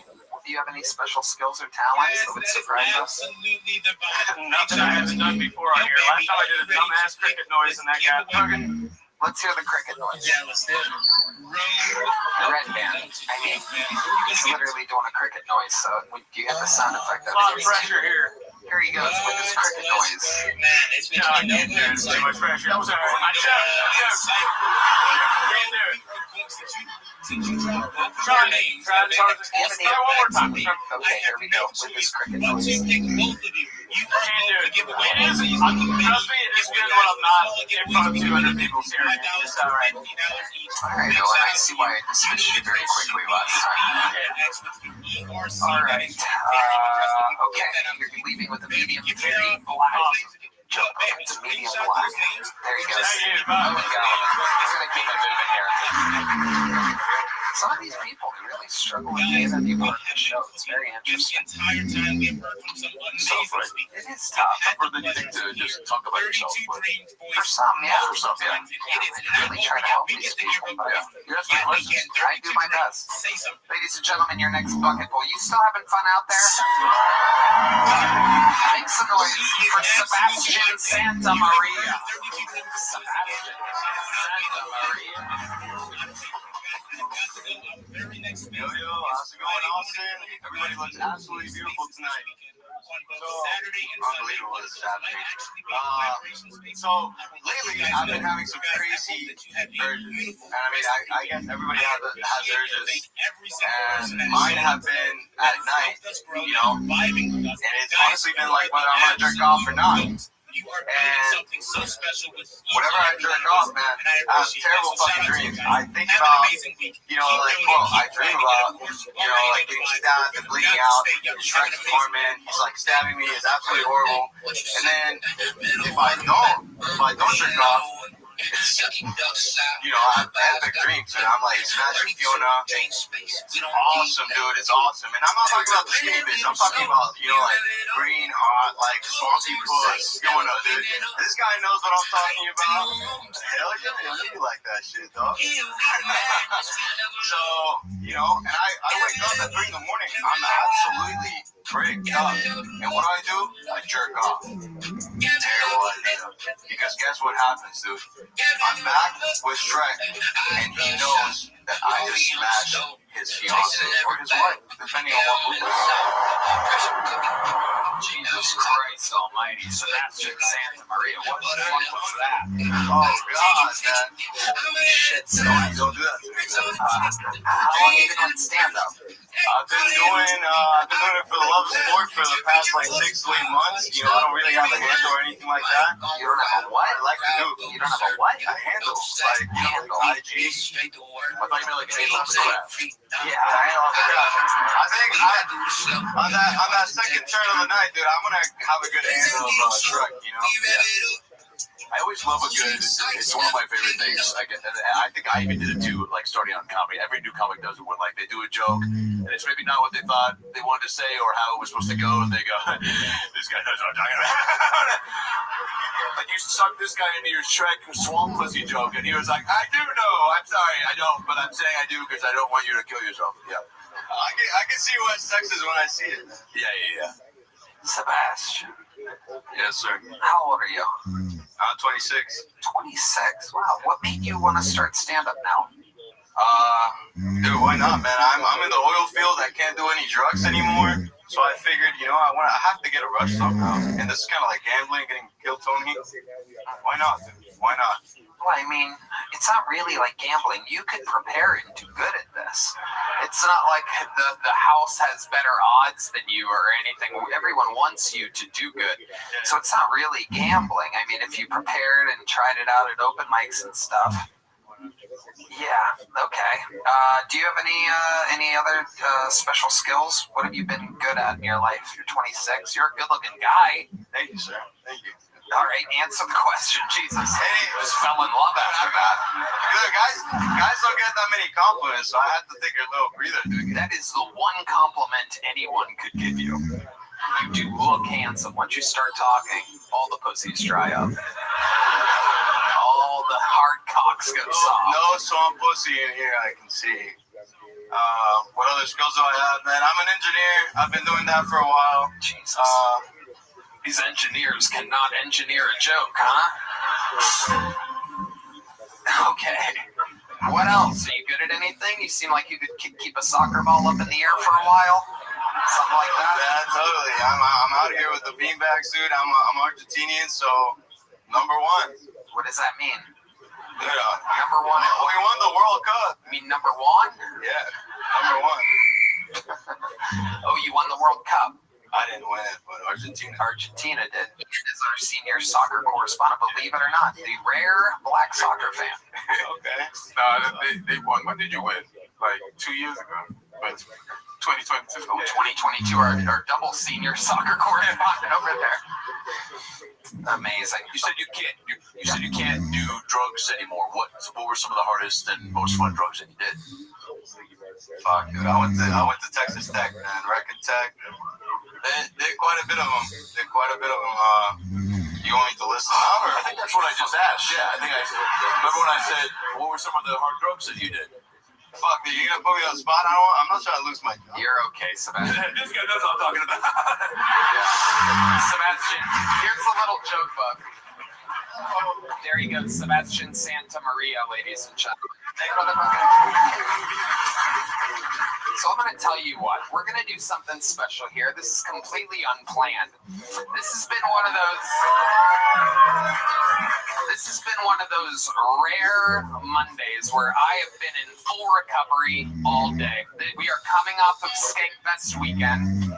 I flew in yesterday with Shane Gillis and Joe DeRosa, and we drank all fucking day yesterday, starting with screwdrivers on the plane. We landed, went to a fucking bar, and drank for 10 hours straight. I was sick in the middle of the night.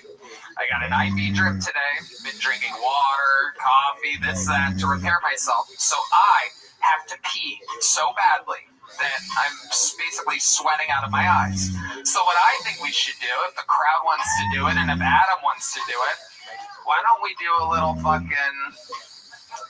Tony Hinchcliffe, and I go pee, and I'll let you call up this bucket full. Does that sound fun to you guys? Ladies and gentlemen, hosting for me while I step out to the bathroom for a couple minutes. Make some noise for Tony Hinchcliffe, everybody.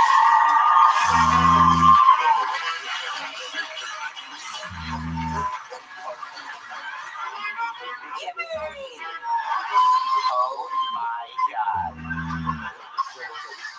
One more time. Thanks. We're really doing it, Red Man. Oh my God. Who's having the best fucking night of their lives right now, by the way? Unbelievable. Just don't play that monkey noise anymore, Red Man. Your next bucket pull? I don't believe he's been on the show before. But he goes, he has a name, and I'm going to read it right now.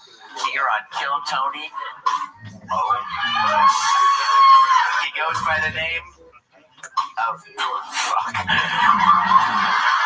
Brandon Raris. Keep it going for Brandon Raris, the Kill Tony debut. Here he is, everybody.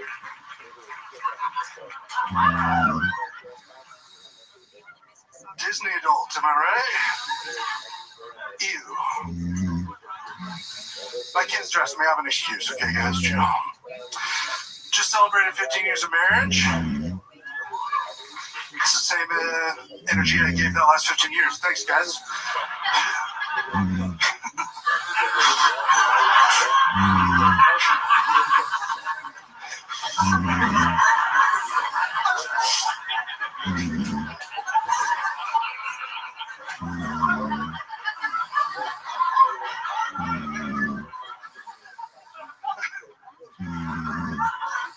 We've been trying this new thing. My wife's love language is quality time. We're like trapped in a room, trying to escape. It's an argument in the car, that's right. Just one argument away from winning. Woo!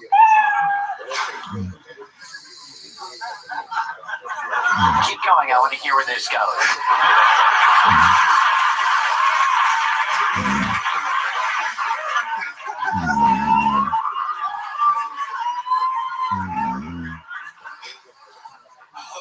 We'll be right back.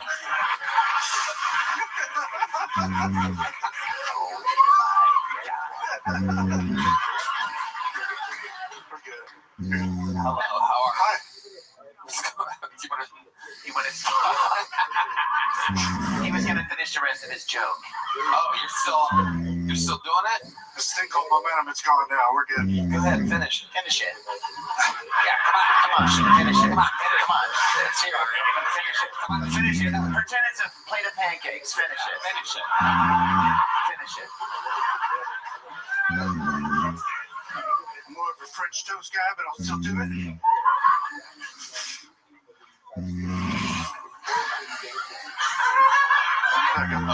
Okay.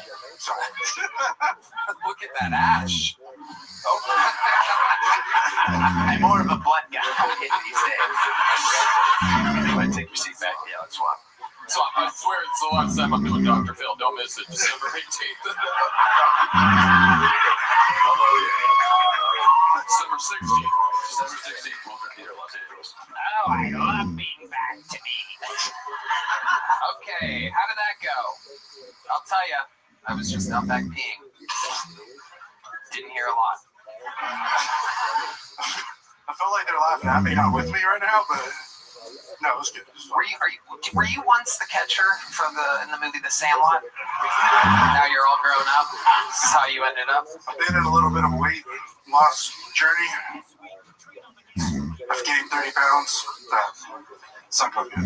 This is Brandon, right? Yes, sir. Brandon, you've been on the show once before? Yeah. And you cried. You got a little emotional last time. Yeah, I lost it like a little girl. No, it's fine. It's good. You showed your true feelings. Yeah, I'm holding it together right now today. Yeah, how's life changed since you were on Kill Tony? Yeah. Go ahead, Brandon. Yeah.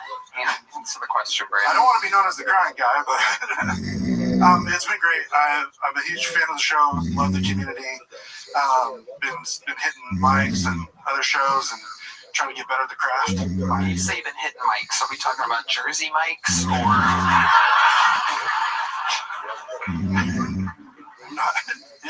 Maybe. What else has been going on in life, Brandon? I've been doing VR comedy.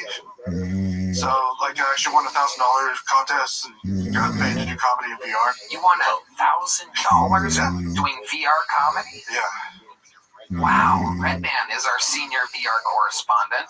Yes. Cool. Okay, there you go. Keyword being fee there. In actual reality, not much going on, but in virtual reality, you guys are living your dreams. Just trying to. Yeah, it's been fun. I've been away from me because I have family, can't get out to mics as much. So I'm trying to help the crowd write more jokes. And there's like real people in the thing. Most of them are furries, but work with you work with. What's your avatar? Spider-Man from the Spider-Verse in the pink robe. I'm gonna kill everybody in this room. I'm sorry. This is unbelievable. It's just, this is what fat guys do, by the way. They go to VR and like, I'm Spider-Man now. I can jump around in virtual world. Look at me, I can run in virtual reality. Oh, with it, if I just press down this toggle button, I can do what I can do now. Oh, watch, I'm going to kick myself in the head. Pain-free kick in the head. Thanks for showing the last one. That was good. No. What am I missing here? What would you ask Brandon? You saw his set. Yeah, I missed the first couple jokes. What is there like a joke that you didn't do? I guess that you feel like maybe because I know sometimes you get nervous when you come out here, right? You might forgot something you wanted to do. I was planning on going into another joke from there, but then didn't lose a moment. It just felt like the room was laughing, so I just kind of soaked that in. Yeah. So you kind of like just kind of milk it up. Can we hear one more joke? Or? Yeah. Let's hear one more joke from Brandon Ferris. I've been wanting to start this new thing called Only Dads. It's wholesome. Shoot me out. It's where I say things to you like, hey, Tony, I'm proud of you. Or Redman, we probably shouldn't do that. And then just like your real dad, when your subscription expires, I leave. Bye. All right, Brandon. Kind of reaction. That must kill in virtual reality. All right, what does he get? Little or big? What'd you end up with last time? I got a big one because I cried, but my daughter wants me to get a little one. Here, guess what? She wants. There you go. Daughter gets what daughter wants. There goes Brandon Ferris, everybody. My daughter's been doing comedy. Would you be open to giving her a minute? What are you talking about? How old's your daughter? She's 8 and the other one's 11. No, we can't. We're not allowed to have people. Not at this venue because it serves so much alcohol. It's a secret show, Redman? Oh, Redman. Yeah. Redman wants to know how big her tits are before he books her.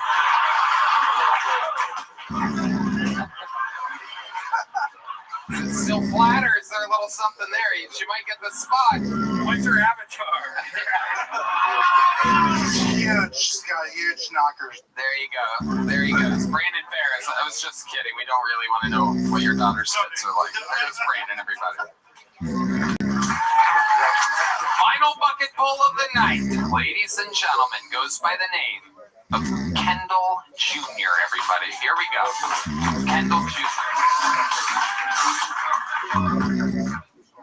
So I got a violent hand job from an Indian lady named Shiva. Many hands.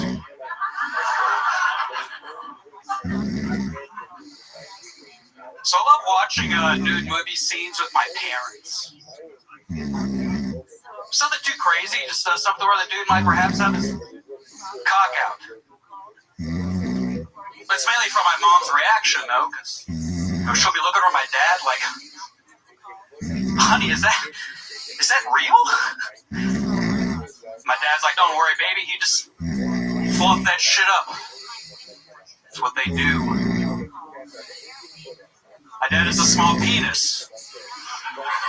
Apparently. Which means I got mine from my mom.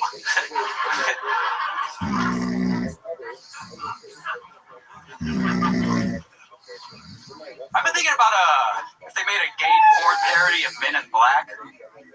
But they just called it Men in Black. Men. All right, thank you. There you go, Kendall Jr. Wow. T Madness with the bass riff that says it all. Kendall, how long have you been doing stand-up comedy? This is $1 million question here. 1 year. 1 year, okay. Yeah, last October. Okay, you work hard at it? Do you do it like a few times a week? Yeah, like every week, like 2 to 4. How many times have you signed up for this show? 5, this is my 5th. And then your first time on this show, correct? Yes. Okay, what do you do for work? I'm disabled. What's disabled about you? I had like bad back surgeries like since I was 18. Why? What was wrong with your back? I had kyphosis and scoliosis, so they had to do the spinal fusion, top to bottom type of thing. It kind of, yeah, it's a little. Okay, but you're on disability. Yeah. Okay. Yeah, it gives me a unique opportunity to kind of dive into. I had pretty a lot to talk about. What do you mean? Oh, like in comedy, I feel like there's a lot of like material. Like I used to be like a fat heroin addict because of it. Oh, not because of it, but the heroin was sort of from the. So like there's a lot of material. Sure. How did you stumble into heroin? Well, it was like prescriptions, overprescribing, and it feels really good. And you're like, I have a bad back. I could just kind of.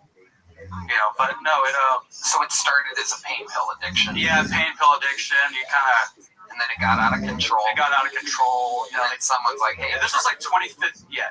Try this. Yeah. Who recommended heroin to you? A buddy of mine who was a good friend. He's dead now. How did he die? No, I think his soul died long ago. This guy knows what I'm talking about. Sorry. All right. No, he's still out there. I don't know, man. A couple of people have died. Yeah, but neither here nor there. I got out after 7 years, clean. Good for you. Yeah. That felt better than heroin. I'll say that. Wow. When the doctor put you out for your back surgery, was he like, you'll be right back? Pointing to your back. So easy, is it? Pointing to the back. You'll be right back. See what I'm trying to... All right, it's not easy. It's not easy doing back jokes. You'll be right back. Well, I kind of was. Like 4 hours later, I had to do emergency surgery. So he was like, your arms are big. Is that from because you used to be fat? It looks like you a little bit of both. I have like exercise. Diet and exercise take you long. You're like built like Popeye or something like that. You have an interesting build. You have like a small head for your big frame. Yeah. It's Okay. We're working on it slowly. I used to be rounder. They had to like roll me around. Where are you from? I'm getting like West Virginia vibes somewhere around there. Houston. Oh yeah, the West Virginia of Texas. Perfect. That's fun. Okay, so disability all the way. You don't make money anyway? You don't have a gambling problem? Or no, I try to stay away from it. This is only adrenaline type of, wise-ish. How old are you? 34. What's your love life like? I have a girlfriend. She's kind. She's awesome. Oh, she's kind. Yeah. Wow. Nothing gets me quite as excited as kindness. Yeah, no, she's, yeah. I have on a scale of 1 to 10, how kind is she? Great question, Ian. Spinal tap. It goes to 11. So, what's the scale? Oh, she used to be heavy. She used to be heavier. But no, she's like, did you guys lose weight together? No. This I met her a few months back. Are you on heroin now? No. How heavy were you at one point? I was almost 360. I say 355. Wow. I know. I say 3 because it's like, I'm on my fat week. I'm a little fluffy this week. I'm like, gotcha. So you were 360. What was she at one point? She was, I think, like 260. She's like she's well under that now. But I didn't meet her then. I would have. Wow.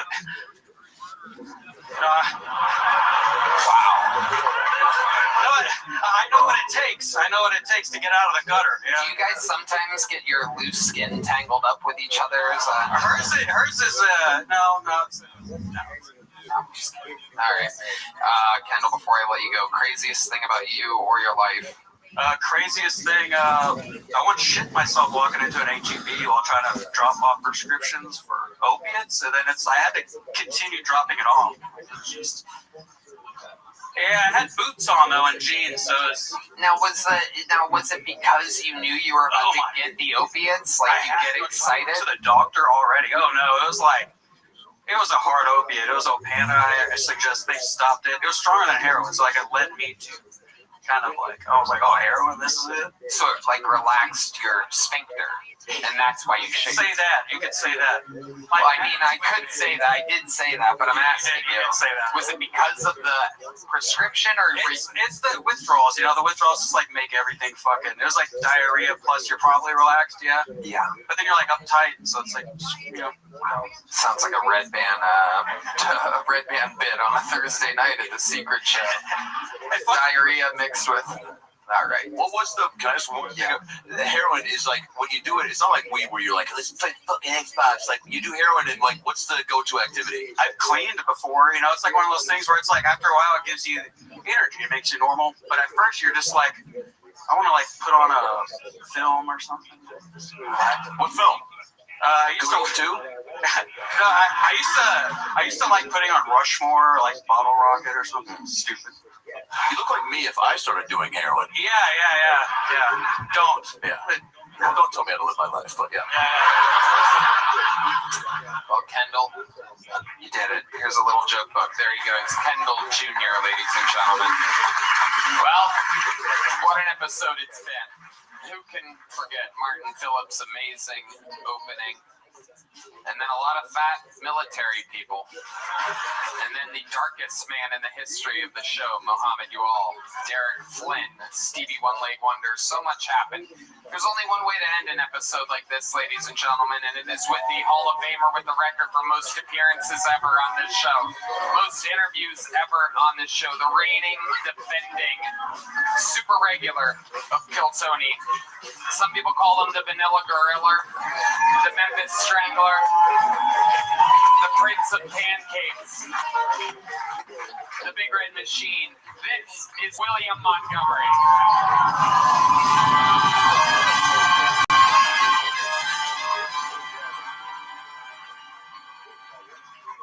Hey, Red Band, I'm still thinking about your fat ass kicking your leg up, bitch! Just in case anybody was wondering, I still haven't heard back from medical school yet. So I'm coming out to Smokey and the Bandit remake, but the truckers are all wearing turbans and sideswiping minivans and cutting illegal U-turns going 75 miles an hour. Hey, Red Band, I saw that you got a colonoscopy recently. I'm wondering, did it hurt when they put the tube in your nose?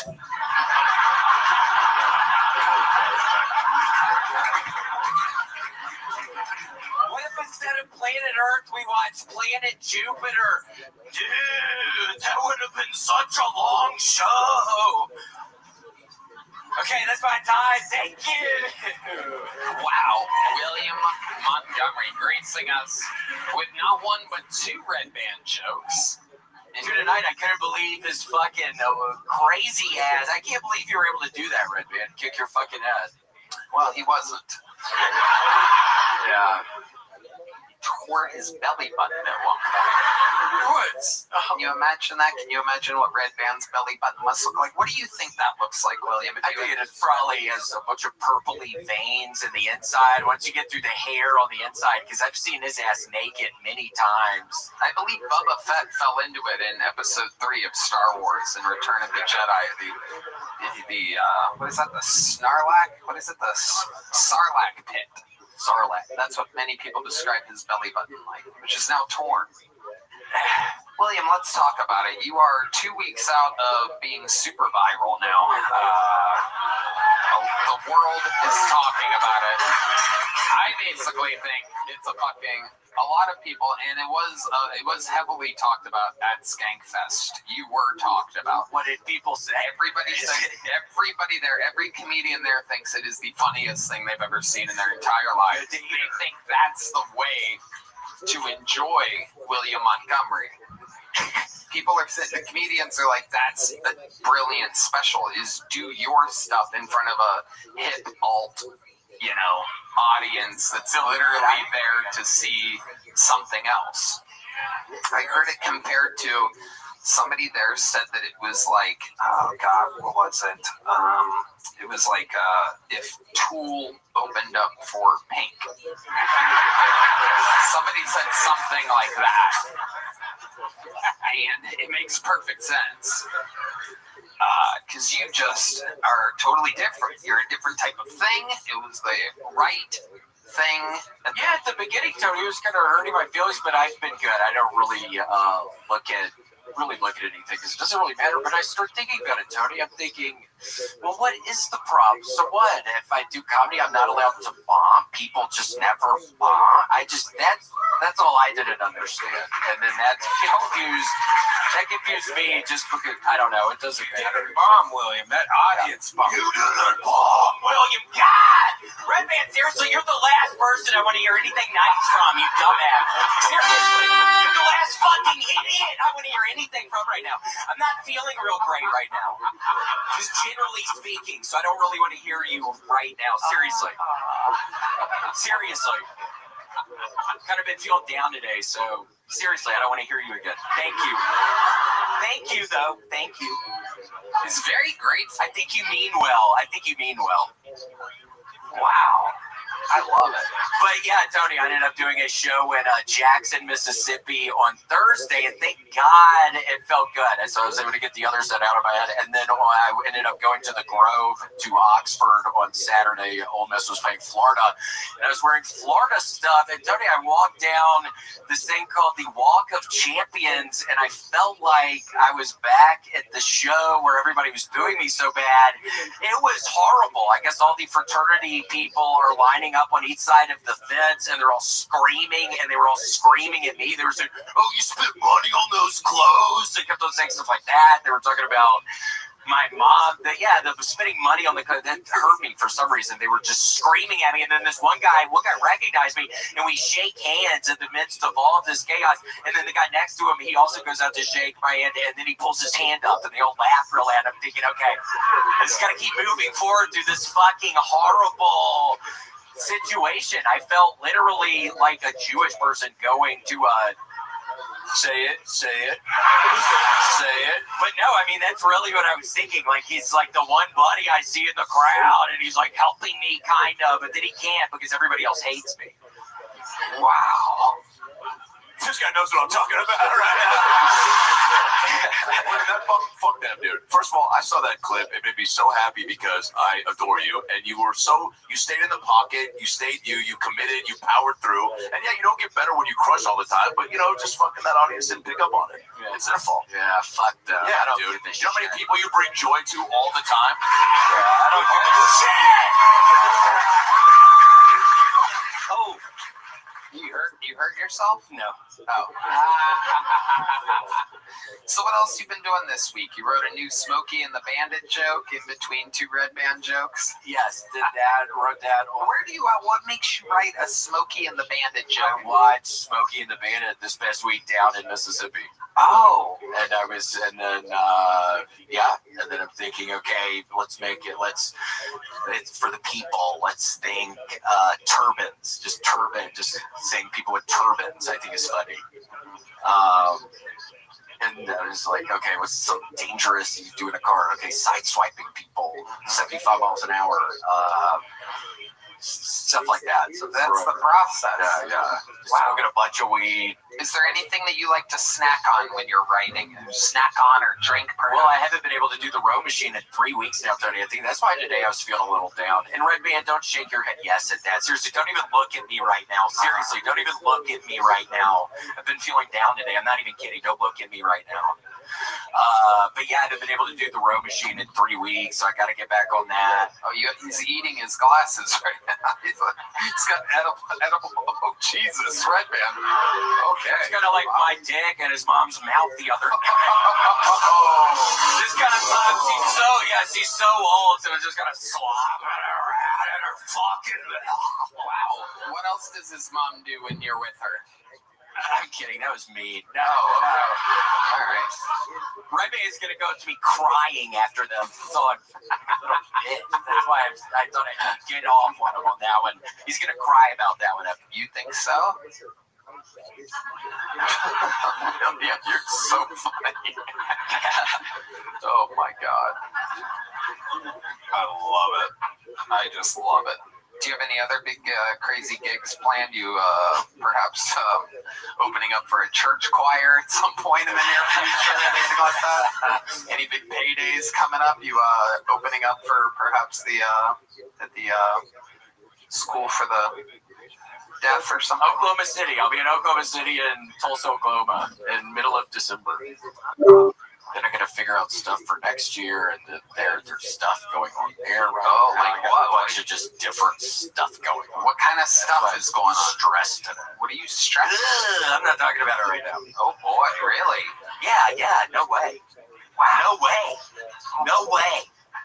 There's no way. Yeah, kind of big things.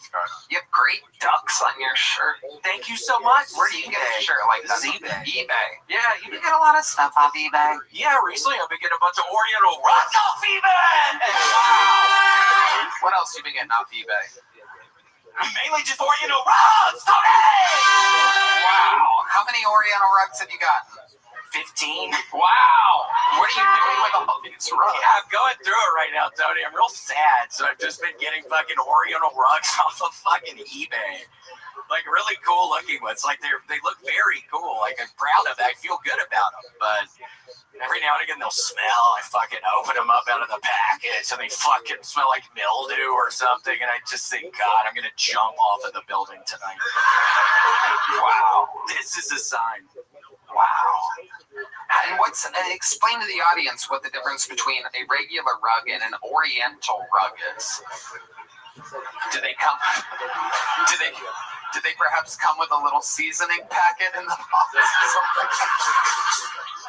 Like the ramen noodles do? What's the difference between a regular rug and an Oriental rug? You're the master of it. You bought 15 of them, according to you. So it should be a pretty easy question. Is it the design? Do they come with? Tony, that's a great question. I don't know. Wow, just a look thing. It's a touch thing. I get them shipped to my door. Oh, and by the way, dude, recently, this is a little thing I want to get off my chest. Whoever the piece of shit who's working at FedEx, who refuses to walk up my steps you have to walk up to get to my fucking apartment, you're a dumbass. Literally today, I was getting something delivered to the apartment, and the person just takes a picture from the outside. Somebody fucking with me. That's what I'm getting real paranoid, Tony. I'm thinking, oh, they see my name on here. They heard about the horrible sun. Oh, they refuse to take my packages up to my place. I swear to God, that's where I'm at right now. Have you thought about getting another escalator? No. Why? I get on fights on them. Oh, they do? Yeah. That's a thing? Yes. Adam Ray. You said you have 15 Oriental rugs.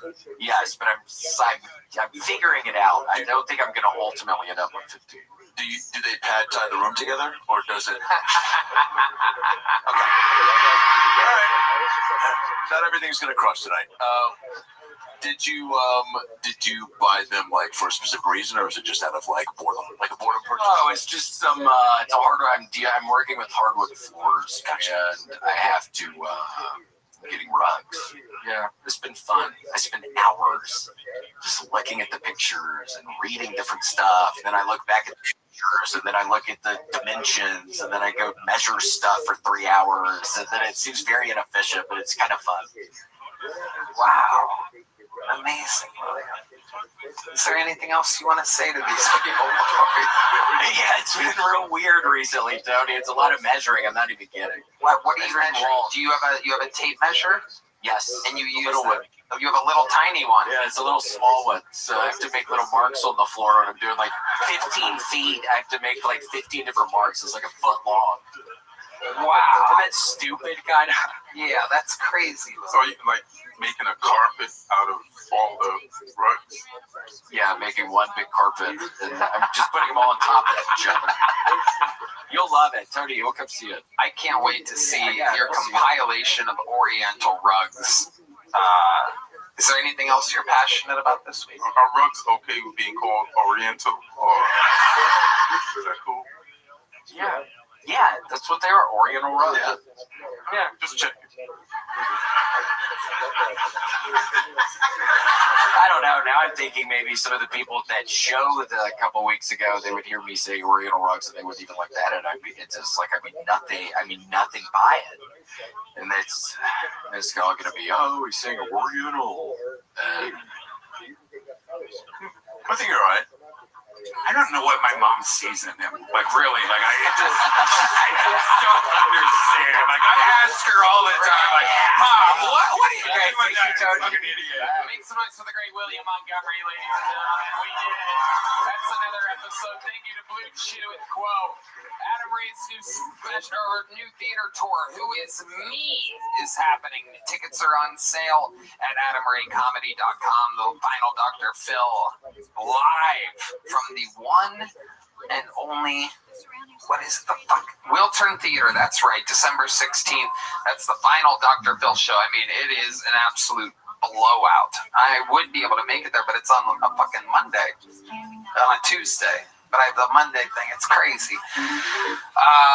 Ian Edwards' new special, Untitled, is out now. Check out Ian Edwards stand-up on YouTube. That's Ian Edwards stand-up. One more time for the best stand band in the land. Red Band. Check out SunsetStripATX.com secret show every Thursday. We love you guys. Your last chance to get tickets for the one and only Moody Center, New Year's Eve. All you people that say I try to get tickets, it's your only chance. New Year's Eve, live from the Moody Center. It's going to be a hell of a blowout. Way to end 2025. Live audience, thank you so much. God bless you. And God bless the United States of America. Thank you. Good night, everybody.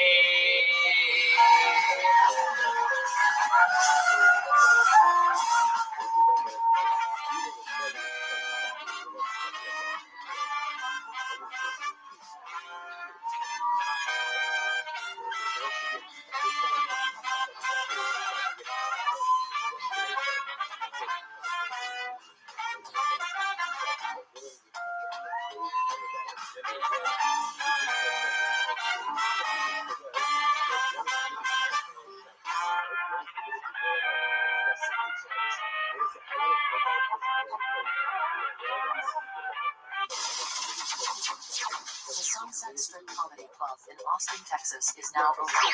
Check out Red Band's secret show every Thursday. Go to SunsetStripATX.com for tickets.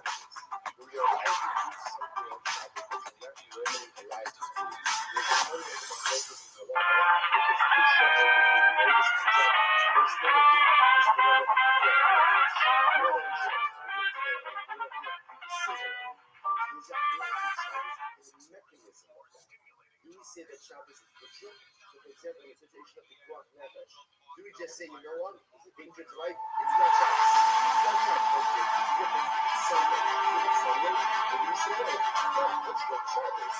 It's Yehuda. The laws of Shabbos are set aside. They're still set aside. They're still set aside.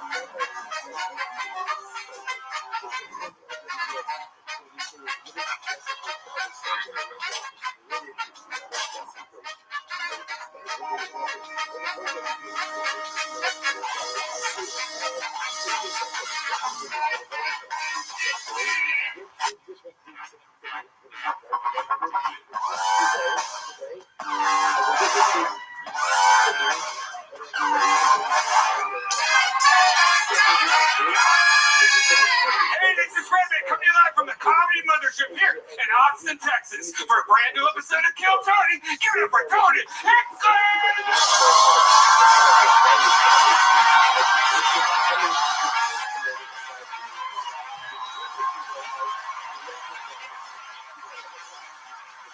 Who's ready for the best fucking night of their lives, huh?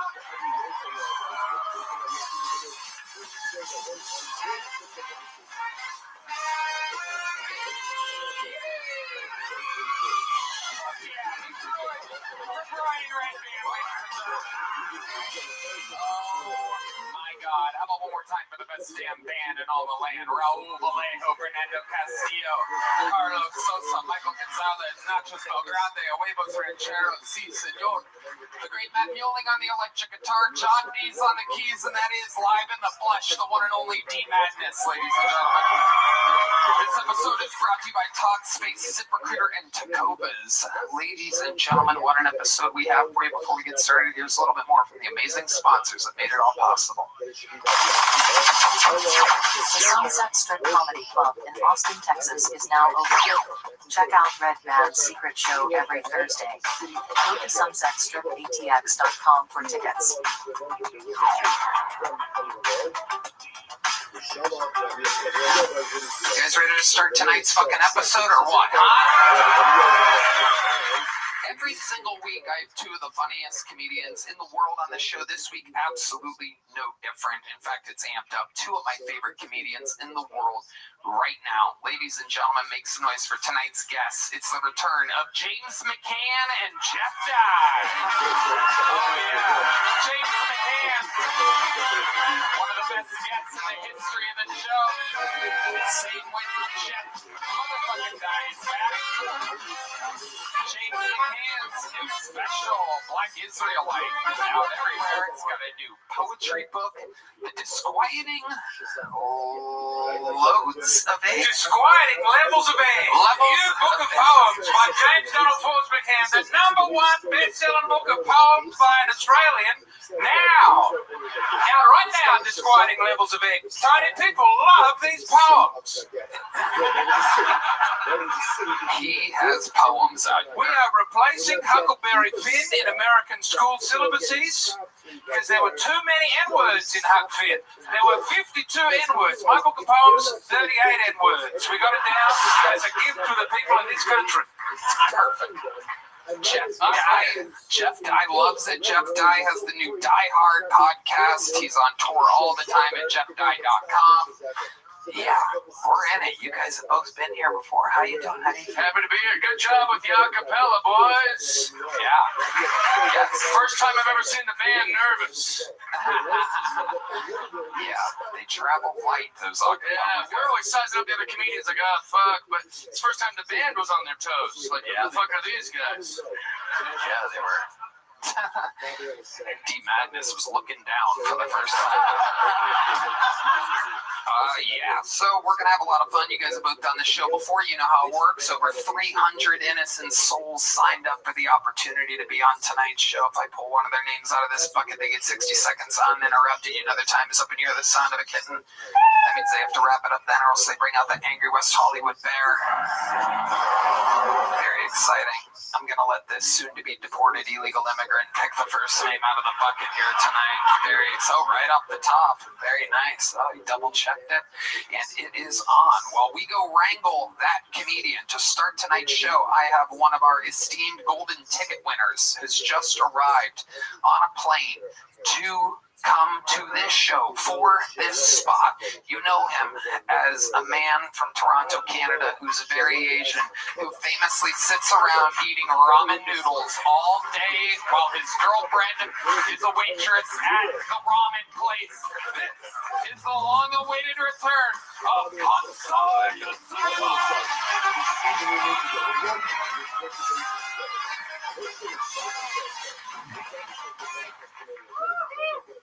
Thank you. Hey guys. Did you guys know that most of the fentanyl was manufactured in Japan? I was surprised at the beginning, but it kind of makes sense that they were making it in Japan because police in Japan would never realize if Japanese people are high on fentanyl or just being really, really respectful.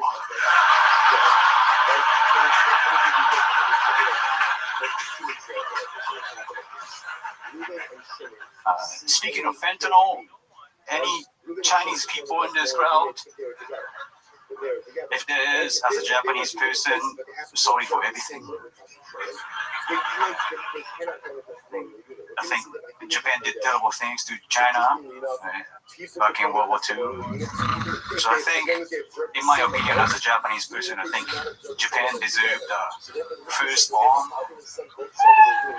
The second one is too much. So I never understood the second one. Never did. Until just recently I figured it out. I was using a microwave. I put my food out and my food wasn't piping hot enough.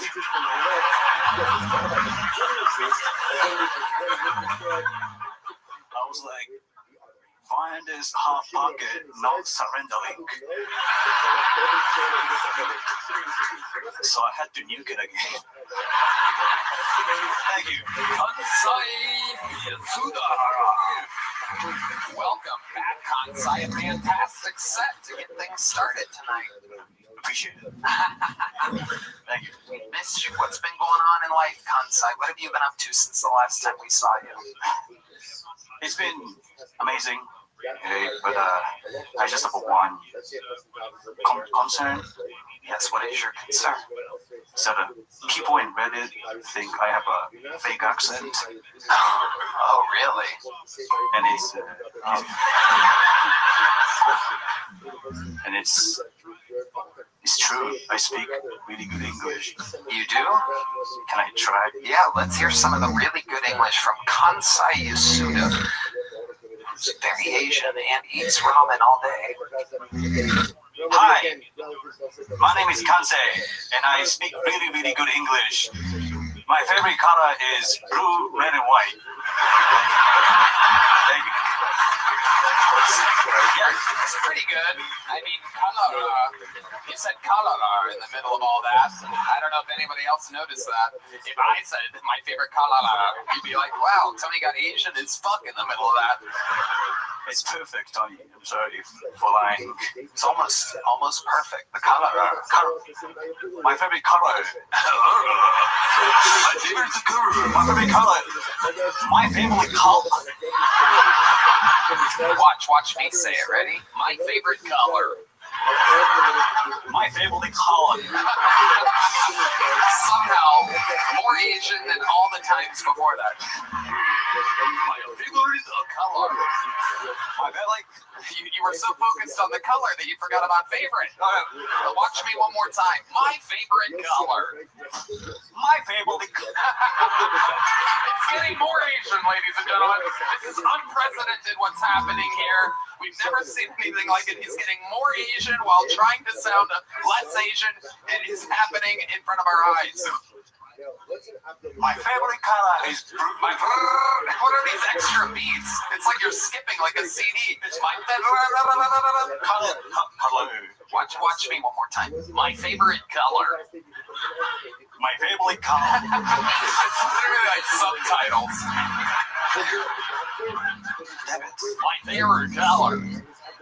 My favorite color is hot. Who thinks you are faking this Asian accent? I don't know. Other Asian people, maybe. Other Asian people think you're faking your Asian accent. I don't know. Maybe people in Reddit. Oh, Reddit. wow. Reddit. There, you say that well. Reddit. Okay, very good. That's enough shout-outs for Reddit there. Bunch of liberal psychopaths you're giving way too much attention to. Kansai, tell us about your actual life. What's new? What's different since the last time we saw you? Different.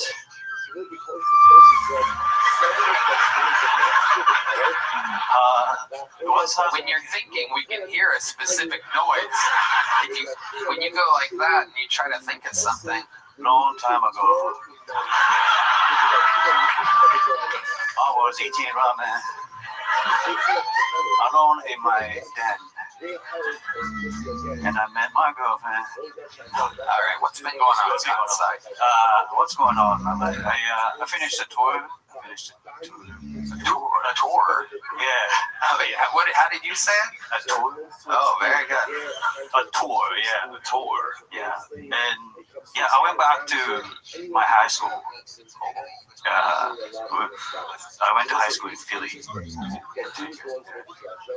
Philly roll. Philadelphia, yeah. The home of the Philly roll. Yeah, the Philadelphia roll. Yeah. What are your thoughts on a Philadelphia roll? Sushi with cream cheese and salmon.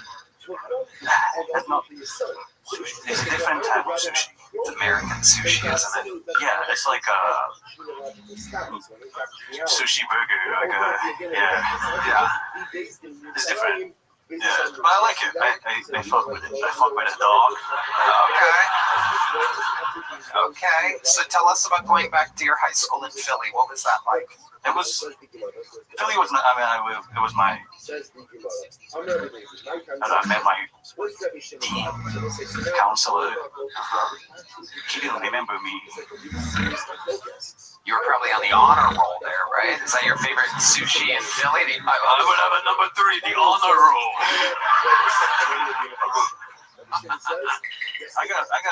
I had to transfer that school because I got beat up. Whoa, Asian hate? No, my dad beat me up. Oh, that makes sense. Because what did he beat you up for? Getting a B? No, because I was hanging out with a bunch of black people in Philly. Oh, wow. My goodness. My dad didn't like it. If they don't beat you up, Dad will. Dad will. So how did your dad find out you were hanging out with the blacks? Or as you call it, the bracks. I was Skyping with my dad. Skype, you guys remember Skype? Skype was a thing when you were in high school? Yeah, I was. How old are you? I'm 29. Okay. Yeah. Skype was the best thing ever. Wow, you guys must have had it first. Did you make it yourself? I don't know. I created the Skype so that I could talk to my phone. It's hard in Japan, though, if you Skype the wrong person, because it can take like 2 or 3 minutes to figure out that you're talking to someone you don't know. I wonder, is there pressure on you now that Japanese people are considered to be the best at baseball now? That's huge. Sorry, what? Baseball, you're really good at baseball. You've dominated baseball. Like America got you with the nuclear weapons, but you're coming back with the World Series. Yeah, the nuclear energy seems to have created a lot of hit baseball players with extreme powers. They can pitch, they can hit, they can do everything. They're winning championships. We're seeing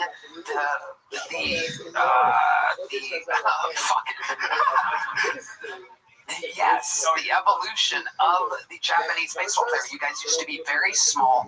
We hit you with nuclear bombs. Now you're huge and hitting home runs. Thank you so much for. Yeah, that is what we did. I appreciate it. Thank you. Yeah, I noticed in your set, I've watched a lot of World War II documentaries, but I didn't know a lot about Japan attacking China, and that's a big part of it. Yeah, it's like I skip over that. That's the boring part. The Asian side of World War II, I'm like, it's like soccer to me. I'm like, I don't really care. I'll watch actual football. Let me see those Germans versus the fucking English over here. You know what I mean? What did the Japanese do to the Chinese? I'm sure our local historian James McGinn. There was a lot of lapes. There was a lot of laping. What the fuck are you saying? How do you have the thickest accent up here all of a sudden? What do you say? There are a lot of laping. What is that? Laping? What the fuck? We were laping all the women. Got it. Yes. A lot of leaping. It's really, the Koreans are very upset about. Oh yes, yeah. My dad is also. He's also upset about it. He's Korean.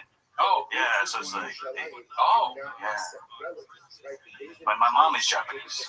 Oh. Yeah. If it's the other way around, you're not too happy about this. Yeah. But I was like, yeah.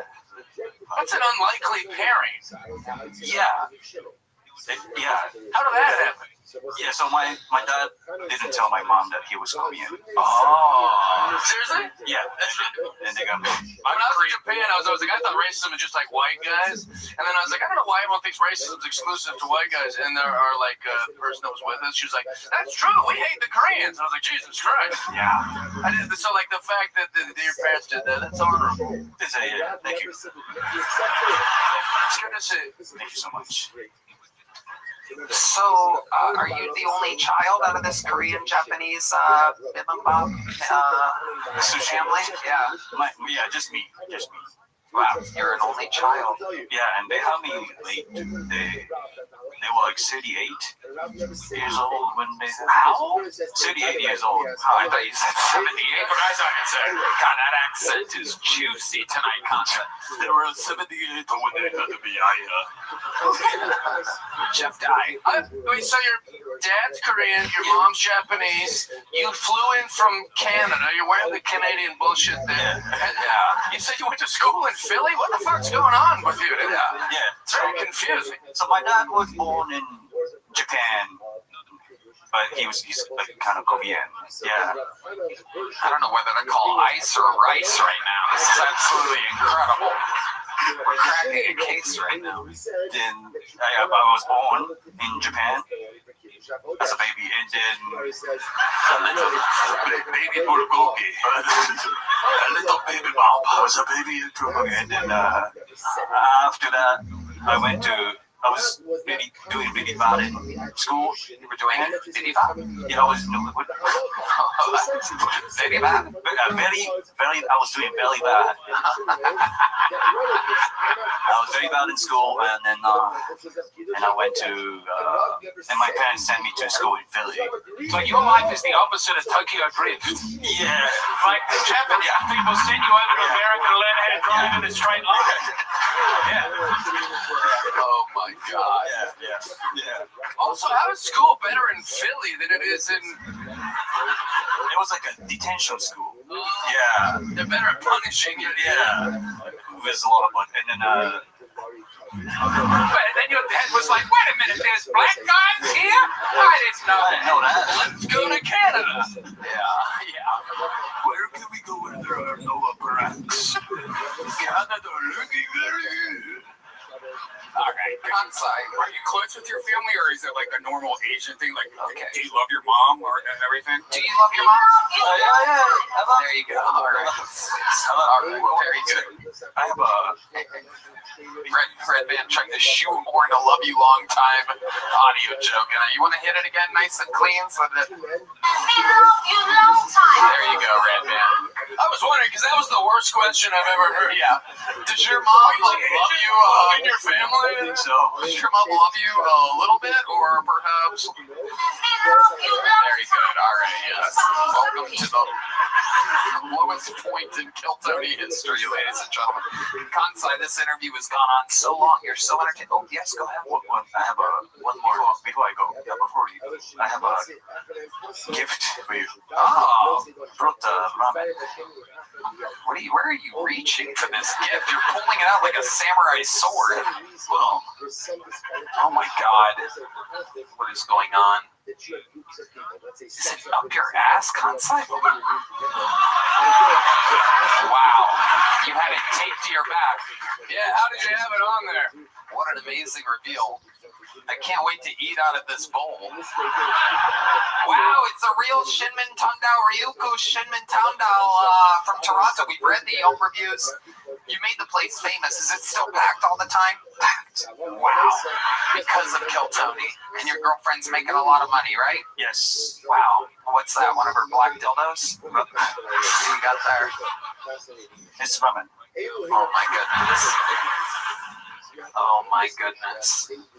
Oh, it's actual ramen? You brought ramen from Toronto? Oh, this was a crazy idea. It is hot. Oh my god. 8 ounces of ramen for you. Steaming hot. Wow. Kansai, that is amazing. Is that real Ryoku's Tondo Shinmin? Yeah. Wow. Oh my god. Oh, you have the toppings and everything. Wow. This is incredible. When was this made exactly? 2 hours ago. Okay, but you made it? It was frozen. It was frozen. Really? Yeah. What So I is put it? it inside and it got really. Yeah, that's a real thermos. That'll hold it pretty long. Yeah, it seems like it's really hot. You know what? Why don't you? I see what you're doing. Why don't you take it to the back and I'll eat it afterwards and I'll totally enjoy it. I'm glad I didn't ask. I saw a bump on your back when you did the bowing thing. Yeah. And I was like, I don't know, maybe he's got fucking scoliosis or something. I'm so glad I didn't ask. That would have ruined everything. So it would be very dishonorable for you not to eat this. Let me have a bite and a poke your eyes.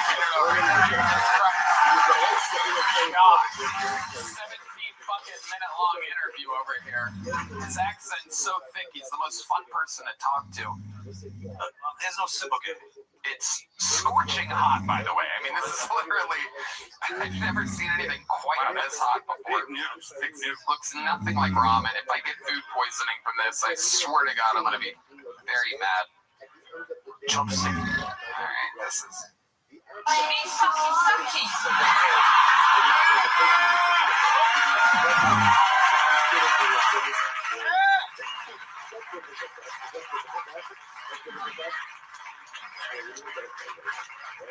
This is for Red Bud.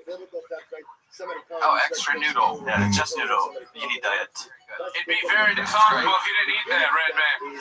You guys all want a bite? There we go. We have a starving cast here. I don't know what happened. Yeah, it's good. It is so good. One more time, plug it right down the barrel there. Where's the red light over there? Say the name of the restaurant. Okay, for the last night. Ryukyu Shinmen Tondo Ramen. Very good. That is Kansai Yatsuda. Thank you. Representing Canada, Japan, Korea, Philly, and Austin, Texas. How about one more time for the great Kansai Yatsuda? There he goes, ladies and gentlemen. Thank you, Kansai. All right, to the bucket we go, ladies and gentlemen. You guys probably know how this works, but we give people the opportunity of a lifetime. We're probably the only show in the world in which anybody that signs up can get on the show. And here we go. Ladies and gentlemen, your first human being doing a minute of uninterrupted comedy out of the bucket. We're going to meet them all together. Goes by the name of Tariq Morales, everybody. Here we go. Tariq Morales.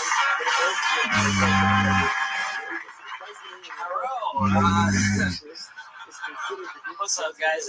I talked to my mom recently, and she said I should try being more black. And no matter what I do, it looks like I drive a Prius with the Hellcat sticker on it.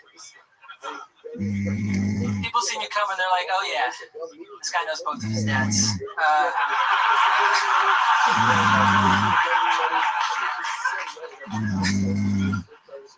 I do know my dad. When I grew up with him, he would always give me fatherly advice. He would always tell me, never fuck a bitch with your home, kid.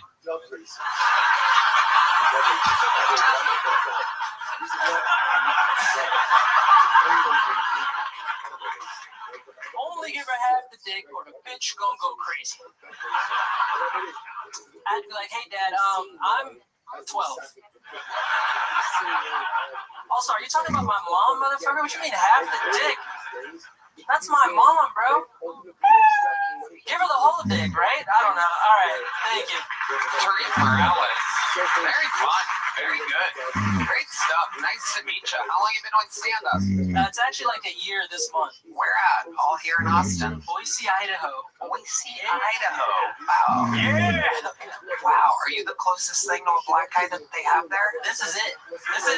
We hit it, dude. This is as black as it goes. Wow. And are you mixed? Yeah, I'm half black, half Puerto Rican.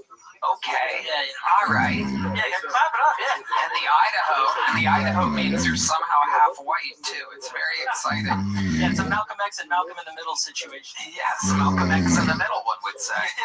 That's how you should say that from now on. Thank you. So let me ask you, Tariq, your dad is black, mom's Puerto Rican? Mom's black. Dad's Puerto Rican, but I grew up with my stepfather. He's black. Black as hell. Right. Yeah, that makes sense. When you say black as hell, can you give us an example of exactly what you mean? Yeah, sure. He like a little bit of that, not too much of that. He would take like massive shits when I was a kid. Oh, okay. Chain smoke Newports at the same time. It could have been any race until you hit the Newports there. Yeah, and then he'd make me stand there so he had someone to talk to.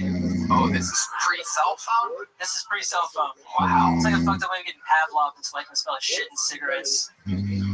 Wow. Yeah. Incredible. That's him. Yeah. Okay. And what do you think the blackest thing about you is? Really impressed by close-up magic.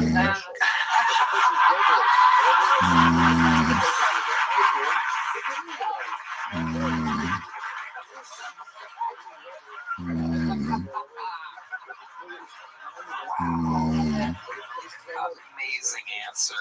That is correct. It completely checks out.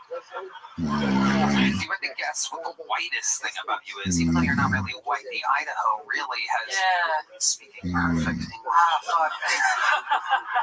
I know like almost all the lyrics to Mr. Brightside. That's wow. I'm learning that through osmosis. Checks out. That's white. And if you had to guess what the most Puerto Rican thing about you is, what would that be? You also can't vote? Yeah, there. Oh, okay. Puerto Ricans can't vote? That's... Okay, I thought you were going to say you don't recycle. They have a recycling problem. They're going to be in trouble a year ago. Turns out I was one of the only people that knew about it. Anyway, James McCann. Thankfully, there was a .vote solution for you as well. There was a what? But I don't vote. That was also good. Don't vote. I was being silly. I'll do some close-up magic to make up. Yeah, let's do it. What do you got? Whoa. That's his cell phone. How'd you get his phone? Wow. The microphone all the way down his throat there. Tariq, what do you do for work? I used to work at Omni. I was up there doing Omni shit, and then now I work from home. The hotel? Yeah. What were you doing at the hotel? Front desk guy. Horrible. I was doing so bad, and I had to get a new job. Can you give us an example of the worst thing you ever did at that job? Apart from like not doing it, I don't know. I saw there was an old white man who gave his grandson to like a Mexican lady that worked at the daycare, and then he just forgot. And so he comes to the front desk and he's like, "There's been an abduction. There's been an abduction." I'm like, "Just because she's Mexican, easy." And yeah, we had to like show him the video of him passing his grandson off to the lady. And it was like, wow, that's the craziest thing ever. Wow. Did that remind you of what your father did to you back in the day? He passed me off to my mother. And, yeah. What happened to the original Puerto Rican father? Oh man, he was a drunk guy in the military, and he got kicked out eventually. And you don't communicate with them at all anymore? Not much, no. I haven't talked to him in years. Okay. Why is that? You just don't... I don't know. I just feel like I don't really need a dad right now, you know? That's true. You know, you kind of missed the window on the dad part. So, yeah. I need a daddy alcohol. Okay. But you consider your stepdad your actual dad? Yeah. And if you had to guess what age you were the last time he made you stay in the bathroom while he shits and smokes Newports, what are we talking about? Was this like last Christmas or something? 17, yeah. Wow. Yeah. Oh my God, that is incredible. Yeah. It's amazing. Anything else we should know about you? What do you have any special skills or talents or anything? I don't know. I've been getting into gongs lately. Dude, I just bought a gong. A gong? A gong. Like an Asian instrument? A 28-inch Vietnamese gong. Yeah. Wow. I'm so stoked. We should have started with that. All this dad talk is way more interesting than you're into gongs. I'm into gongs now. Yeah, they're badass. One of the oldest instruments. Yeah. I keep it on. It's in my car right now. It's great. I fucking love that thing. What do you do with the gong? Exactly. Hit it. You just... Yeah, it's awesome. Yeah, it's sweet. It's got 2 dragons on it. Yeah. Wow. Okay. It's incredible. We have black Puerto Ricans playing the gong, and we have Japanese Koreans in Philly. Something's really backwards about the beginning of this episode. James McCann, Actually, Red Band had so many gong sound effects ready to go with the Asian fella. And with you, I see him over there scrambling, trying to get the gong sound. He has an entire set of gongs. You wouldn't believe it. Well, you better not get too many of those gongs, or Red Band's going to think it's time for dinner. I'm sorry. Tariq, I love your style. Sign up again. How long you in town for? I live here now. Congratulations. Welcome to Austin, Texas. Tariq Morales has made his Kill Tony debut. There's a big joke book. All right, let's keep it moving along. Here's a little update, little fun fact for you. Oh my goodness. Yeah, the great Heidi is here, ladies and gentlemen. HeidiRegina.com to catch the new podcast Love on the Line. She is hot. She's hot, everybody. A little update for you. My stomach is already oddly rumbling from the single bite of ramen that I had. I may have it. Okay. Something to keep an eye on as the show goes on. It's only been 5 minutes. Perhaps a bite of frozen Toronto ramen wasn't the best idea. It's been taped to somebody's back. Anyway, let's keep it moving along here. Your next book and bowl goes by the name of Diego Del Gadillo, ladies and gentlemen.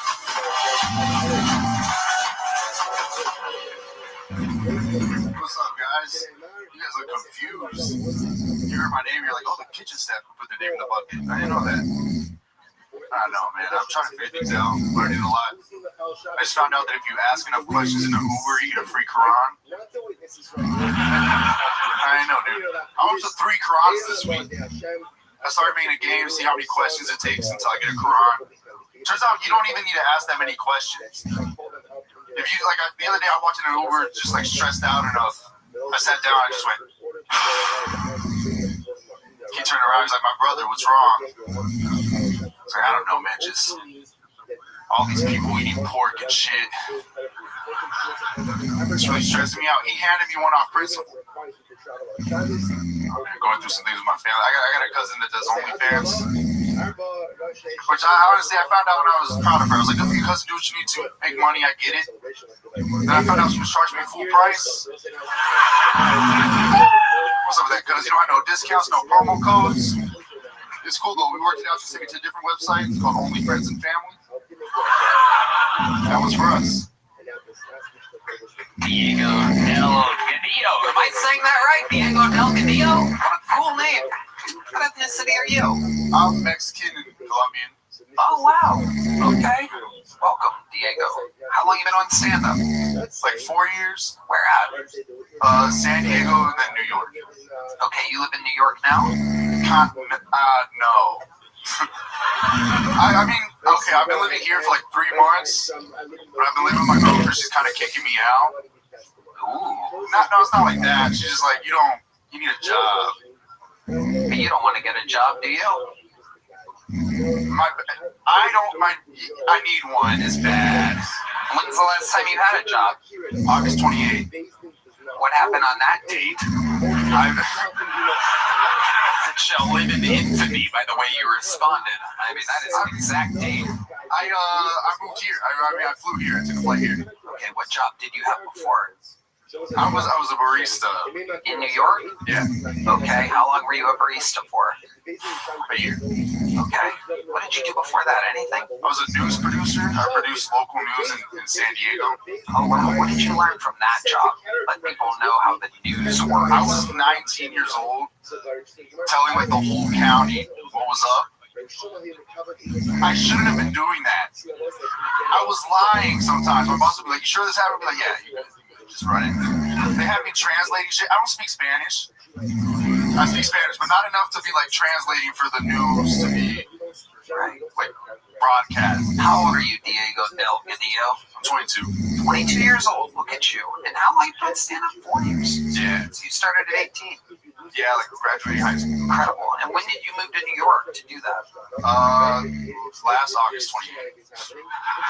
You move every August 28th? We'll see how it goes. It's looking like November 1st or December 1st right now for here. We'll see. Why? What's going on here? Not working out? It's not working out, but like, new city, My girlfriend's getting tired of me. But your girlfriend's in New York? No, she's here. She lives in Austin. She came with you. What did She lived here. She lived here. That's why I came here. Okay. What does she do? She works in commercial production. She wants you to get a job. How long have you been here again? Like 3 months. 3 months. And have you paid any rent or anything? No. Which is like, it's a good thing, right? We got a good thing going. It sounds like it's kind of going. James McCann. You're going to want to be careful next August 28th, because you've gone from presenting the news on television to making coffee for people to... I was making more money making coffee. Well, still, there's pride and dignity in both of those things, I'm sure. But, I mean, what happens next August 28th? You should head down to the bridge and get to work, I'm going blue collar. Next year, blue collar 2026. Who's in? What does that mean to you exactly? Something where I'm working.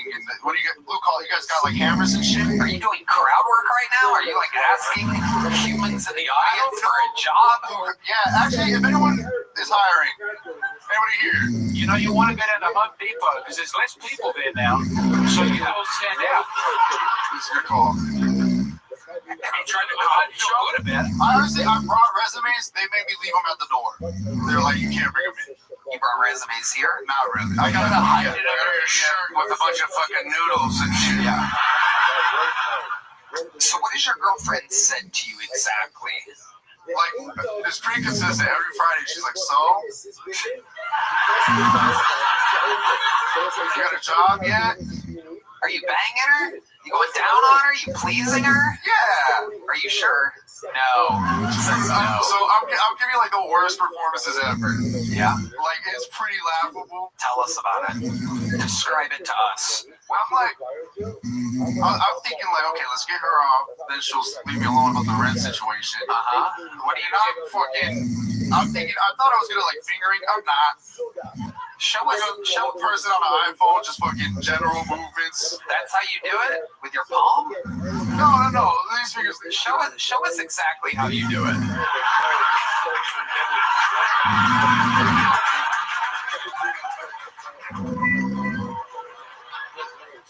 No, come here. I just want to talk. Oh, she's across the room from you still. You gotta get her over there. That's usually how it starts. Baby,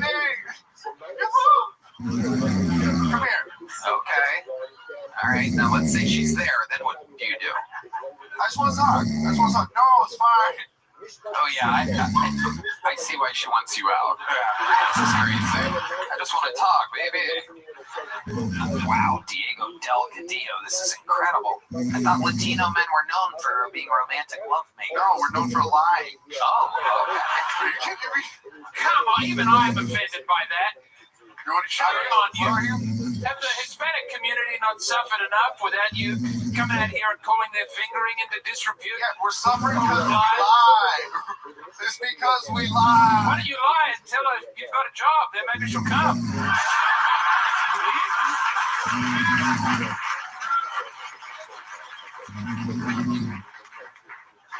Bring her a W-2, baby. Look what I got.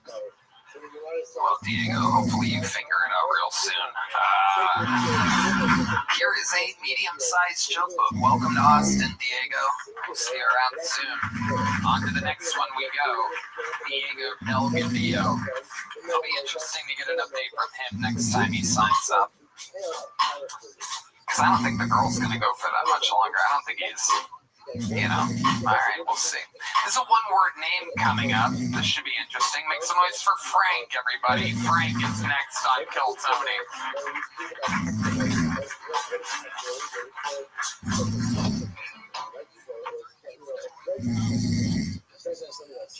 So, I've recently been on the internet dating and it's been an African-American female that I've been hanging out with. She's about as Caucasian as they come, and so I introduced her to my family. Just straight down the middle until about, 5 days ago. We're making love, and she said, "Oh," and it was the first time at that moment I realized that there was something deep inside that had not been released yet. But you've woken up a monster since last time because you motherfuckers on Reddit are unbelievable. The death threats and shit that you gave me, priceless. Worst bucket pool, you've woken up a monster. You have no idea. I wasn't even entertaining comedy until now. This is for you motherfuckers. Frank, no one even remembers you. No one remembered. We didn't even remember you. You had another chance. I don't even know what happened last time you were on. And you're out here like some kind of gangster rapper. Like, y'all motherfuckers thought you could hold me back.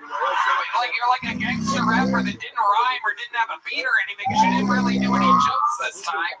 Like, you had us at the ooh. We were waiting for a joke.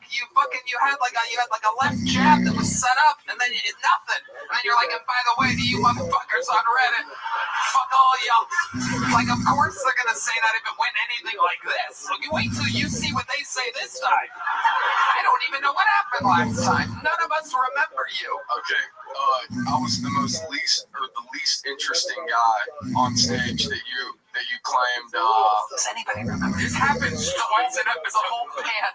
Literally, the band and never before have me, Red Band, and the band not remembered a human being. It was whatever you did was so terrible that we like Men in Blacked ourselves. Like, can you take us through? Let's check in with Jeff Dye and James McKinney. Maybe it was the most forgettable pull ever. Yeah, you're like the opposite of 9/11. You're like August 28th. What the fuck is going on here, James? But we'll remember this one. I like this one. 30 seconds of stand-up, 30 seconds of responding to death threats. It's an art form. I think that's good. I think lean into that. Death threats. Also, was there anyone else genuinely kind of like, oh, he might pull a gun out or something? Yeah, like there was a little... Like, I love it, buddy, but I was like, oh, fuck, I'm not going to upload. There was a period of time where he was just straight performing in my eyes, and I had to remind him that there's 300 fucking humans this way. We're just performing for me. You got to look at that. You think I'm the guy from Reddit? I'm Cracker Barrel Kid 55. What? Cracker Barrel Kid 55. Okay. That's all, man. Did you plan on coming out and responding to them and you held yourself back for a while? Yeah, it was the longest that I could. What was the snap? What caused you to... Yeah. What exactly was the death threat that you think you got? It's a different crowd, obviously, but I should have maybe kept that in mind.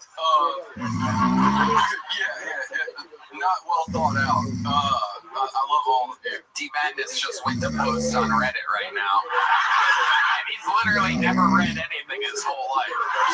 But he's going to start right now. Jeff Dye. Doesn't a little part of you kind of get it, though? These Reddit motherfuckers are pretty mad. I mean, yeah, if you look at it. Yeah. I mean, if you look under a rock, you'll find bugs. I had never gone on Reddit. I didn't know that there was a Kill Tony Reddit where people... So wait, what are you even referencing?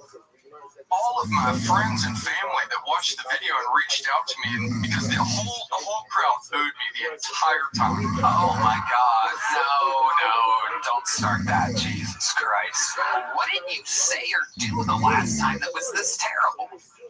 I was short-witted, or I wasn't quick to answer your prompts, and you put me on the spot several times. And I was it's an interview. You're doing good this time. Was there a reason why you couldn't answer my questions last time? Yeah, I just spent 25 days alone in Idaho with a.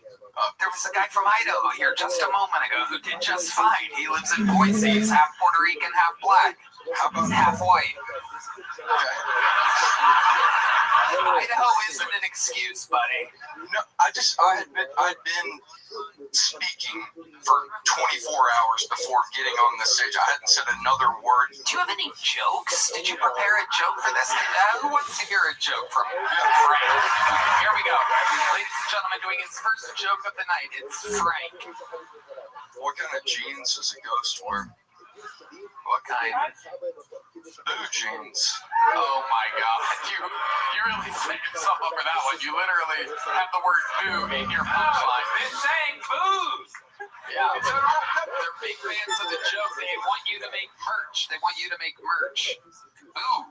They love the joke. Yes, they do. Them too. Yes, they do.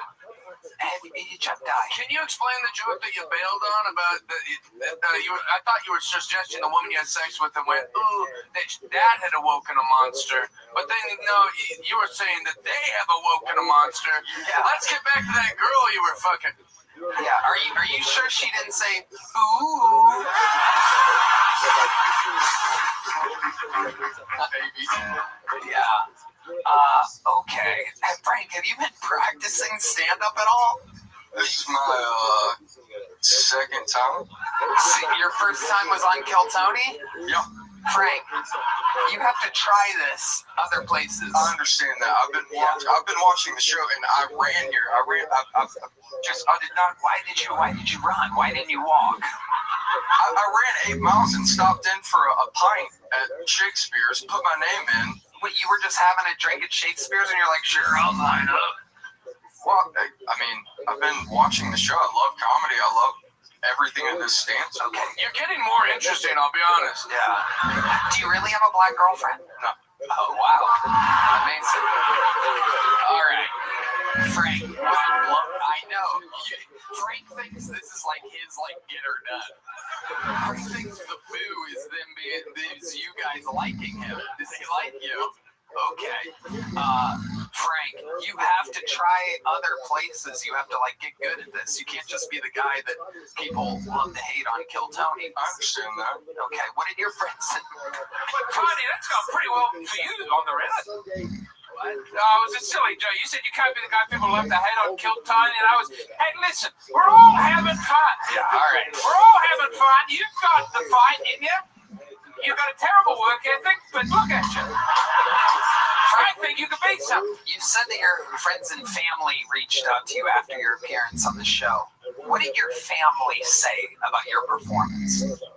Did mom or dad talk to you? My mom, yeah, what did mom initially was not a fan of the crowd because she blamed the crowd too? No, it was because she's wow, it runs in your genes, your boo genes. All right. They just reached out because it was my first time. It was terrible. I mean, it was just Frank.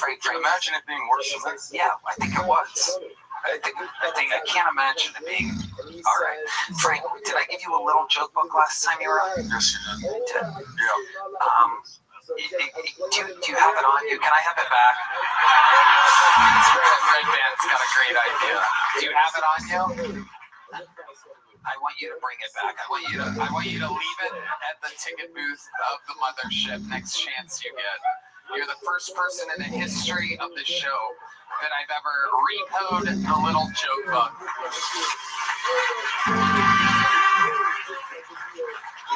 Frank, you have to do this other places.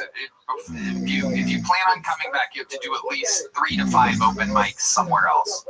This isn't just do fucking Kiltony. A lot of people spend a lot of time. There's tons of people in this bucket whose passion in life is this, and they're waiting to get pulled and be a star, and you're clunking it up for them because it's just a bucket. You're taking an opportunity from someone that's truly ready and prepared. There goes Frank, everybody, with absolutely nothing. He has to return his little joke book for the first time in the history of the show. 12 and a half years we've been doing this show, the first man to return a little joke book. I got bad news for you. It's another one-word name, but as you know, anything can happen. If you thought Frank was bad, you may love the comedy stylings of Bob, everybody. Here comes Bob, everyone. Uh-oh. We know Bob.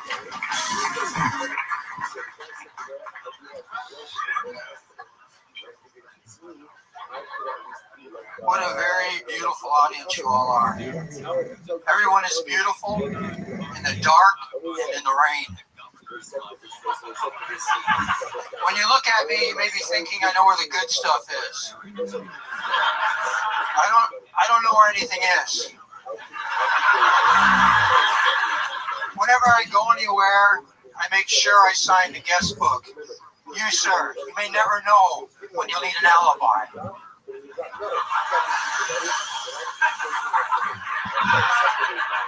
Whenever I cross the street, I look one direction.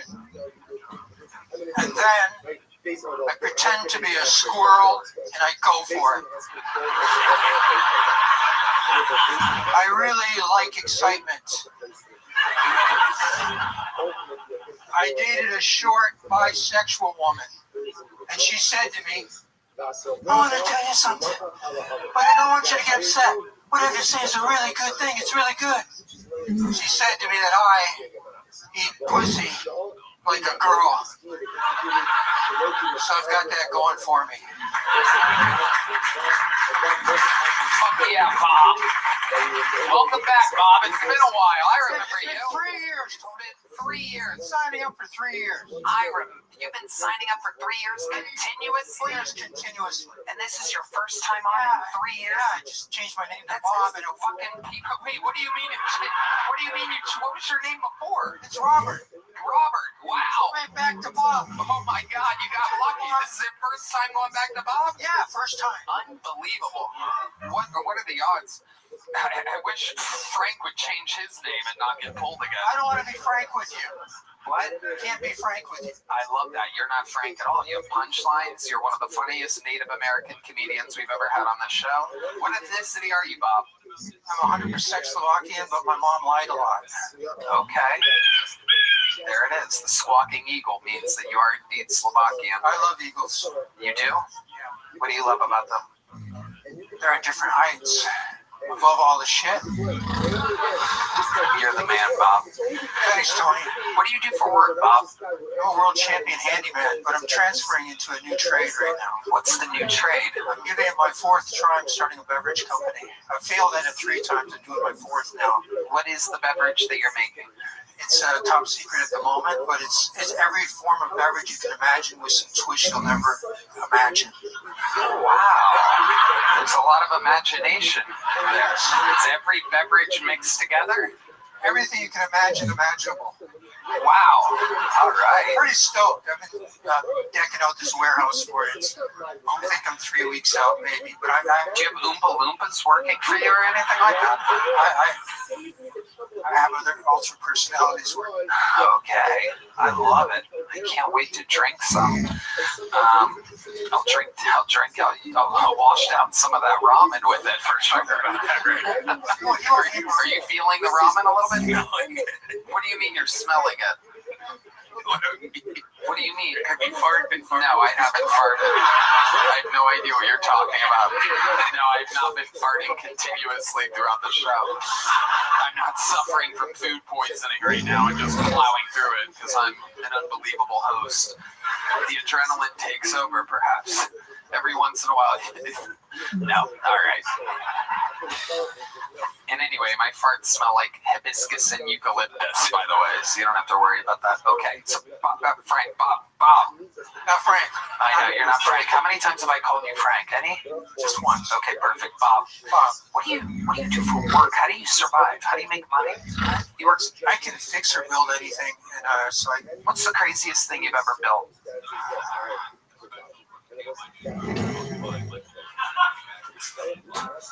A Chinese pedicab. You built a pedicab? Yeah. I retrofitted a pedicab with some electric batteries. Okay. Yeah, it's pretty dope. I'll be driving it out next week. You'll see it. You haven't done that yet either. It hasn't been driven yet. Oh, yeah, it has. I drove it today. I actually just got the battery in today. Do you pedicab? No, God, no. Oh, Jesus. All right. Why not? I have other things to do. Like what? That pay quite well. Like what? Like do electrical, plumbing, you name it. You do it all, huh? Wow. What's your love life like, Bob? It's what? It's dry. That's why I like the rain. Okay. Do you have your electrical license? No. No, he's completely unlicensed. This is a guy that's making a beverage with everything mixed together. That's right. Wow. What else would we be surprised to know about you, Bob? You seem... How old are you? I have no concept of time. That makes sense. That makes sense. You seem like you could have fought in every war that's ever happened. Vietnam, civil, the Mexican-Indian War, the Comanches versus the Apaches, perhaps. I actually feel that I was a pirate at some point. Really? That I have a ship on international waters, and I have Amazon women guarding my ship right now. Wow. But then I change them out every 9 months because they're all impregnated after birth. And then I put them in the homelands and I bring in another crew. Wow. Bob, you are amazing. You're so stoic in your delivery. You're such an interesting man. So crisp. That's a very crisp delivery, the way you said that. It was the way you kept your cheekbones up high. I can't help that, Bob. I can't help my cheekbones, Bob. Red Dan. I can't believe a fart noise gets that type of roaring. Just a roaring laugh. This is the fan base that I've accumulated. All right, Red Dan. Yeah, okay, very good. You know you're not allowed to have 2 fart noises an episode. Okay. Give us one more fun fact about your life. I shoot, for fun, I shoot roadkill. Wow. Yeah, like I go for a leisurely drive and look ahead. There's a dead crow on the side of the street. So I pull out of my car and I look at the crow. And it reminds me of my 2nd grade school teacher, Mrs. Crow. She used to pull me out of the chair by my ear and stick me in the corner. So I get out of the car and I shoot Mrs. Crow with my little cannon. I love animals. I shot her with a Canon camera. Wow. Bob, you are something else. I love it. Congratulations on getting pulled again. Did you have fun? It was a riot. Thanks, Tony. It's great to see you again. Last time I saw you was San Antonio. San Antonio. We did a Kill Tony there? You did a show there. I did stand up there. Yeah. And you went to my son. Nice. Yeah, you met my son up there. I did. Okay. Little Bear. He remembered you.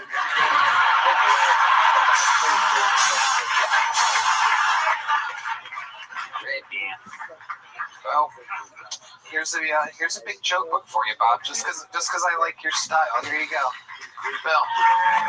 There he is, the return of Bob, ladies and gentlemen. All right. It's a real interesting set of bucket pools so far. Let's see what happens next with the stylings of Benny Benoit, ladies and gentlemen. Benny Benoit is next. Here comes Benny. One more time for Benny Benoit.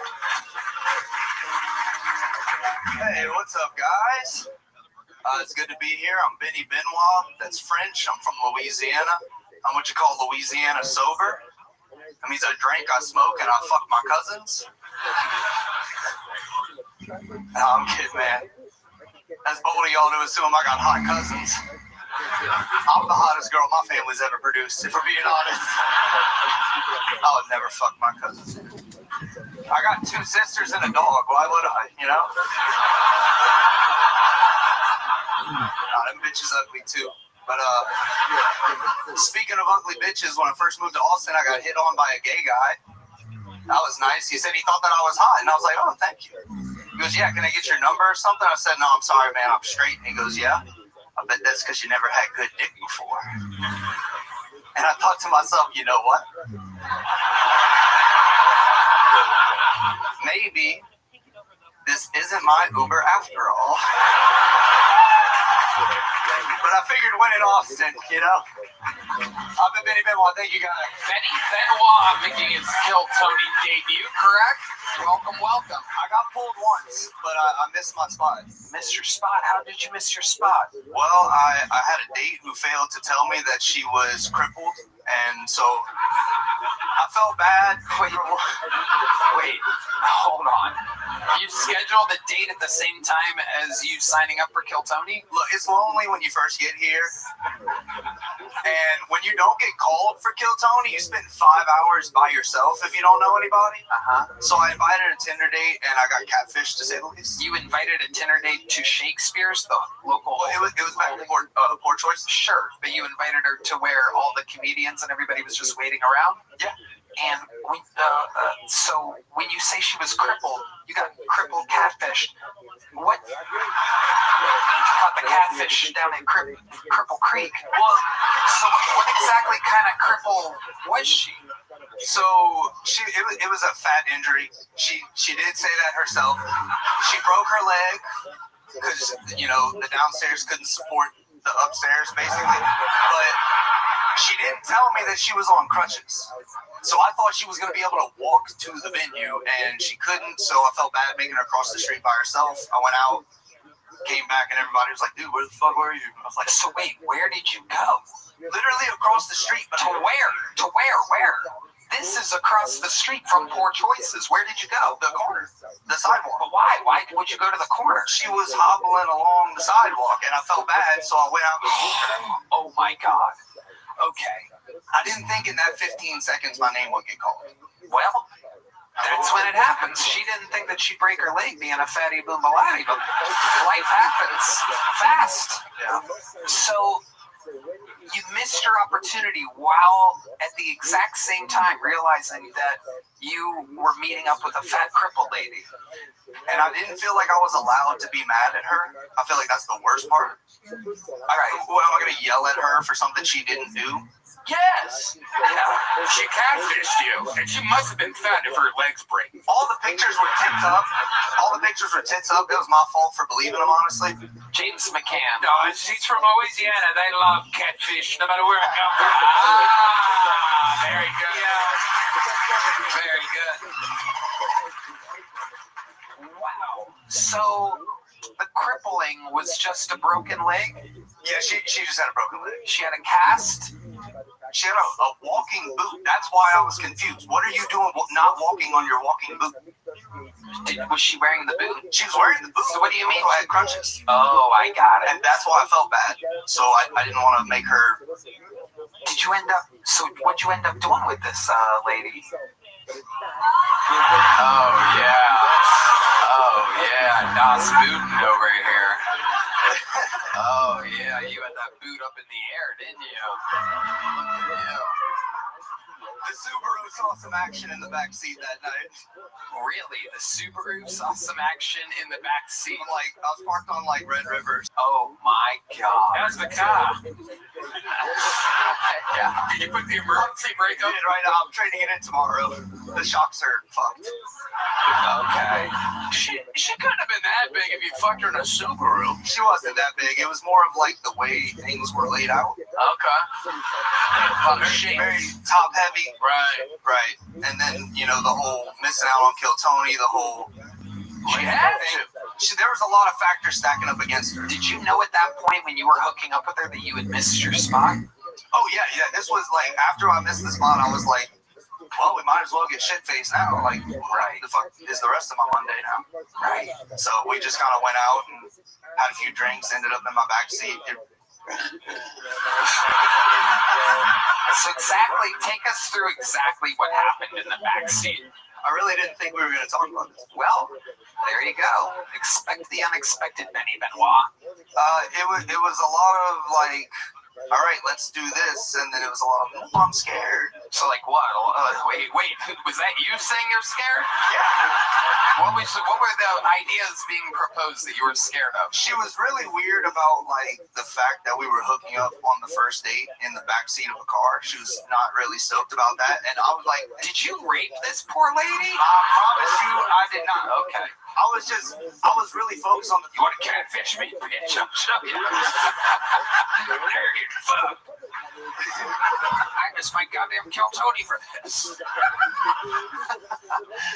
No, I was really, I was kind of focused on the fact that I'm definitely never seeing her again, so we might as well get it in while we're here.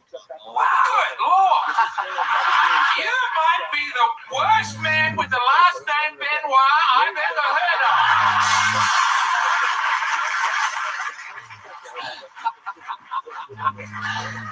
Wow, Benny. So you live here in Austin. I'm a pool boy. Oh my God, look at you. You're just out there fucking everything that moves, aren't you, Benny Benoit? I've knocked out some questionable creatures, I'm not gonna I bet. Tell us more about it. What have you done as a pool guy? A lot of single moms out there? It's kind of weird. I'm not gonna jeopardize my job for... You're okay, buddy. I'm pretty sure you just admitted to raping a fat cripple. I don't think you can lose your job as a pool boy on Kiltony. I meant like in person with the women. They draw like, I don't know if you've talked to women a lot, given. Very good, Benny. You got me there. Very good, you fat fucker. You really pulled that one back. I liked it.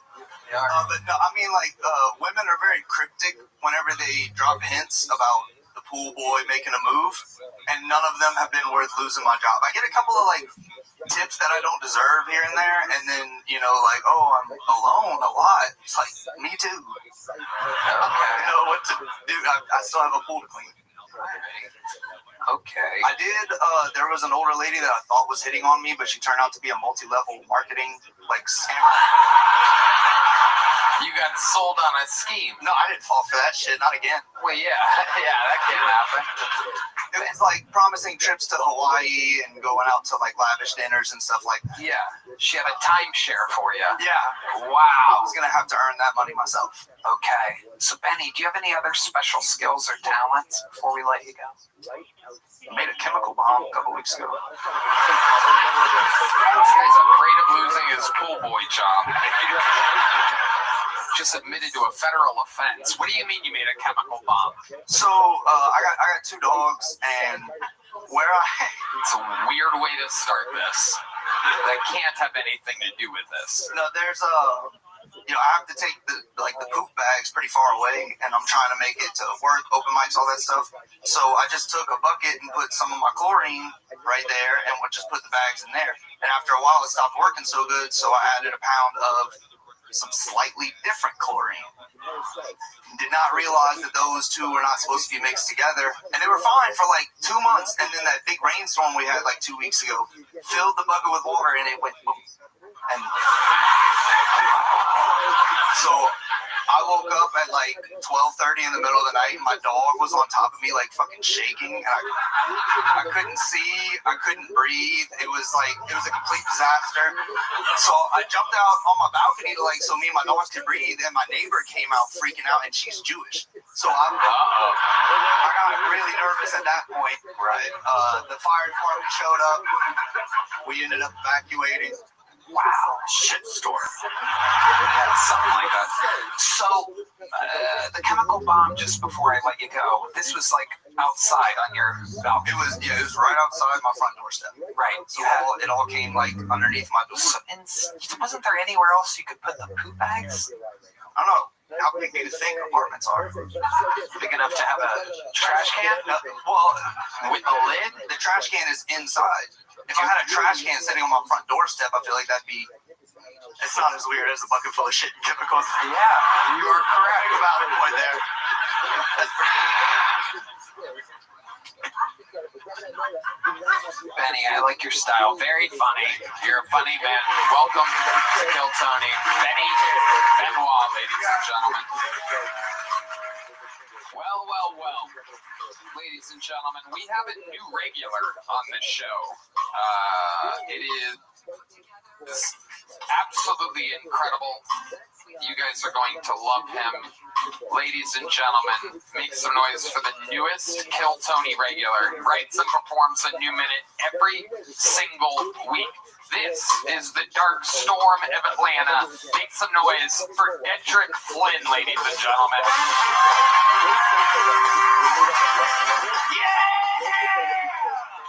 Yeah, man.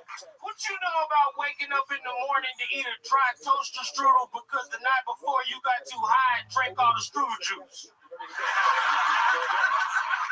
Now my day bad. What you know about missing your dead best friend so much that you want to talk to him, so you go get a Ouija board and a street witch, and then you start talking to him, only remember that nigga can't spell good.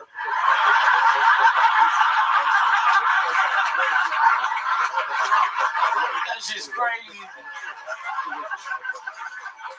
35 years old, and then I realized the other day I could fight, but I can't heal. I'm like a reverse Wolverine. We just gotta die after this. I don't got no ACLs. Now I get why when Jesus was 33, he was like, kill me. Kill me. Because if you get acid reflux one time, you like nail me to the cross. Burn lava and shit. Even God was like, yeah, my son shouldn't be 35. That shit, it shouldn't happen. All right, I love y'all. Dedrick Flynn, the dark storm of Atlanta has arrived yet again. Everything 100% spot on. Acid reflux is real. I hate it. Shout out Tom. Yeah, Tom saved the day. I take 2 almost every fucking day now. It's a nightmare. It's insane. Let's go with our senior acid reflux correspondent, Brian Redband here. Chewable Alka-Seltzer, I recommend it. It's like fucking Skittles. It's great. Right. Okay. Thank you. Yes. Great commercial. Dr. Redband.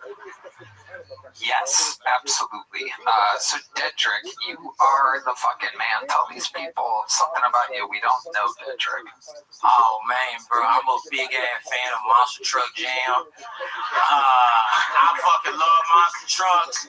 It's like Olympics for rednecks. Yeah. But you know, they in a truck. I think it should be in the Olympics, honestly. If you want to get there, I just like to see shit go flip. You know, it mean a lot to my soul. This spacesuit I got on ain't a spacesuit. It's from one of my favorite hardcore bands. But Tweeter Buried Me. I just want to shout that out. You know what I'm saying? Because I'm the official captain of the mothership, and I'm flying y'all. Yeah. What's the Joe name? Rogan co-pilot. Yeah, totally. What's the name of the band? The name of Between the Buried and Me. And that's like are they white? Yeah. Yeah. So they're in a screamo band, man. I can't picture you going to a white band like that. Oh, bro, moshing. Man, Just said he likes monster trucks. Yeah, I guess so. Yeah, he's from Atlanta though. That's like a thing. yeah, man, that's Mastodon's from there. Like that's yeah, Braun, that's my homeboy, the drummer Mastodon. Is my badminton partner.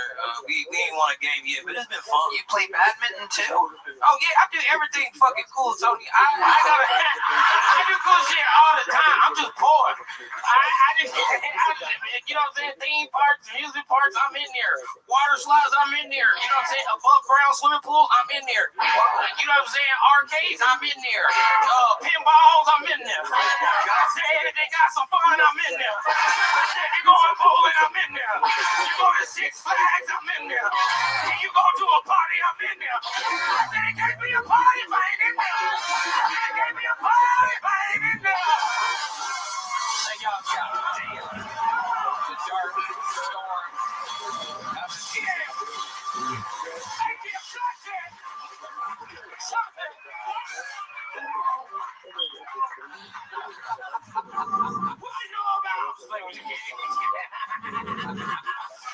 Oh my God. Wow. I love you. I love you guys. Oh, that's the acapella niggas. What's up, dog? Hey. And you going down the train on. Y'all know that one? Y'all know that? You gotta be high to know that one. I just made it up. They played the pre-show Straight No Chaser, but probably the best acapella band of all time. They're on tour. SNCmusic.com, on social media at SNCmusic. They're unbelievable. You got to see them? I saw him when we was up there chilling. They had we was up there bopping and jigging. And then I had borrowed his shoulder thing to massage. I got a knot out, so my shit was real loose with it. You know what I'm saying? I was out there getting it. They was shucking the job. Y'all at the Moody Center? Yeah. Y'all give me some tickets to go. Yeah. My girl likes musical theater, so I'm gonna get some pussy that night. Hell yeah. Absolutely.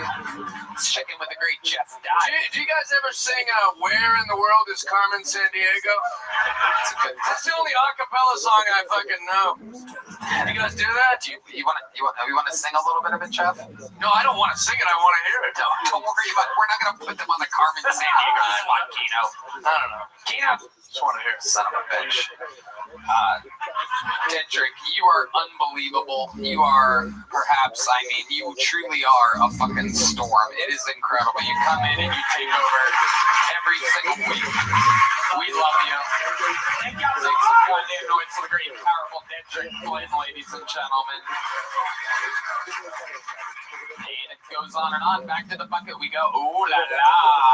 Some noise for Heidi, everybody. Wow.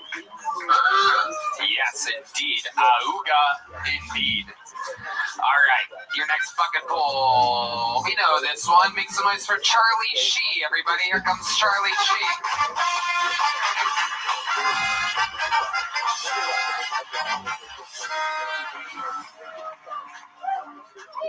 Hello, everyone. Here's your daily dose of racism.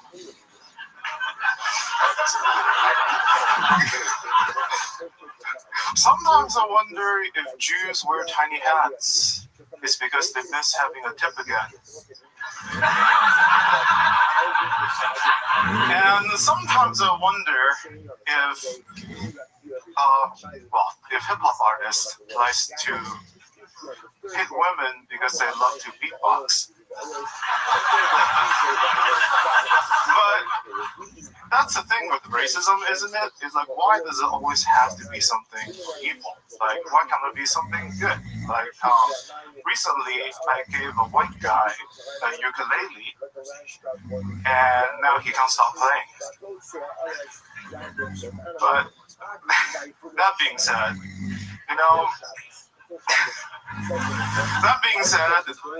racism is a two-way street. I just wish I'm driving on the right side of it. Thank you. Charlie Shee. Welcome back to the show, Charlie. I messed up and used my real name, so. Okay. But it's fine. What's your other name? Oh, Chen. You know me. Yes, I know you. Okay. Yeah, you've been on the show multiple times. Yeah, about a year ago, 3 times. Okay. Very good. So how's life been going? It's been doing better. Okay, right, man, we get it. They're Asian. Maybe Native American. I mean, I did grow up in New Mexico, so close enough. Okay. All right, there you go. So, Charlie, what's going on in life? I got laid off for 5 months. And then I was able to find a job about 3 weeks ago. Where did you get laid off from? Oh, I was working for a bank in Canada, and then the tariffs happened, and then U.S. employees are considered to be risks. So, yeah. So now where do you work? I work for a particular university here in town. You work for what? A university. A university? Yeah. Okay, what do you do at the university? I fix computers. Fix computers, okay. All right. How's life been going, Charlie? Are you still... Well, yes, I'm still trans. It's just that, yeah, but. Yeah, I mean, you wrote down Charlie today. What are we going? Are we going backwards? No, it's because I had a long day at work. I was on the phone for 4 hours. You worked. Hold on a second here. This is breaking trans news. Yeah. Hold on, I didn't know this was possible.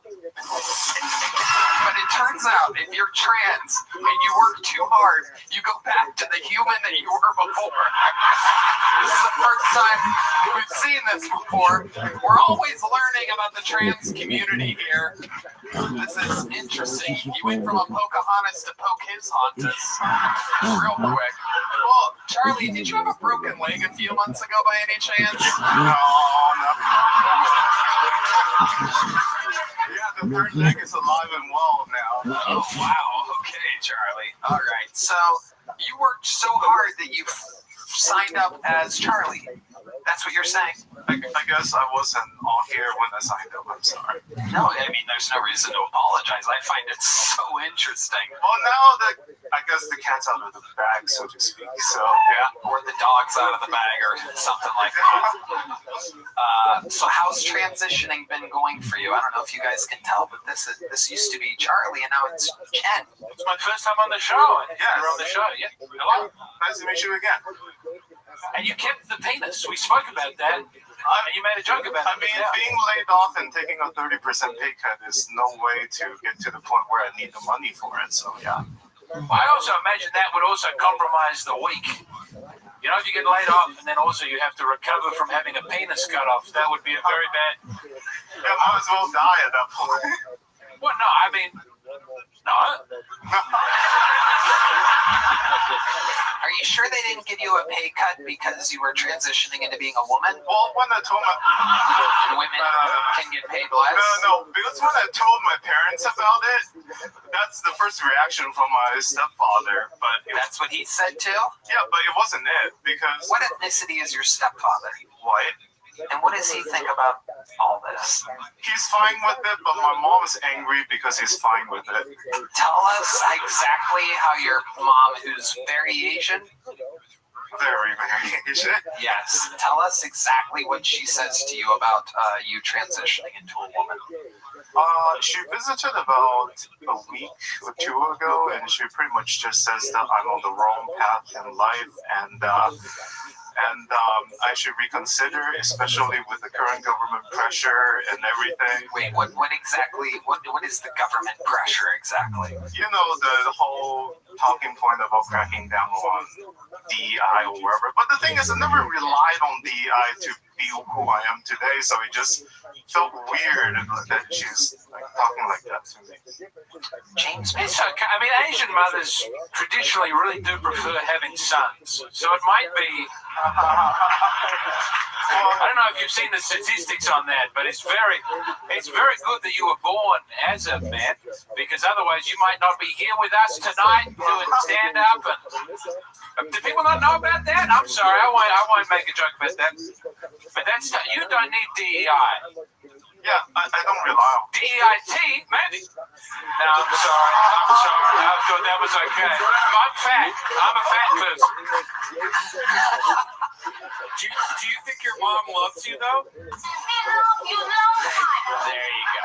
He finally got it off clean, ladies. Not in that way, but I know that despite her limited capabilities, she's doing her best. You guys are kind of dressed the same tonight. I gotta say, if you look really closely, you can't tell which one's which. Be mad at her, you know? So red band and yellow band up here. This is incredible. Well, people call me yellow band because I do soundboard too, but yeah.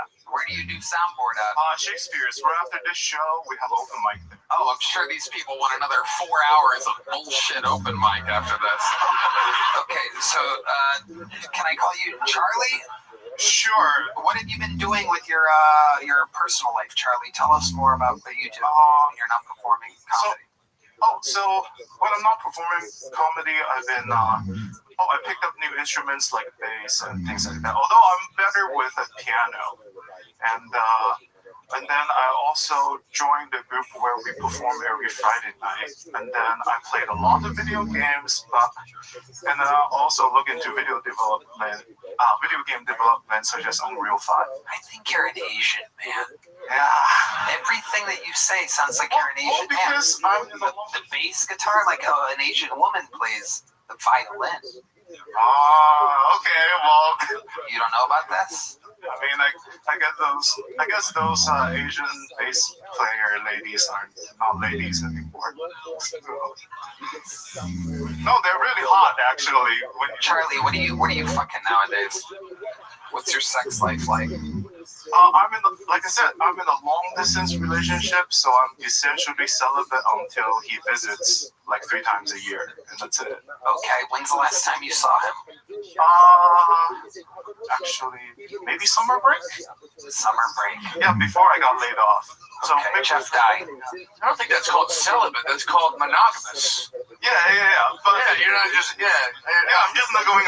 Maybe I'm nitpicking. I don't know. Yeah, I'm not just going around fucking everything I see. Good for you. Yeah, you're a good man or lady or whatever the fuck's going on. No, you're honorable. I like this about you. You're very nice to your mom about it. You might be the most reasonable trans person I've ever met.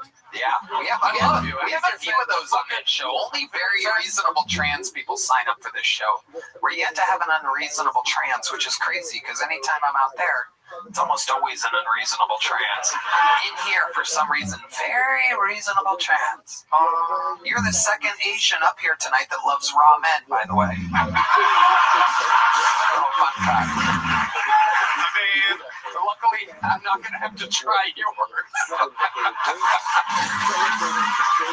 Because my butt hurts.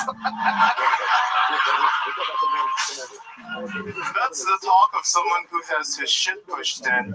Oh, you son of a nice lady. A very reasonable woman. Why do you want to be trans instead of like a pretty gay guy with nice tits? Good question, Red Band. A lot of people are expecting Red Band to win a Nobel Prize. The questions that he asks. This one will go down in the history books. Why do you want to be trans when you can be a dude with fat tits? Why won't you be exactly what Red Band wants sexually? Why do you want to have a dungeon when you have those awesome dragons, dude?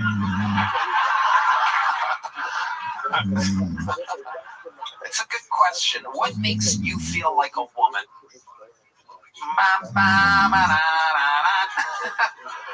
Man, he feels like a woman. Am I the only one that heard that? Okay. This is actually a thought I had a while back, and I think it's something like, it's unfortunate that, you see, trans people are closer to straight people, but they keep on lumping us with gay people, and we don't know what to do with it. So, because we like somebody of the opposite gender most of the time. It's just that we're in the wrong body.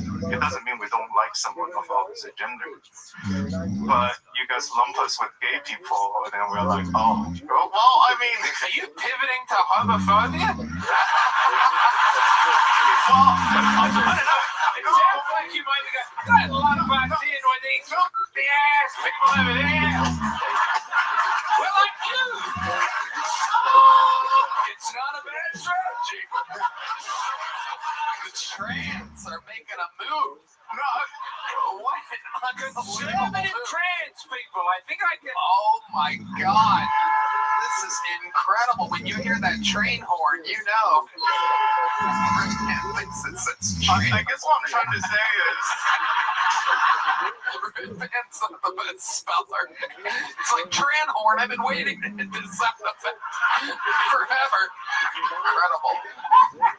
You have it turned down. Not all trans people are gay, I guess. So that's what I'm trying to say. Okay, but when you're butt fucking your boyfriend with your dick, you must understand why you're clumped with gay guys, right? You don't butt fuck. You take the. Wait. Oh yeah, that makes sense. Yeah, I take it. I don't. What do you do with your thing? We stumped it. Oh, geez. We stumped it. You know how hard it is to stump an Asian boy with an easy question? In the classroom, you guys rattle it right off. Oh, man. Most of the time, I don't do anything with it. You don't do anything? Well, you don't like to come? I do love to come. What makes you come? Just a good fucking, okay? Wow. I mean, I like the kind of good king where the hips meets the butt. It feels like he's slapping me while he's thrusting, okay?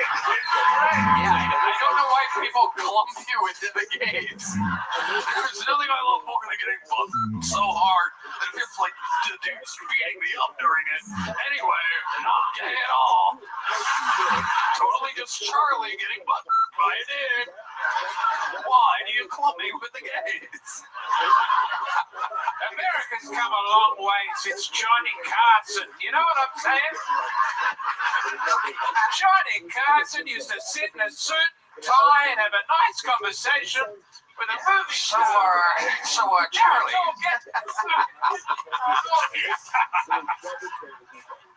Let's all leave a little something to the imagination. That's all I'm saying. Wow. Nothing beats it. Charlie, I like your style. Great interviews always. The minute, you went with it, you committed to racism. It was good. It was okay. It's fun, But really, the interview, you just crush. You're such an interesting person. Thank you. Whatever you are, you're interesting. Here's another big joke book. There you go. Catches like a man. Catches like a man. Right off his tits. That's right off his tits. Or their tits. Their tits. It's tits. Speaking of real tits, there's the lovely Heidi, everybody. So real. Yeah.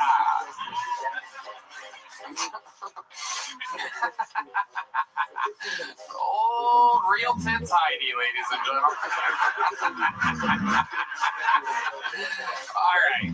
Your next bucketful goes by the name of Asher Casson, ladies and gentlemen. Make some noise for Asher Casson.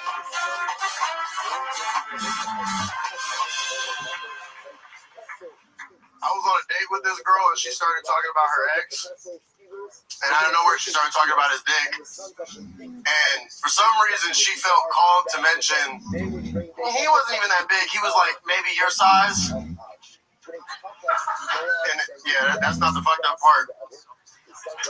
See, the fucked up part was she said this during the movie, like previews. So I gotta sit through Twilight now while I'm thinking about this shit the whole time. Okay.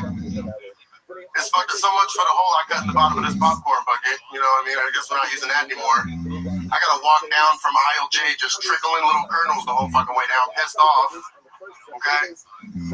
I ended that date and I went home and I did the old fashioned confidence booster, fellas, where you measure it up against the TV remote. This is like 2012 though, okay? So it's like the big ass Comcast remotes. I don't even reach the guide button. I start fluffing it, trying to get every inch I can. Next thing I know, Disney Channel's on. I got my wiener out. It's not good. Kids these days are lucky, though. They got Roku remotes. Roku remote have you feeling real confident. I'm Asher Casson. Thank you guys very much. Asher Casson. Welcome, Asher. Thank you. How long you been on stand-up? Just about a year. Just about a year. Where at? LA. All of it in LA that you still live there? Yep, 100%. I drove out for this. So. You're born and raised in LA? I was born in Seattle, but lived in LA my whole life. Perfect. Amazing. What do you do for work? I just got fired, actually. From what job? I worked at a place called NutriShop. I sell protein powders, vitamins, stuff like that. Why did they fire you? Because of this, actually. I flew out the first time. I called the time off. I didn't make it back in time, and they said, we're firing you. But that was 2 weeks ago. Okay. Yeah. How many times have you signed up for this show? Just twice. This is my second time. Nice. Okay. So, Asher, I'm going to ask the question that everybody wants to know here. Yes. How big is that dick? I mean, every good joke's got a little bit of truth to it, a small bit, but it's a solid 6, I think. Solid 6. Heidi, do you have a tape measure over there? No, I'm kidding. Okay. And this was your ex-girlfriend? Or is it? No, it was just a girl I was talking to at the time. You have a girlfriend now? I do. What does she do? Are you making her up as I ask you questions? Well, I'm in a transition. Okay, so was the last comedian. Yeah, no. My last girlfriend just left me. Yeah. Hit the horn button. Your last girlfriend left you. Why did she leave you? It was because I had a porn addiction. Oh, okay. Yeah. What types of porn are you watching? Black. Okay. Black porn, for sure. What is it about black porn that you love? It's entertaining, like they talk during sex. I didn't know as a Caucasian I was allowed to do that. What are some of the things that they say that you like? Just give him a little spotlight here, Kino. Tell me this Draymond's pussy. I like that one. Oh, okay. Okay, give us another one. You can take all of it, quit running. Oh, shit. Yeah. All right. I like that. Okay. I haven't had a chance to use it myself, but I have some that I use though. What do you use? Someone called PETA because I'm killing this pussy. PETA, like the like a cat. Like freestyling during the sex intercourse now? Yeah. Whatever happened to a good old-fashioned kiss on the cheek and I love you, baby? Yeah. That's gay. Wow, yeah. Gay? Yeah, that's really gay. And don't run away. You can take all this dick. That's not gay. Yeah, but you're the one saying it and you sound like that. You see what I'm saying? When a black dude says it, it's different. Yeah, come on, say this. How dare you come here and question how black I am? Oh, you know this is Draymond's pussy.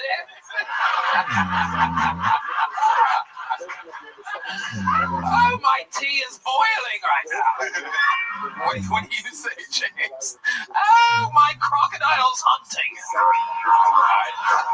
Oh, I want to didgeridoo you all night.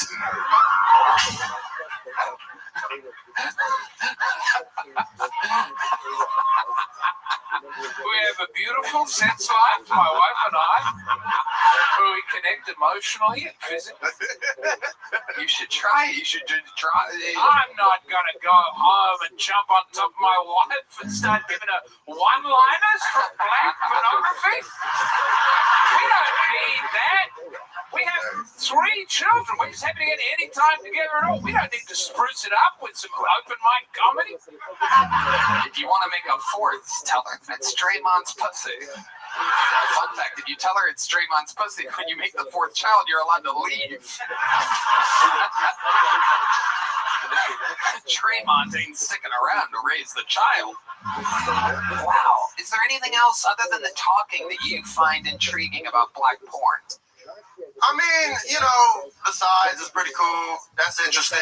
Yeah. Of the penis. Yeah. Yeah. Want to clarify? Yeah. No doubt about it.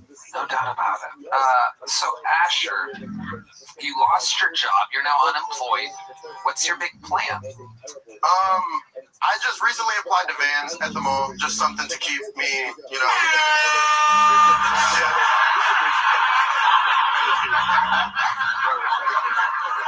Let me tell you, I reckon you could get that job at Vans at the mall. I've been to that van in Austin. No, in Santa Clarita. Oh, I know, I haven't been to that one. But the Vans in Austin at the mall, terrible service. Really? Some of the worst shoes. I tell you, if you want to move to Austin, you get on down to that mall and try one of those shoe shops. Because these people, I say that with love and respect. No, why? These people are some of the worst shoe shop employees I've ever encountered. I go in this damn shoe shop. I say, I need a size 12 of this, and they come back and they go, well, we've got a size 11 and a size 13. I say, well, that's not good for me. Yeah. Size is the most important part. That's what his ex-girlfriend said. Yeah. Right there, very good. She was black, too. Really? Yeah. Wow. And we have a kid together. Oh, hell. Oh, my God. You made a baby? A black one. You made a black baby? Yep. Oh, my God. That's why we separated. He needs the black experience. Wow. All right, I'm sorry. You made a black baby and your name is Asher? Asher made an Ashy? Yeah. Holy shit. Yeah. That is incredible. How old is this black baby? He's just creeped over a year. He's like a year. Why'd you have to say creep like that? Why'd you say it like he's plotting and planning something? He's just creeping over a year? That's Peekaboo, Ash. Oh my God. That is absolutely incredible. Is that why you want to work at a shoe store? No, my actual job is I produce a comedy show at the Ice House, but that's once a month, and it's not sustainable all the time. Of course. So how often do you get to see this little black baby? I mean, is that a picture of him on your shirt? This is Darth Vader. I know it's Darth Vader. I'm making a joke about having a black. It's black. Darth Vader's black. Yeah. Those of you that don't know. I am your father, and I'm leaving now. Yeah. All right. Okay. That did happen and stuff. Yeah. He did abandon his child. And Luke turned out great. Yes, you did. It is true. It is true. And he. Okay. I mean, it did turn out great for Darth Vader, I'll be honest with you. Yeah, he skywalked out of his life. We got Star Wars jokes over here. All right. Do you only hook up with black women? Are you? No, my current girlfriend's white. Oh wow! What made you make the change?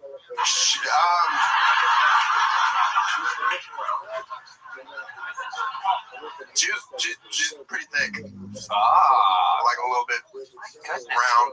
There's some real hood traits to you, like thick white women. I've been told that. What else? What do you think's the blackest thing about you? We know it's not your penis. Yeah, no. Probably my black scent. I've been trying to get rid of it, but it's here. You hang around a lot of black people. Yeah, a lot. Because, see, my mom, she did, drugs. Yeah, she did heroin when she was pregnant with me. Whoa. I got eczema now, so that's fucked up. Wow. Yeah. Eczema is your baby mama's name? No. Eczema Jenkins for her?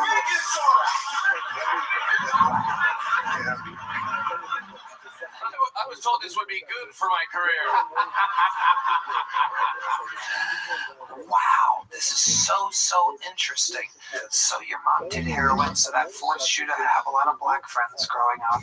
Yeah, well, I mean, when you say it in that order, it sounds like I'm... How old are you? I am 23. 23? Yeah. My goodness, one of the oldest people to ever apply for a job at a Vans store. This is incredible. If the Vans doesn't hire you, what is your next maneuver? I was gonna full dive into comedy. That's the reason why I started producing, is actually because your advice to people is produce a show, control your own stage time. So I was gonna just dive full on into that. Well, as much as you've hung around black people, I wouldn't recommend diving into much of any. Find yourself drowning, there might need to be a lifeguard there. Yes. Can you swim? Yeah, not well though. Right. Yeah. Okay, so you're 23. You might want to, diving all the way into comedy. Since I didn't dive all the way in when I was 23, and I started at 22 like you. I was hustling for a few years there. So what's your actual next plan? Other than the Vans doesn't hire you, you're going to have to make some money. You have you to take care of. You have a child to take care of. Are you giving money to the baby mama? Yeah, every month I give her. I'm not on child support. That's my kid. I gotta take care of her. You're damn right. Yes, that's good. Because he's a white guy. Yeah, but I used to detail cars. I know how to detail cars. I would go back to door trying to, wash people's cars. Wow. Okay, very good. Wow. All right, Asher. Anything else crazy we should know about you? You have any special skills or talents? So you know how to rap at all? You a white rapper? No, I used to play basketball. I played basketball overseas in Puerto Rico. Really? Yeah. Overseas? It was 50 pounds ago. Wow. There's a sea. It's American territory, but I claim it. You know what I mean?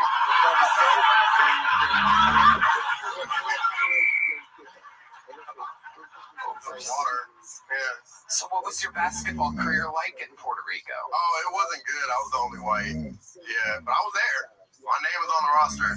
Wow. I had one good game. It was 30, but yeah. You had 30 points? No, I had one good game out of 30. I had 8 points. Gotcha. But I was throwing those assists. Right.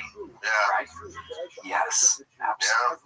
Yeah. Anything else other than basketball and comedy? I mean, gambling. I love to gamble. Oh, okay. Yeah, it's not the best for my current situation, but I stopped over at that little place underneath Sunset, they got like some slots back there, and I played $20 before I stepped on stage. Yeah, you didn't know? Yeah, there's slot machines underneath their comedy club. Yeah. They're right next to the bathroom of Main Chicks. I spent 20 and I won like up to 30, and then I blew it all off. Yep. But I only played 20. That's good. Never play with more than you're willing to lose. That's right. James McCann.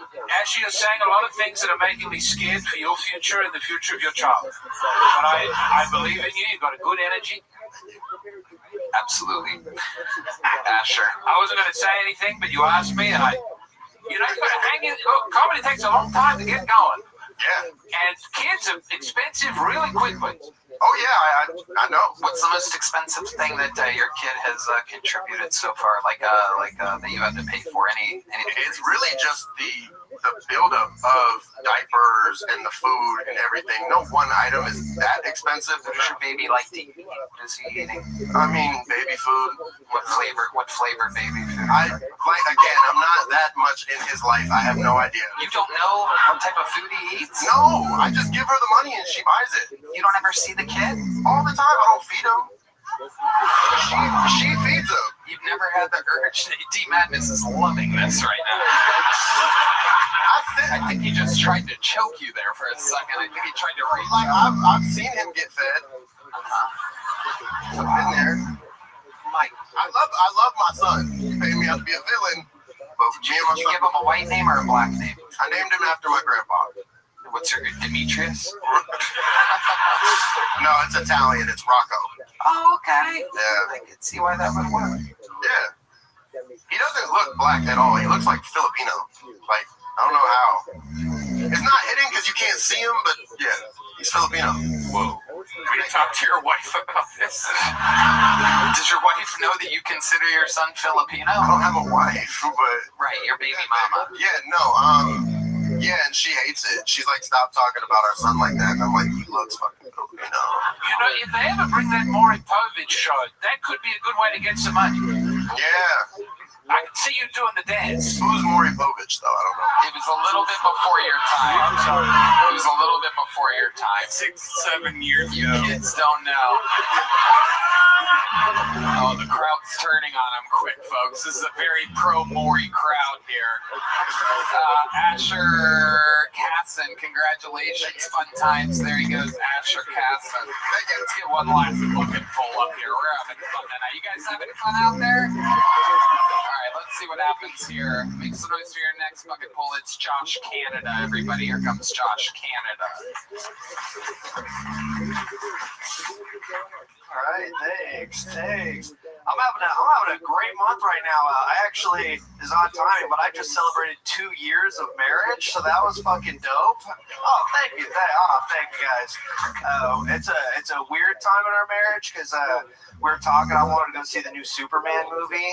It just came out on HBO, and I was explaining it's really interesting because they changed directors, like revamping the universe, and she asked me, how long do you want me to pretend to care about this?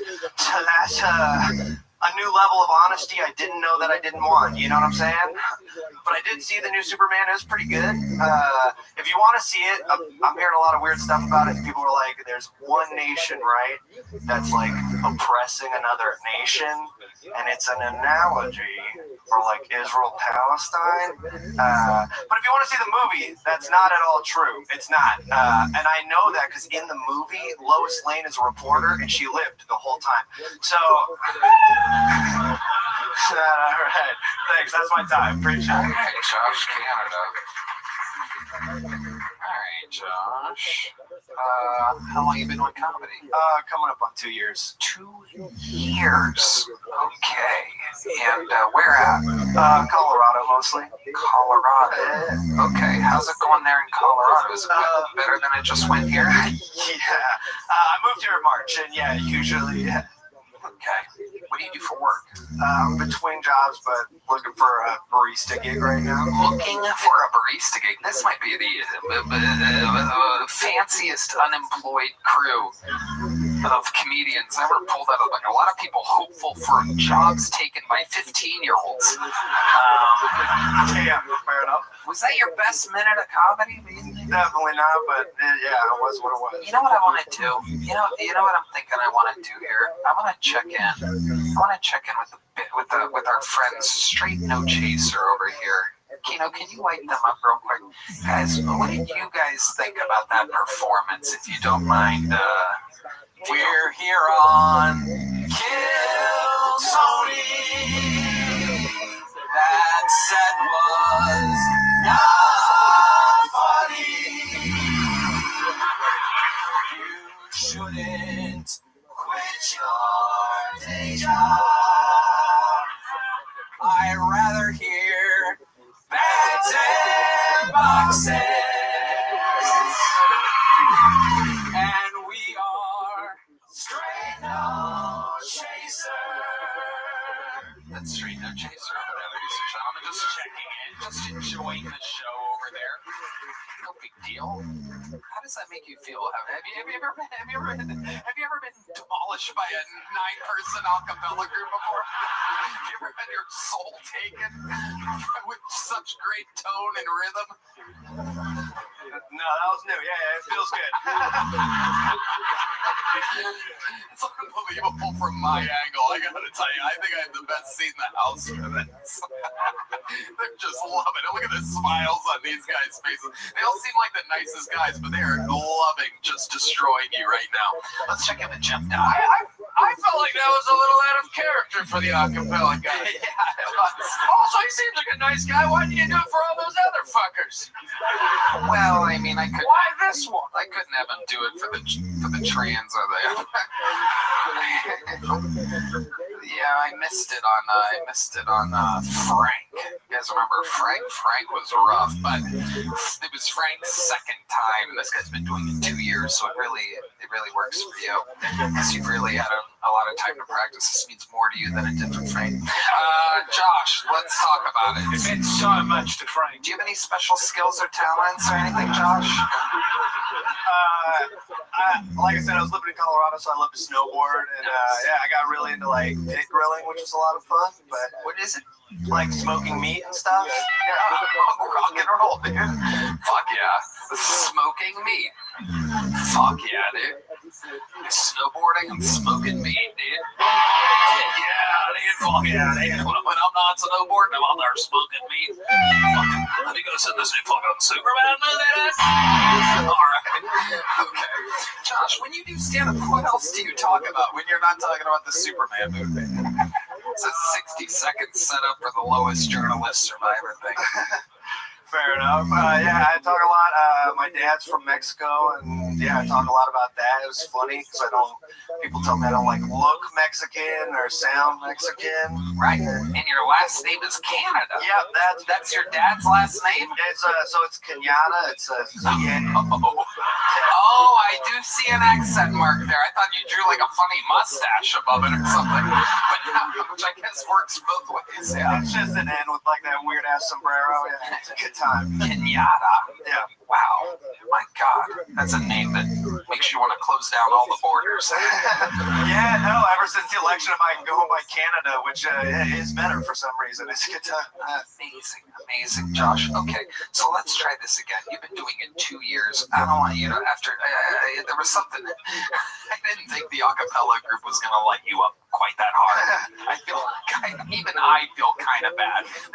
Even me, a writer of like 13 Comedy Central roasts, right? I mean, I do this every week. There's something about being told, you're not funny, in which I'm like, oh God, that is as icy cold as it gets. 9 guys hitting different notes and making it sound beautifully perfect. So I'm going to give you one chance here to redeem yourself. 2 years in the game, I want you to do your best joke right now, like a little quick, fast little like boom. All right. Move the mic stand out of the way. Move the mic stand. All right. I think think mental health is important, just because, you know, depressed people are so annoying. It's like, get over it, you know what I mean? It's like, and I'm not trying to, like, make light of suicidal people either, you know, because that's very serious. You know, with suicidal people, it's never who you want it to be. You know what I'm saying?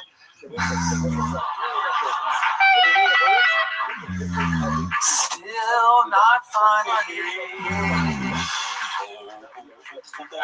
Josh, my sweet, sweet Josh. Do you have any other special skills or talents other than snowboarding and smoking meats? Jeez, man. Fucking asshole. I was fucking grilling a pig the other night. I used to like to act a lot. That was a lot of fun. So that was that's something I enjoyed doing kind of before COVID. Do you live here now? Yeah. Okay. Well, Josh, you know, we need you to sign up again sometime, Josh. Okay. In the meanwhile, what do you got there? What are you taking out? Here's a little joke book. It wasn't a great day, Josh. It gets better. Sometimes the story, sometimes people grow on this. Appreciate you, man. Thank you. One more time for Josh Kenyatta, ladies and gentlemen. He'll be back. He ain't quitting. He'll come back. He's just gotta fucking smoke some meats. He'll be back.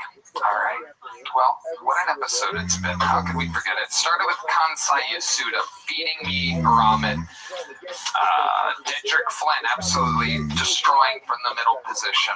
We've seen a lot since then. There's only one way to end an episode like this, ladies and gentlemen, and if you ask me, it is with the reigning, defending record holder for all-time appearances and all-time interviews. He's a Kill Tony Hall of Famer. The God himself said, I love that man. Some people call him the Vanilla Gorilla, the Memphis Strangler, the Tijuana Tarantula, the Bernie Butch. Ladies and gentlemen, this is the Big Red Machine, the one and only Lights Out, William Montgomery.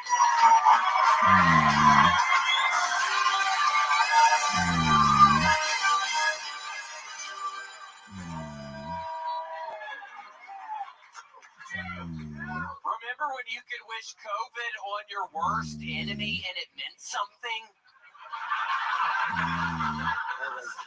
Mungani, and by the way, I hope I'm pronouncing that right so I don't get jihadied after the show, was just elected mayor and conservatives are pissed. Meanwhile, my ass is handing out hitchhiking directions to the Austin homeless population. You're free! Go live in prosperity! Hey, Red Band, kiss me if I'm wrong, but if you blow bubbles, can that spread hepatitis? Tesla shareholders approved $1 trillion pay package for Elon Musk. That lucky son of a bitch is going to be able to retire at 55. Okay, that's my time. Thank you. William Lights Out Montgomery has done it again. I gotta tell you, William, I think we should just jump right into it. Right? You went a little viral this week. I think everybody saw it. It's like a big deal. You want to talk about it, William? Tony, it was I'm just going to use the word exciting. It was the most exciting show I've done in years. Not even kidding. I get up, I did this, little festival here in Austin, and I'm doing 25 minutes, and within the first 2 minutes, some random person joins me on stage. He gets right beside me. Thank God he didn't have a gun or a knife, or he would have killed me. He was standing right beside me, and he asked for the microphone, and I'm confused. I don't know what's going on, so I do the microphone over to him, and he's like, "You're garbage. This is garbage." So that set a really good tone for the other 23 minutes I had to do after that fucking guy. This hasn't happened, and towards the end of it, thank God, I was able to just kind of relax and try to appreciate everything, but it was a whole bunch of kill yourself, get off the fucking stage, where are the tomatoes? That's one that hurt me the most. Some idiot kept on yelling, where are the tomatoes? But I had to power through because I'm like, oh my God, I have to get paid. I have to do the time. So it was, so I had to do it, but it was scary. But in the first 30 seconds, I could tell it wasn't going to go great. Then the guy joins me on stage, and I didn't know who Morgan J was, but I learned a couple things this weekend. did. I really did. And one of the things is just see who the headliner person is. And it was a guy named Morgan Jane. I never met the guy, but he was very nice. He came up to me and he said hello. But I guess his whole thing is he does the auto-tune microphone and does crowd work the whole time. He goes out into the crowd. So it's a little different than the comedy that I do. Yes. Definitely night and day different than what I do. Yeah. There's a lot of his fans I think check It it could out. have been worse. You could have had an acapella band tell you that your shit. Yeah. If the whole audience. Hold on, I don't get it, dumbass. No, I'm kidding. I know that would have been bad. That would have been bad. And let's be clear here that your comedy style doesn't go that bad ever. Never. It's impossible because you generally headline your own shows. People come out to see you. And sometimes you're on some of my shows in which everybody knows you. And for this festival, you were paid a very handsome amount of money to do a gig that you normally wouldn't do because you normally, let's just be honest here, you normally don't perform in your hometown very often. You work very often. You love making vast sums of money for your art. Which saying that, I mean, but you do. I mean, this guy, you think it's already yelling as good as here, Tony. Well, yeah, because you're, okay.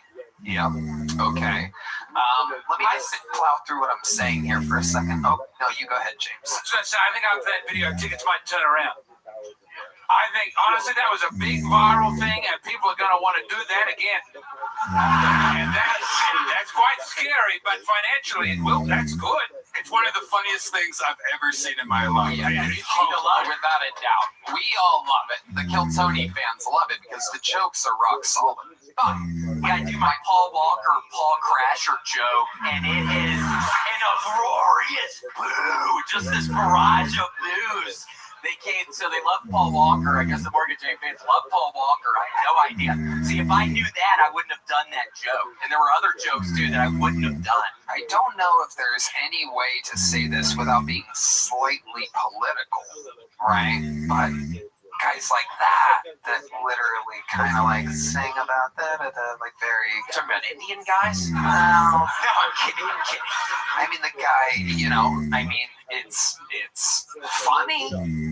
There's Kiltony fans, right? And then there's oh my gosh, it seemed wonderful. I was watching his videos, and at first I was confused because it was like, oh my gosh, what's going on? Where are the jokes? But then I'm watching, I'm like, oh, this is funny. Right. It was funny. Yes. It was. There's one thing where it's an older guy sitting next to a young kid. He's like, how do you know this kid?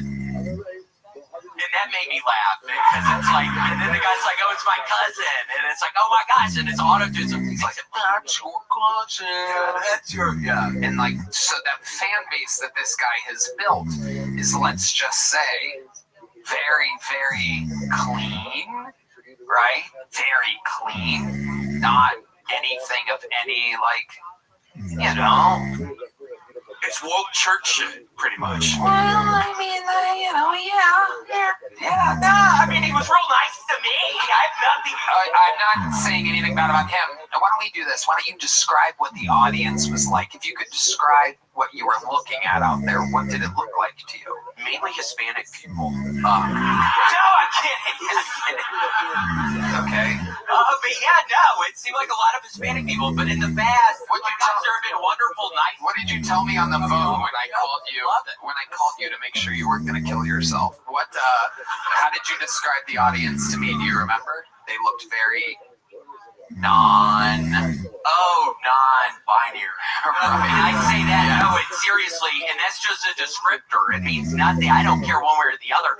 But for the record, look, you're not gonna win them back now. No, I'm not trying to say I don't give a shit. But for the record, when I'm calling the person a slut and a bitch, that was a non-binary looking fucking nasty looking bitch.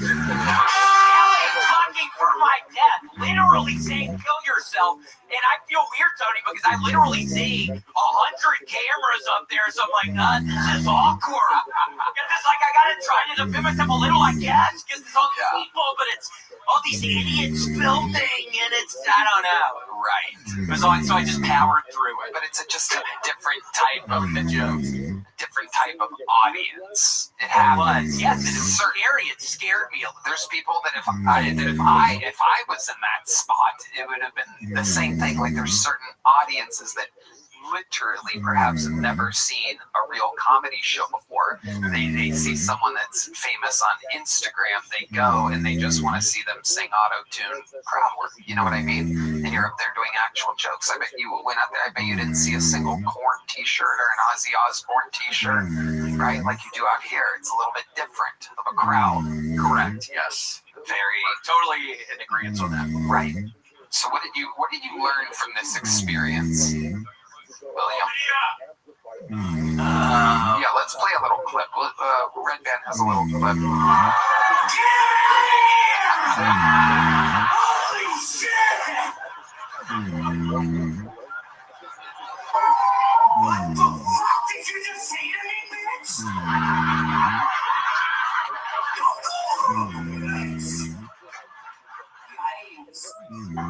Wow, so that's a little angry. Let me get that one.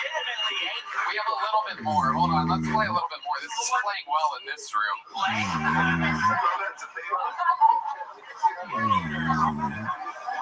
So I started taking weed and Viagra, but the only problem is whenever I smoke it, my eyes get hard. Y'all just hear the bugs laugh because zero laughter. Zero laughter. There's a lot of people, 100 in fact moves. It was not only not laughter, it was also move. Wow. Like the entire time. Crazy that your jokes destroy here and get booze there. My recommendation is they should have perhaps Frank open up for Morgan J next time because he gets booze here. Maybe he would get big laughs there. Maybe Frank, his third appearance ever, he should make thousands and thousands of dollars to do 25 minutes. All right. William, you look fantastic. How much weight have you lost? Thank you. I don't know. It's the Manjaro I'm on. Oh. No, it's yeah. Well, I haven't been able to do the rubber shoot in 2 weeks. It's very sad. I'm getting into a weird thing. God, after that set in the past, if it was when I was, sorry, I was looking at your bosoms for a second. Oh my gosh, she really has them out there. I'm kidding. Those are big. Yeah, those are huge.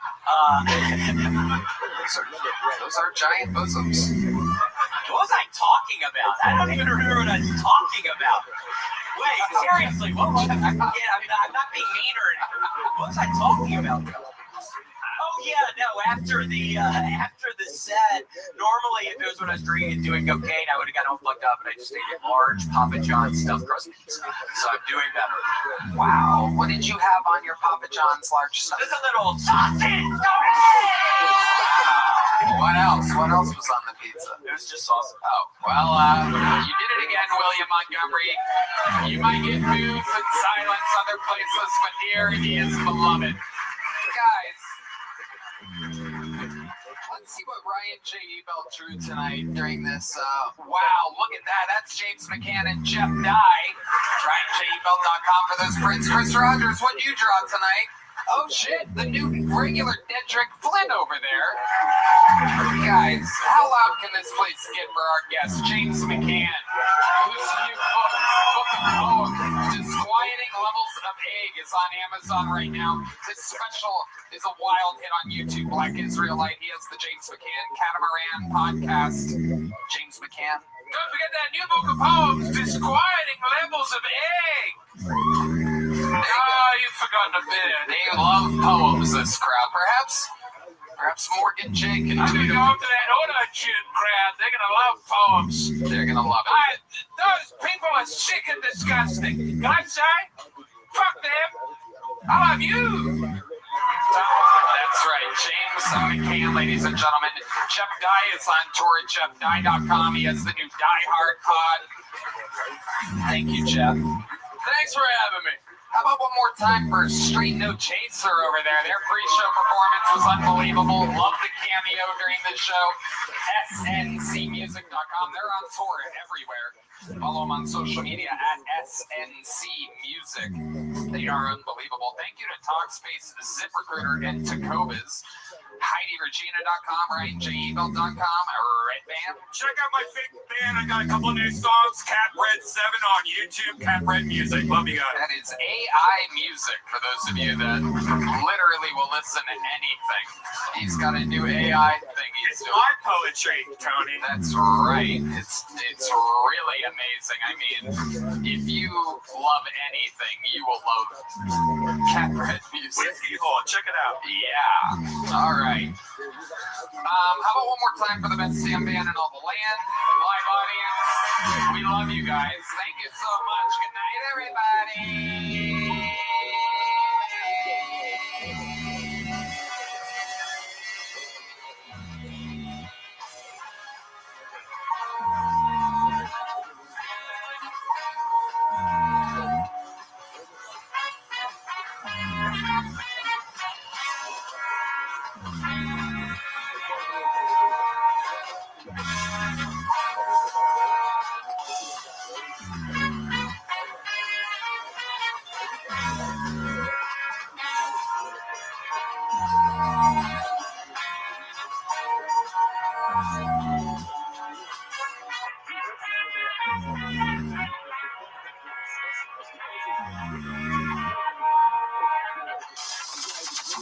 Sunset Strip Comedy Club in Austin, Texas is now open. Check out Red Band's secret show every Thursday. Go to sunsetstripatx.com for tickets.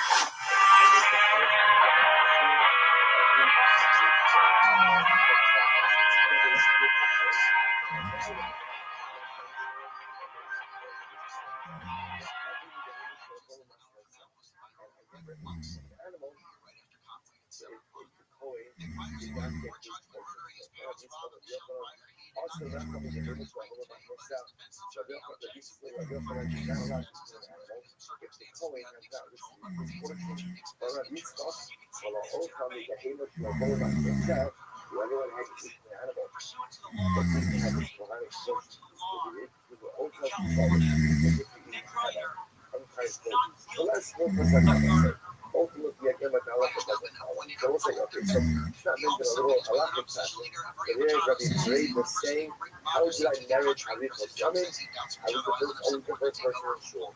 I never let mention when there was a point was present, and I never eat an animal of the point did not get his portion. Because, by the way, when we're not here to return the name of Halisim, it's not a good thing that Rei never let mention when there was a point was present. Let's listen to this. I'm going to be able to also come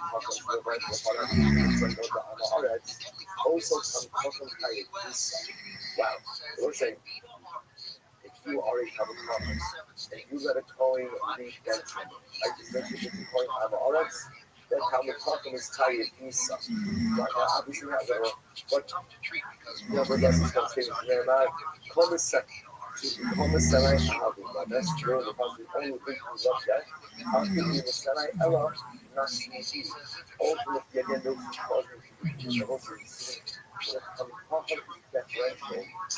ignorant Kohen, what that doesn't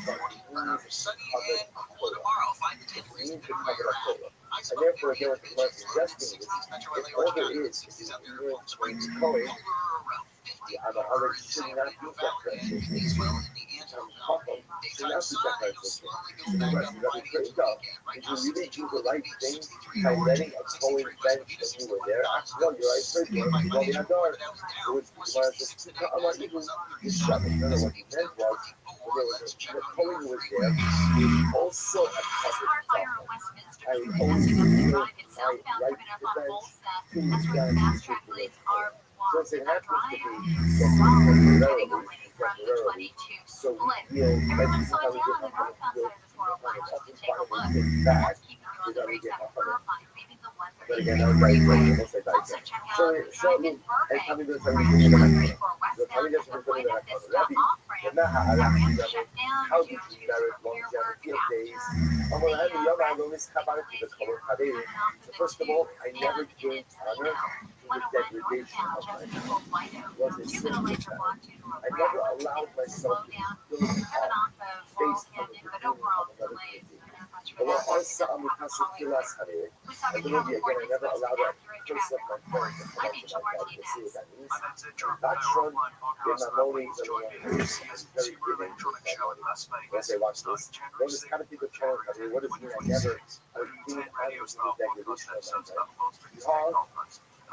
You have Una, very moral passive, much Rosina was once carrying a shovel on his shoulder. Also, the Karabakh Road, the Gedolim there. The Karabakh Road came, I wanted to take the shovel from Lehuna. The free iHeartRadio app is number one for music, radio, and podcasts all in one. Discover a new podcast from our library of hundreds of thousands of titles. Here's an iHeartRadio podcast preview. Your place, right? If you carry a shovel where you live, in your hometown, if you carry a shovel on your shoulder, you can carry my shovel. But if you don't normally carry a shovel, then a lot of money, I'm not going to allow you to carry my shovel. The idea being was, Rafuna was not going to allow someone to really cover the expense of the shovel. Well, also because of curiosity, furthermore, again, I never allowed the person of my friend to come up to my bed. What is that? You talk to my sister, you have a solid report of it. Right, which is when you go to bed, I'm going to show you the phone on the inside. I forgive any small what was happening over here is that the thing that I was saying, before I go to sleep, I forgive anyone who has caused me harm. I do not go to sleep covered and I'm not sleeping towards another chick. And listen, that way, this is absolutely a small amigo. Right? I will go the holy forgiveness, the ignorant OC. I hereby forgive. Listen, it's literally built into Krishna. I think that every night you say this, I hereby forgive anyone who has wronged me or who has angered me over the space of day. Listen, what a profound idea. Want to sleep soundly at night? Let go of the drugs. You want to sleep soundly at night? Let go of the anger which you cannot. Never close your eyes. Never put your head on the pillow. Listen and follow this podcast for free on the iHeartRadio app. Number one for music, radio, and podcasts, all in one app. Never ever go to sleep. That's number one. That's hard. And certainly, again, once I accomplish that step, just forgive everyone. Whether they deserve it or not, I think they recognize that forgiveness should often be granted. Right? The one simple snap word. It's just when you harbor animosity, when you harbor anger, or resentment at someone, the ways also the other person doesn't even care. Right? You know, so like, there are people who are like, I'm so angry at them. They can care less. Right? They're living their lives, and I'm weighted down by this baggage. Right? When they first speak, every time people walk out, has a great line. He says, the carrying the drugs is like allowing someone to live in your head rent free. In other words, so like, you're occupying all of this emotional real estate. I'm not even making any money off it. Listen, I can charge rent, I get something from it, fine. I get nothing from it. It just weighs me down. And then the thing that I kind of says, let go. Before you go to sleep, just let go of it all. You want to go back there. Not to make you unholy, but isn't it against when he was generous with his money? Someone married, Eo, back up with that money. Eo was very generous with his money. Maria, even though these people can't even stop you for a tip. Be generous. Be a generous person. By the way, I was going to point out over here, if you notice, what's the generosity in this case? A pruta. Don't say it's a pruta. It does nothing, right? Nothing, a little bit. But when the church says, I'm not doing it, I recognize you, right? I go ahead and I recognize that you're providing me a service and you're doing something nice for me. So I think you do something extra. It doesn't say it was a big dipper, right? But again, a fruta, so beautiful. So I'll be a kid from the Punya brother. And if you ask them the Punya brother, the story. He said, how did you marry longevity? So let's do this. So the Gemara says, our sins are free to come off the leg. The servants of Rabbi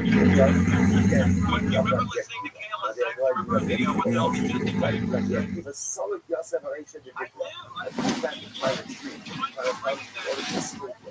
So it's like, so ultimately again, why do we start thinking about it?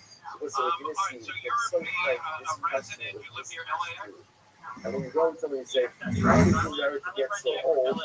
can be understood as you deserve to be so old. Like, in other words, what could you have possibly have done to merit long life? So it sounds like you feel the person doesn't deserve their longevity. So that was clearly how the question was taken by the servants of Rabbi Nefanya, and they literally begin to beat up Rabbi Akiva. So what happens? Rabbi Akiva is saying, Rabbi, in Nehemar Keva Islam and Nehemar Echad. So Rabbi Akiva watched, so that he was a Talmud. They asked the Shaila to Rabbi Nefanya, this is Rabbi, by the common covenant. If it says Keves, which is singular, why does it also have to say Echad one? So the Gemara says, says so that the thing is the servants determine this guy's a top of Shakul, I'm really sure that the thing said, the question, by the way, is Keves means one, but Echad means for the carbon covenant to bring the best Keves, right? The best sheep from the flock. So the thing is now answer your question. Yamai, they're keeping my house. When you want to have American longevity, I never accepted gifts. I never accepted gifts. I'm not a team. So profound. Well, American Rashi says, literally, I never visited upon someone who mistreated me. Literally, I was the doctor. I yielded. Even when someone mistreated me, I did not mistreat them. I let it go. So I let it go. That was when I only had received, and I was generous with my money. So the Gemara spoke about Macharos. What does it mean that the Mechuri Agog of Giving is what's wrong with that? The Hajj of Elazar, from the Chadri Macharos in Israel, the house of Elazar, the same thing of Elazar, on a shakra. Ultimately, again, you don't have a shakra, you would not accept them. Yeah, in the Zagme, like, somebody when they invited to present it for a meal, you would not accept the invitation. However, when you said, well, they from the food, they would ask, why are you refusing the gifts? Why are you refusing the invitation? He would say to them, those who want to live, it said, let's say the person in this way says, he who despises gifts will live. And this is the concept before.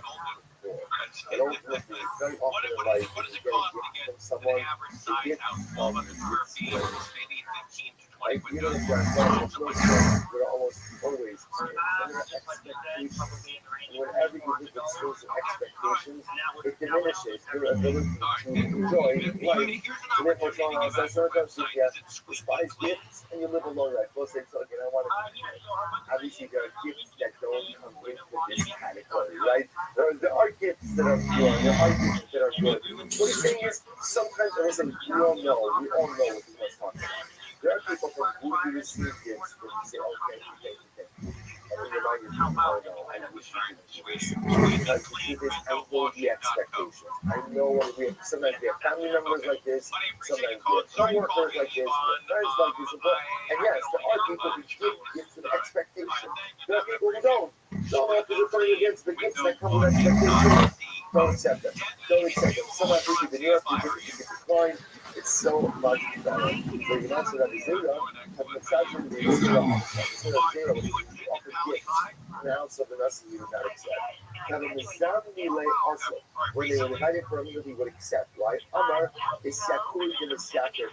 Because when they invite you over for the meal, it's not really benefiting, it's them who's benefiting. Because having their table is a cover to them. So he did not look at that as the receiving of a gift. They will say that, well, I'm not a Taligo side. Yes, this is so profound. Literally, again, well, I'm not a Taligo side. It's never exacting. There's never an exacting person. So we'll say an exacting person says, if you mistreat me, I'm going to mistreat you. You speak badly to me, I'm going to speak badly to you. That's what it means when a person is only how he goes. I give what I get. Whatever I give is exactly what I give, whatever I give back. So the Gemara says, the goal is not to be a person like that. That's called not your Alvigosa. The not your Alvigosa means, no. just because you do something negative to me, I'm not going to do that. No, Rabbi.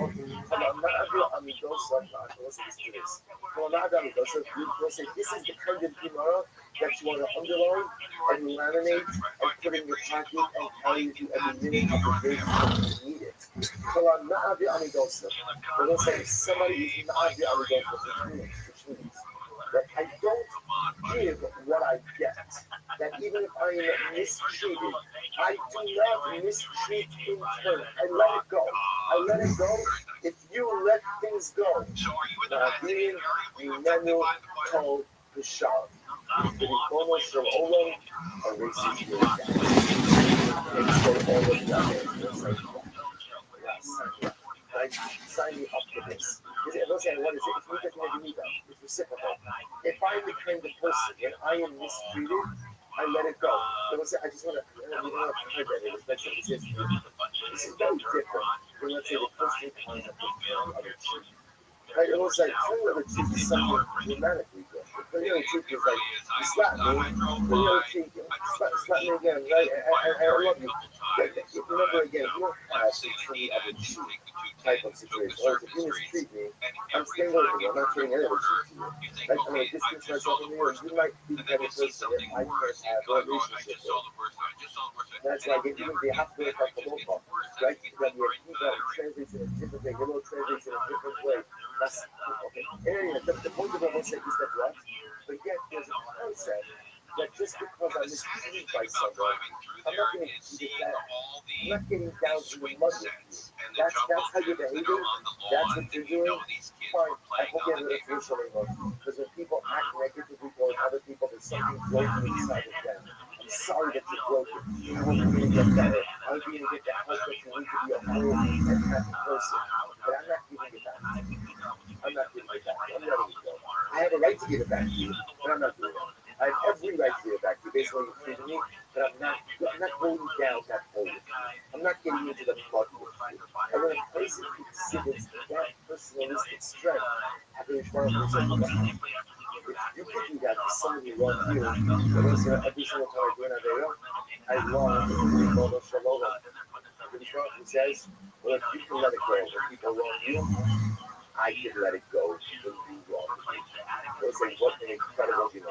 So if I summon the strength to be not be a happy person, let it go. Remember, again, we'll say, what I'm saying will show us. Somebody who's only Amidosa, like only Amidosa means I treat everyone reciprocally.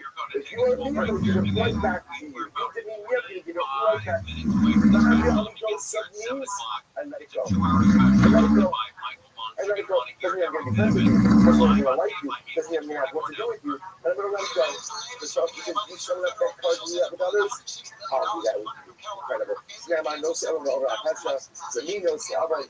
So who does that come as far as they go and they sin the Misha over Akasha. So he was able to overcome him. Let's say what is incredible overwhelming. So I will say, by the way, and once again, understand these Gemaras as the Masa Alakta Yemen. It's not a shot in how you merit the long life. It's how do you merit long days. Like, how do you maximize life? And what's that? How we've all had moments where we've gotten down in the mud with other people. And then we've all had moments where you let it go. And I will say, you always feel better. Right? After you get down in the mud, right? You're going to feel good because you're giving it back. And then how do you feel? I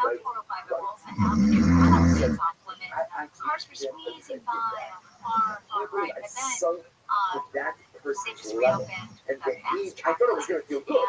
But I thought it was going to give it back. Look at me. And meanwhile, I now created the quality on the other hand, when you turn the clock, and again, it's so difficult to do this. You now get on the go, so you let it go. Feel like I think I just reached like the pinnacle of being actually by going ahead and letting go. And that's how you discover your days are better than how you're on the go. So some of the young children come from. The children talk about that, how did you merit longevity of days? I'm like, that's to the highest. So we'll say once again, question what you understood. Right? So Rabbi that's your children Karma, and your children Karma kind of takes it as Rabbi begrudgingly going right. Rabbi, slowly, no, sorry, no, Rabbi. I need to learn. The thing I learned from here, I need to learn from your life. How does one merit to have a meaningful life? How does one merit longevity? I'm a reading Rabbi, don't respect how people do this on the run. This is that. I never looked at the evil person. Never looked at the evil person. I don't respect what they tell me the rest of the run. Do not look at the face of an evil person. We like today, or Shabbat Shabbat Yehuda, and no say, obviously left off the Iraq. So was it actually Rabbi Elisha talking to the king Yeholah, saying to him, was it Russia? I wouldn't even be looking at your face for a fact for Yosha. But also, Amar enough tales. If you look at an evil person, your eyesight diminishes.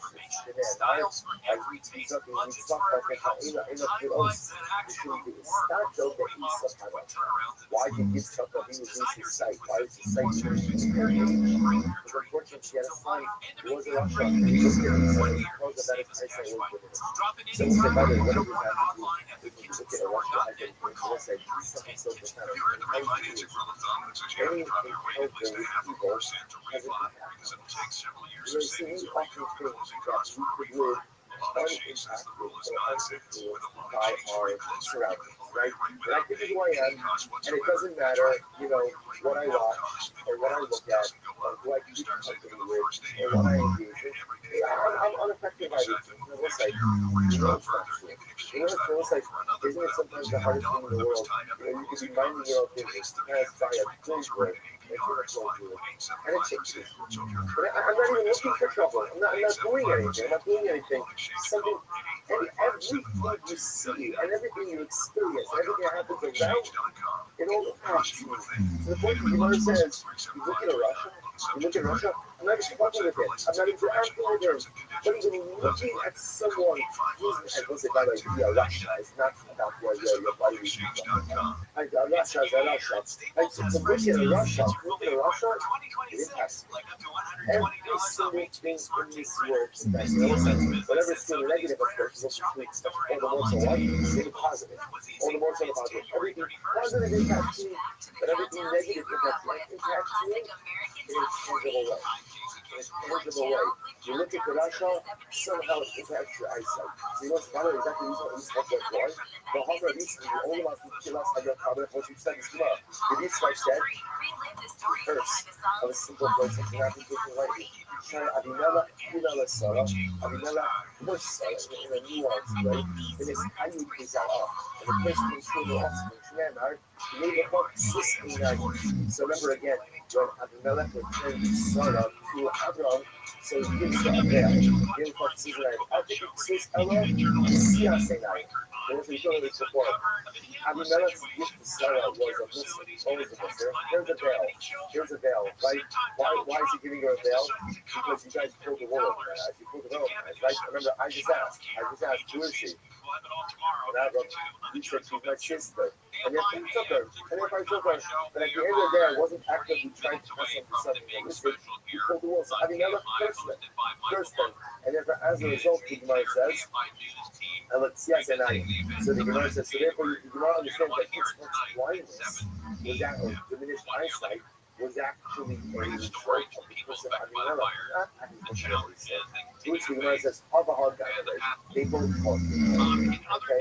Rabbi says to me, Russia local. But the Shas put it ourselves. All of this is a conversation between Rabbi and Rabbi Yeshua ben Karcha. Right, so Rabbi asked Rabbi Yeshua ben Karcha, Rabbi, how did you marry the long life?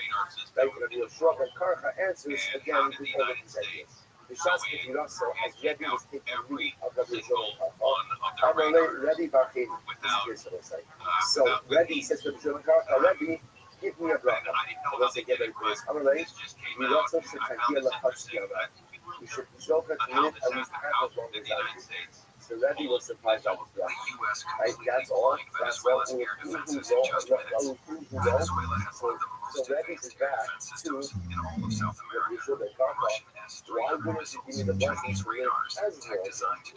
Why would you only give me the blessing to live as a Muslim? Let's get ready for this answer. I'm going to roll. I'm going to Haraha. The Himo those who come after me, what should they do? Should they shepherd animals? So what's the reason Rabbi was? If I keep the country, this way with operators panicked and created a radar tower to maximum, trying to see through the interference. But that was exactly what the U.S. wanted. By boosting their signal, they turned their own radars into giant glowing targets. Anti-radiation missiles are instantly taking out the entire network in minutes. So therefore, he gave them a 100 light, half as long as mine. Because this way, again, your sons on your death will be able to assume the mantle of leadership and will be able to inherit that sense of purpose as well. And let's say, I'll just look at Ashley for just a moment. Rashi says,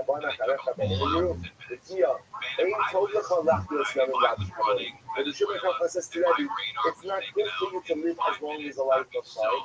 Listen to this. The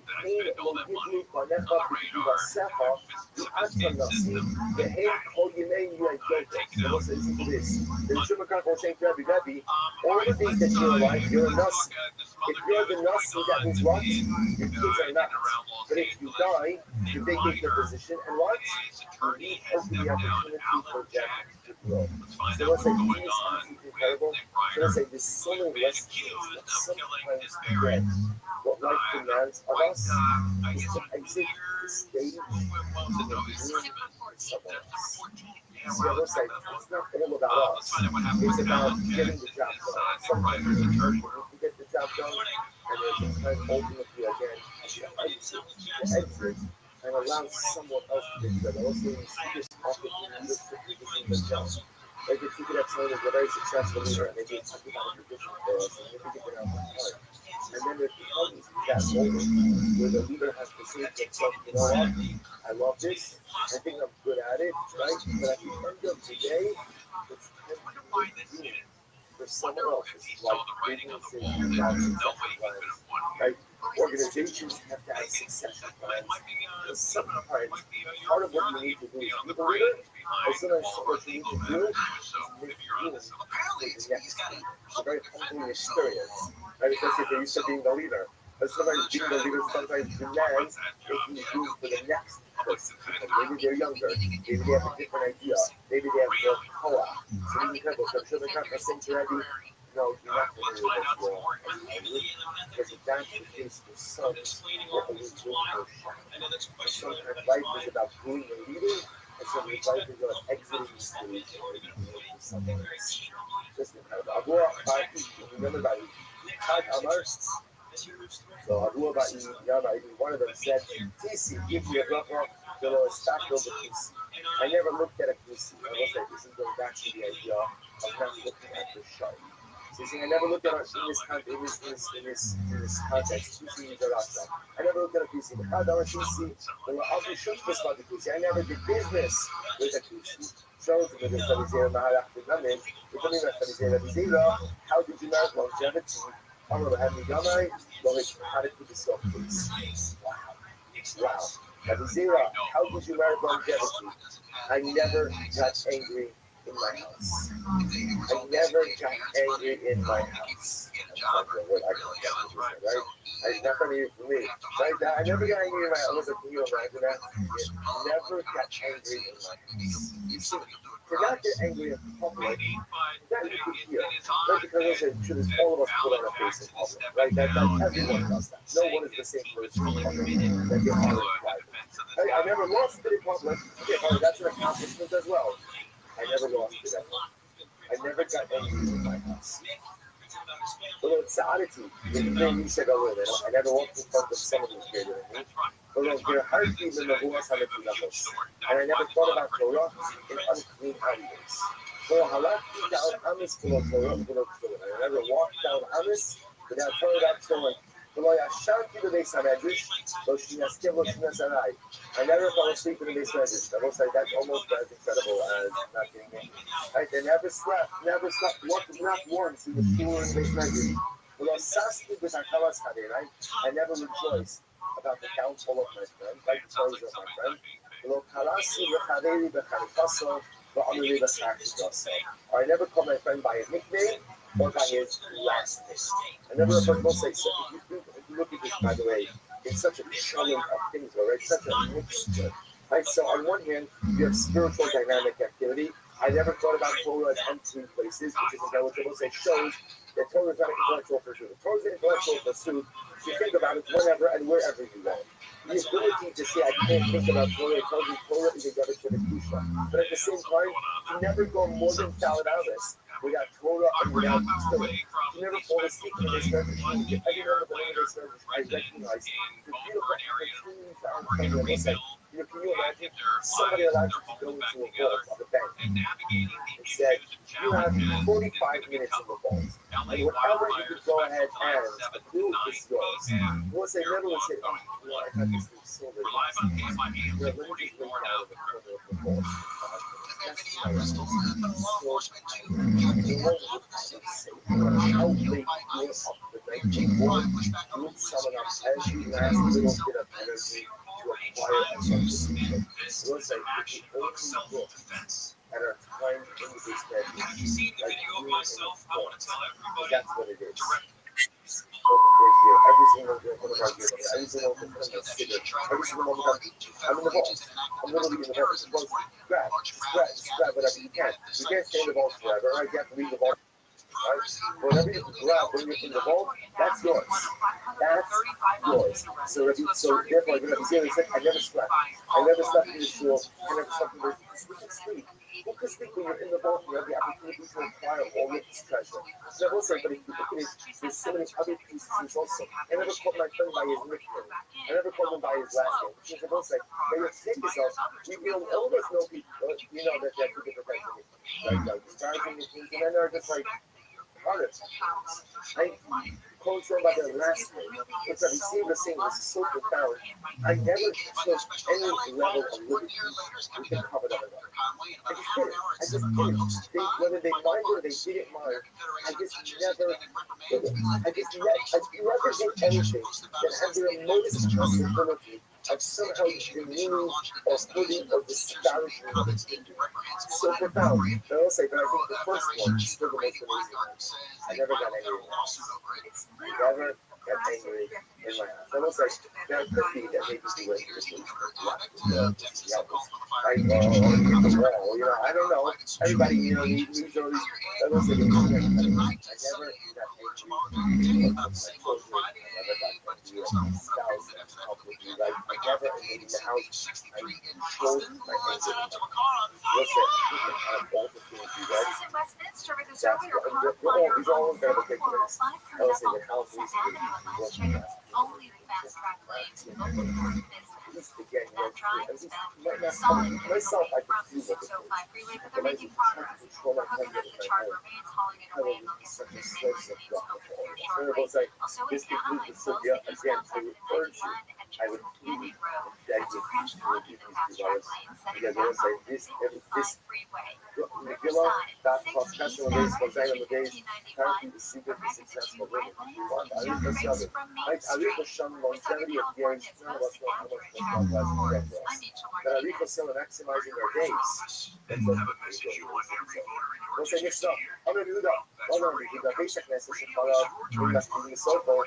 We'll say even if you have a shul that is in a state of ruin, you still can't really do the deeds inside of it. So we'll say we're going to see the key of it is that even a shul which is so only into a state of disrepair still has Kedusha. And therefore you still can't do certain things. So you can't use it as a funeral home. Like you can't go ahead and do eulogies inside of it.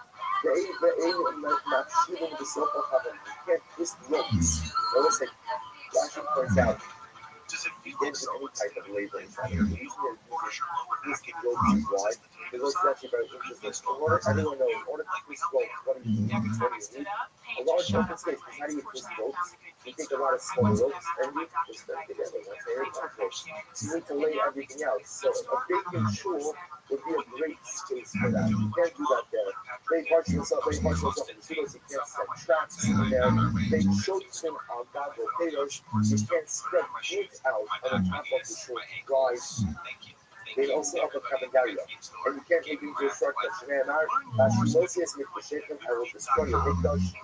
Shasan, Akishmin Shemim.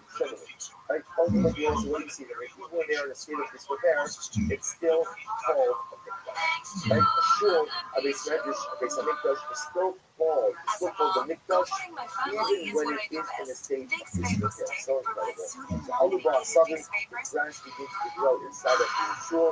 So we will should not uproot it with me Akmas. Ultimately, again, the Talmud and let's say, look at actually, the Akmas Nefesh actually says, Manichem Bo Asavin, כדי שלא תהיה אדמת נפש ולא עבר, ושיזכיר ימי אבותיי, we want people to feel pain about the state of disrepair in the shul. Why? It's not just because they feel pain or they do it, I think that there's a simple chance as well, which is if they see pain, maybe they'll do something. Or davening is good also, but in addition to davening, it's also good that they won't let you see pain. So they see the shul that's falling in the state of disrepair, and also when you see them breathing with it, like grass uprooting the grass. Let people see this grass growing in the shul. Grass growing in the shul. So once again, that'll hopefully spur them to feel, spur them to act. Check, you know, turn out on a Spartak says, and you know, the Irish Roach, listen, in schools in general, you can't act with levity. Carlos Roach, right? They in open down, they closing down, restless people, drinking a shul. Again, we'll discuss this halacha and reach of this halacha in a little bit tomorrow. They shows like the aid all days. The aid, they also behind, you can't literally go ahead and like bless yourself. You can't get dressed for the shul. Being a tiny brand, you can't see a road if you're looking for you know, I don't know, you're going out for coffee with your friends, you're going through the shul, or walk around the shul, Chris has to go. Exactly how it was exactly. Right, to go, I want to say, but at the end of the day, again, you can't with Taliban, then you can't use the shul as shelter. In other words, if it's very hot outside, you can't say, oh, I'll see refuge from the sun inside the horrid. You can't use the earth. You can't use the shul just as a physical shelter. We must be the man has been so young. You can't go ahead and deliver a eulogy of an individual, about pouring behind, showing behind, we must speak in God has been so young. When we say, what can you do in the shul? You can learn in the shul, you can gather in the shul, you can reach in the shul, and you are allowed to host the Rabbi. When we say, what type of Rabbi can you host in the shul? What type of eulogies? Right? When it's a communal eulogy. We'll see examples of this. So the Gemara says, Amar Yuda Imasai, the Yeshua. When do all of these halachas apply? Ultimately, again, when the shul is right? However, about the Korbanon, when the shul is falling in a state of disrepair, right? It's no longer utilized. And you can also leave the shul alone. But all the time, southern we let grass grow, although you basically don't uproot it, because it causes pain. You want people to don't say it's an incredible thing. You know, I just want to point out, it's fascinating to see. People very often call this science. If someone is experiencing pain, what's often the reaction? What's the reaction? How do you fix it? How do you fix it? Right? How do you take away the pain? We will say, sometimes pain is supposed to be experienced. Not every type of pain is supposed to be soothed. And not every type of pain is supposed to be known. It's very common, right? You just hear say some type of pain is good because some type of pain spurs you to action. Like when you feel something hurting inside of you, that's often when you start up because let me do something about this. If I numb every single thing, then sometimes the catalyst, the dynamic activity is taken away as well. So the Gemara says, don't uproot the grass. Leave the grass there. We want people to feel the pain. Because maybe if they feel the pain, they'll do something about it. So the Gemara says, some man has now, why are you bringing up grass? Who's talking about grass? He's talking about somebody better. Also, he's missing his attribute. In the Chavdin also, Umar Pitzin also, normally again when the shul is being used, you have to go ahead and sweep the floor and sprinkle water on the floor to keep the dust down. In order that grass doesn't grow. Only the Amos, I read that when the shul only when the shul is being used. About the Korbanot, when the shul is not being used, Manichem also allows. Ultimately, you allow the grass to grow. Only when a southern or the grass grows, in the shul that's in a state of disrepair. Well, you grow. Don't uproot the grass, but they are not because it causes pain. I think Mr. said, Baba, I'll try and assume. Rabbi says, the shul's in Baba, were made with the tnai. All this was about the time. What's what type of tnai? What's the condition? Rashi says that you should be able to use them in any way you want to use them. So the Gemara says, the Alpha PK, a Norgid Ben Kalismosh. But nevertheless, you can't act with frivolity inside of it. So it's incredible. So apparently there's this concept that you can make a shul out tonight. That the shul can be used for whatever you want, but still you can't engage in frivolity inside of the shul. Mind you, what's an example of frivolity? Cheshbonos. Tosa says here, Cheshbonos means business dealings. Like you can't conduct business dealings. Now again, not circuit seaboard, fundraisers you can do. Like Cheshbonos for the shul you can do, Cheshbonos for the community you can do. Tosa says just for all personal business. Oh, no, see, they said that's a shul of Cheshbonos by leaving boss habits. Any shul in which they conduct business, non-mitzvah business, ultimately again, by leaving boss habits, they will house the dead inside of it. Inside of it, the psychic love, the soul, she unfortunately, any shul which is disrespectful, and that people conduct mundane business activities inside of it, ultimately will be the place where they will hear mitzvahs. They'll say somebody will die, no one can bury them, that'll happen inside. So they'll say, this mitzvah represents like how the benefit of like there's a person who died, and there's no one to take care of the burial.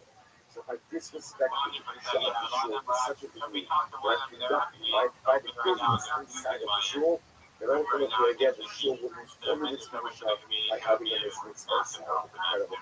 Yeah, you know, it's fine. Oh, the Rabbi, so say you're not supposed to dress yourself in there. Oh, Rabbi, I'm coming with a lady. We're in shul lady.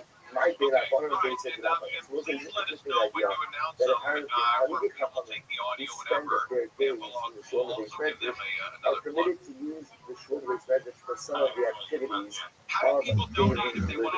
So if I'm a Talmud Chacham, a person who's a Talmud Chacham, and they need to adorn themselves, fix themselves up, they're allowed to do so in the base Medrash.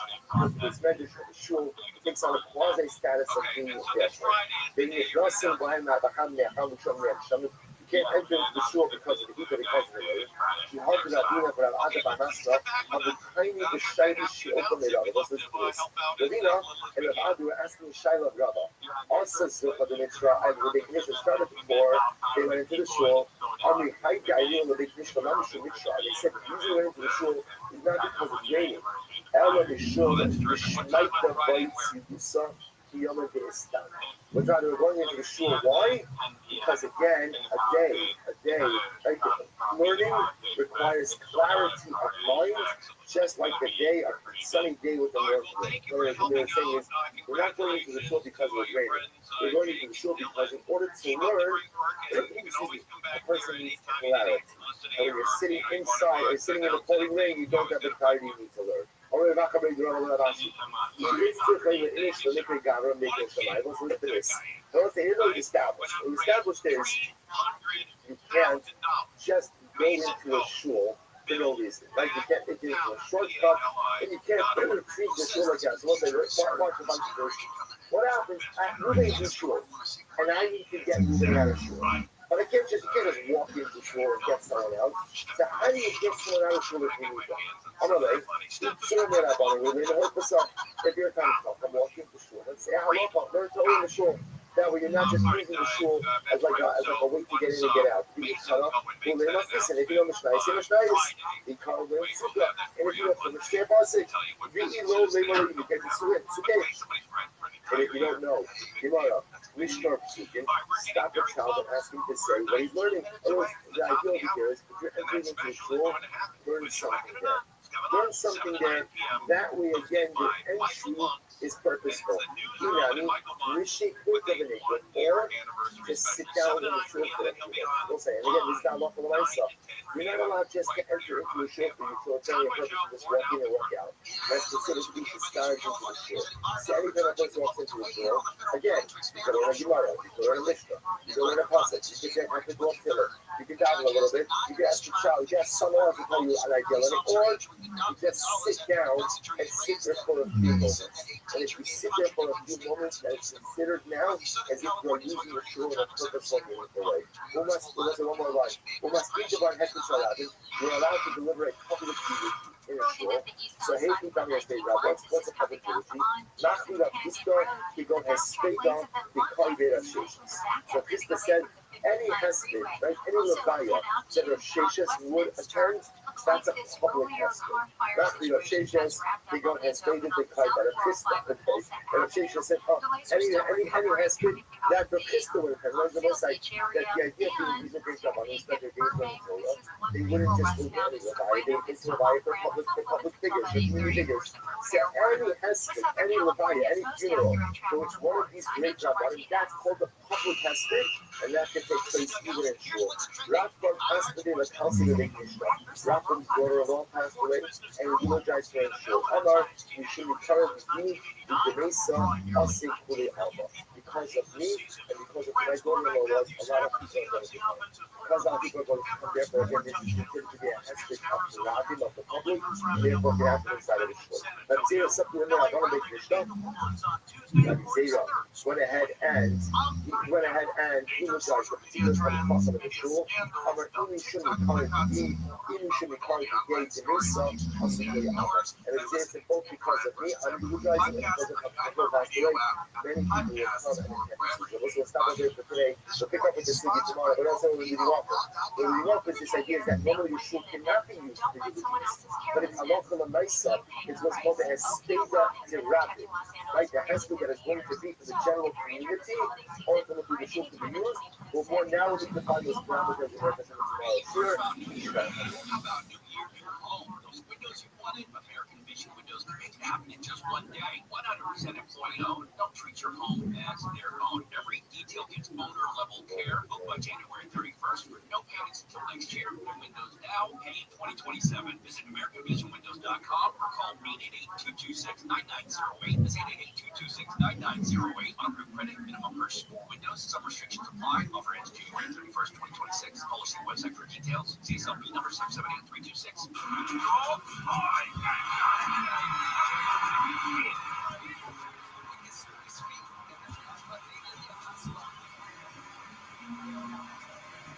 For the first time ever in LA, the icons of FC Barcelona and Real Madrid take the pitch at the Watch the legend series, FC Barcelona versus Real Madrid live in LA on February 22nd at Ricoh Stadium. For tickets and exclusives, go to ViralRabbi.com. We'll show off for an LA built in LA, fighting for LA. Tis the season for the access. Our friends at Wilshire Law Firm are rated number one in personal injury settlements, recovering over $2 billion for clients like you. Free consultation, no fees unless you're in. Our family to yours, wishing you the best this holiday. Call Wilshire Law Firm 1-888-BBCDEFG. Wilshire Law Firm, one more time, 100 personal injury settlements in 2024 than any other law firm in California, as reported by TopVerdict.com. I'm John McDowell, founder of Wesley Financial Group. It's about timeshare. They tell you it's a great investment. That's a lot. Most timeshares can be bought online for $1. To find out what your timeshares are and to cancel it, call us today. We'll send you our timeshare action kit with all your options for cancellation. Call Wesley for your free exit info guide. 800-978-1515. That's 800-978-1515. Welcome to Winter Hack Radio, a place for clever hacks to survive the season.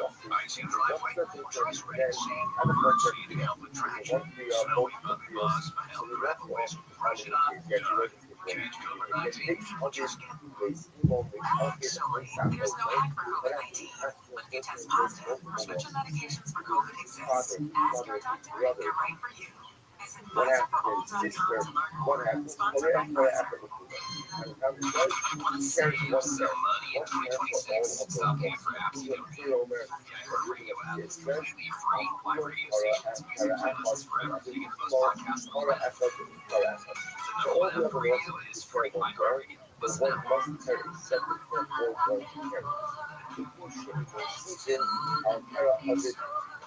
Does it feel like someone's standing behind the rear wheel, or should lower back and front process the vehicle side? Good install press to help you like we help them. Every time I stood up, pain just shot up my legs. Fortunately, I found a good fit store. I went to them after my doctor diagnosed me with plantar fasciitis. And now, thanks to the fit store, I'm 100% when people just get back to doing what you love, like comfort fit, goes the constant pain. Somehow my fiance and I found our way into the fit store. I put on the arch sports system, put it on my shoes, my back, my knees, my ankles. Thank you, everybody at the good fit store. Keeping my active life. Learn more or schedule an appointment at goodfeet.com or come in and get your free personalized fit at the good feet store. We have a lot of great locations. Find the one closest to you at goodfeet.com. If you're in the refinancing rule of thumb, which says you have to drop your rate at least 0.5% to refi, because it takes several years of savings to recoup your closing costs for a refi. Well, Loan Exchange says the rule is nonsense. With a Loan Exchange free closer, you can lower your rate without paying any cost whatsoever. That's right, lower your rate with no cost. Your balance doesn't go up. You start saving on the first day of the loan, and every day thereafter. If you decide to move next year or mortgage drop further, you can exchange that loan for another without losing a dollar that was tied up in closing costs. Today's 30-year fixed-rate closer rate APR is 5.875%. Mortgage rate is higher than 5.875%. Loan Exchange, call 855-752-9944 or log on to loanexchange.com. Cost you a thing. Payment Alex 1637529. Loan subject to credit. See website for licensing information, terms and conditions, equal housing lender. Call 855-752-9944 or visit loanexchange.com. Flashback to the countdowns you grew up with on Classic American Top 40. One channel with countdowns from the 70s and 80s. Another from the 90s and 2000s. All commercial free. Relive the stories behind the songs. Classic American Top 40. Reaching for the star. Search Casey Kasem and make these your next presents. How far down on the garden is what if you're going to your stomach? Coming up on the next Scary and Shit Up Show. Great ideas about how to work out. It's going to be so spectacular this year. We're not 8 days into it, and the workouts have already gone to crap. You want to know why? We'll tell you. Show starts tomorrow. AMI AM 640 Conway Show. We're about 10 minutes away from this special here. Block for listening to that. Talking about the rain and the traffic with the Duke of Sports trying to figure out even with those games right now they're playing. You want to more fans are Canada have great favorites on the road playing the Carolina Panthers. Wow, that is I hate my dream. that might be the biggest road favorite in the world ever. The team on the road, being a 10.5 point favorite, sounds suspicious. But the public money is on the Rams. 86% of everybody who bet on that game so far is betting on the Rams. 86%. Now that doesn't take into that doesn't mean that 86% have taken the Rams and given the points. There's a lot of people betting the money line, which means you get lower odds, but the Rams just have to win the game. So that's what's happening. So that Ram game will be on Saturday. Against Carolina, it'll start at 1:30 p.m. local time, and it's going to be on Fox 11. Thank you to Fox for putting it on free TV. The second game on Saturday, the second NFC wildcard game, is Green Bay at Chicago, which should be a great game, and that's going to be on Prime Video. So, if you don't have Prime Video, you better get it before Saturday at 5 p.m. Green Bay at Chicago. And then on Sunday, we have 3 games on Sunday. The first one is Buffalo at Jacksonville. Buffalo's going out to Florida. That's going to be a 10 a.m. game on CBS. So thank you, CBS, So we let for him that do it free as a game. form of like Sunday's going to be a great day for football fans. San Francisco at Philadelphia will be the second game. That'll start at 1:30 p.m. on Sunday. That's on Fox 11. And then the third game is your Los Angeles Chargers at New England. And that'll be a 5 p.m. game. You'll hear it right here on KFI. And you can watch it on NBC and Peacock. So that'll be a great Sunday. And then there's a Monday night game on ESPN and ABC. And that'll be Houston at Pittsburgh. That game will start around 5:15 on Monday. So the Rams are a 10.5-point favorite to win the game. And the Chargers are a 3.5-point underdog against New England. So there you go. John Harbaugh was fired from he was named coach of Baltimore for the last 18 years. A long time. Take 18 years off for current age. And that's when he started. If you're 16, he started when you were 42. That's a long time to be on the team. And we speculated that John Harbaugh is such a great coach that he probably got a ton of calls after he was fired. And we were correct. So John Harbaugh has been at the helm of the Baltimore Ravens for 18 years. The Super Bowl victory in 2012. But this morning, he is out of a job. They will take on game to decide the AFC for Sunday night. The Ravens lost to the Pittsburgh Steelers on last second field goal. We haven't made the playoffs for the first time since 2021. And Ravens owner Steve Bischoff reporters incredibly difficult decision citing the 18 years he worked alongside Harbaugh, calling him a terrific coach and a man of integrity. Harbaugh saying the decision comes with disappointment, of course, but also with gratitude and appreciation, such a class act. While Harbaugh enjoyed regular season success, guys, only 3 losing seasons during his tenure here was in fact a different story in the postseason. In fact, since the Ravens Super Bowl win 13 years ago, teams only got back to the conference finals one time. But Harbaugh should probably hold on finally for unemployment benefits. His agent telling ESPN that in the first 45 minutes after Harbaugh was fired, he received calls from not 1, not 2, but 7 teams expressing interest. 17 called him 45 minutes after he was fired. So he's going to land another huge job, probably making $5 to $10 million a year. And I'm sure there'll be an announcement sometime soon that he is going to be the head coach of a new team in the NFL. Who knows where he's going? But it may maybe take a year off. You know, working for a team for 18 years is a lot of stress. A hell of a lot of stress. And he's got enough money. He's got enough pain. Probably got a beautiful family. Take a year off and then get back to the game. That's what he'll probably do. Although who knows? Maybe he's a workaholic like his brother. And he just needs the action. He needs the schedule. He needs that drive to get back to the Super Bowl. And that's possible that he does that well. Gets right back into it.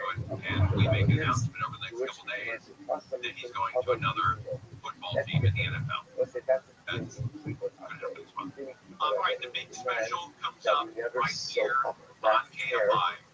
It's a year later. It starts at 7 o'clock. It's a look back at the fighter, the residents in both urban areas are working to rebuild their homes and their lives, and navigating issues and other challenges. The bureaucracy is huge and very challenging. And the Campbell News team is revisiting the events last January. And the work is not done. It's not done. And you're going to hear a lot of audio that you heard last year live. And you may remember where you were when you heard some of this audio. You want to listen between 7 and 9 p.m. And then at 9, Michael Bunks is coming on live, and we'll talk about the special, maybe take some phone calls, whatever, but he's going to be on live from 9 to 10 p.m. So your whole evening is carved out for you. 7 to 9 is the special. 9 to 10, live with Michael Bunks. back on that torn garment, tear it further, and open it back to other said, I don't see the Megan Haruda family. January 7th, 1 year If you ago. go out, We all remember where we were. We all suffered through it together. A lot of people suffered a lot more than most of them. And those people are still fighting every single day to try to put their lives back where they were. Back to normal. Back to taking the kids to school in the morning. Back to getting your Starbucks. Maybe having friends over to watch a ball game. All the things we took for granted, they were taken away from these people. And with no fault of their own. And they're looking to get their lives going again. So tonight's special starting immediately. Right after this commercial break, you'll hear the special from 7 to 9 p.m. And again, you're going to hear a lot of the audio from your last year. You may remember where you were when you heard this audio. All right, special comes up next, and then Month, 9 to 10 p.m. live. We're live, Conway Show, on KFI AM 620.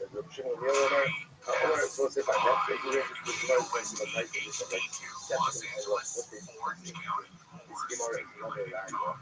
In the streets after an ICE killing that Mark Ronner live from the KFI 24-hour news. Demonstrations are underway in Minneapolis after an ICE officer shot and killed a woman in her SUV this morning.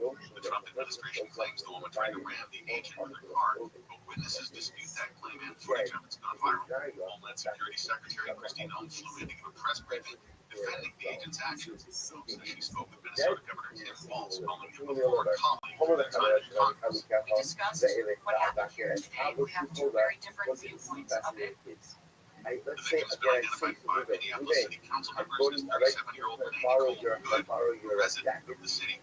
Lee Greider's arraignment on murder charges has been delayed to February. Comes up for his attorney, Ellen Jackson, unexpectedly withdrew from the case today.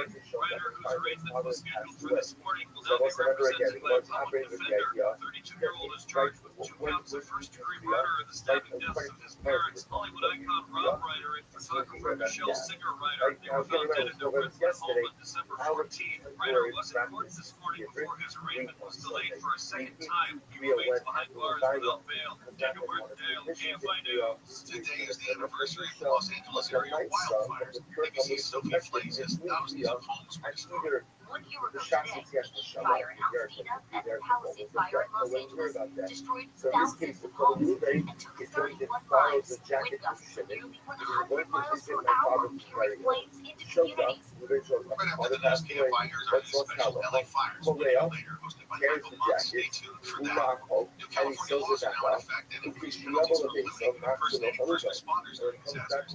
Governor Newsom signed the bills last fall that are protect evacuating communities. One law extends the penalties beyond the emergency phase into recovery and rebuilding. Another makes it a more serious crime that poses a firefighter or law enforcement officer during a crisis. 2 oil tankers have been captured after evading the U.S. Coast Guard. One of the tankers is a Russian flag vessel captured between Scotland and Iceland. ABC's Martha Raddatz says the crew hurriedly painted the Russian flag on the side of it, trying to avoid a seizure. The Kremlin now demanding the safe return of that crew. That vessel also linked to Venezuela's illicit oil trade, including capture for weeks after an earlier attempt to seize the ship in the Caribbean did not succeed. The other oil tanker was taken over by U.S. forces in the Caribbean.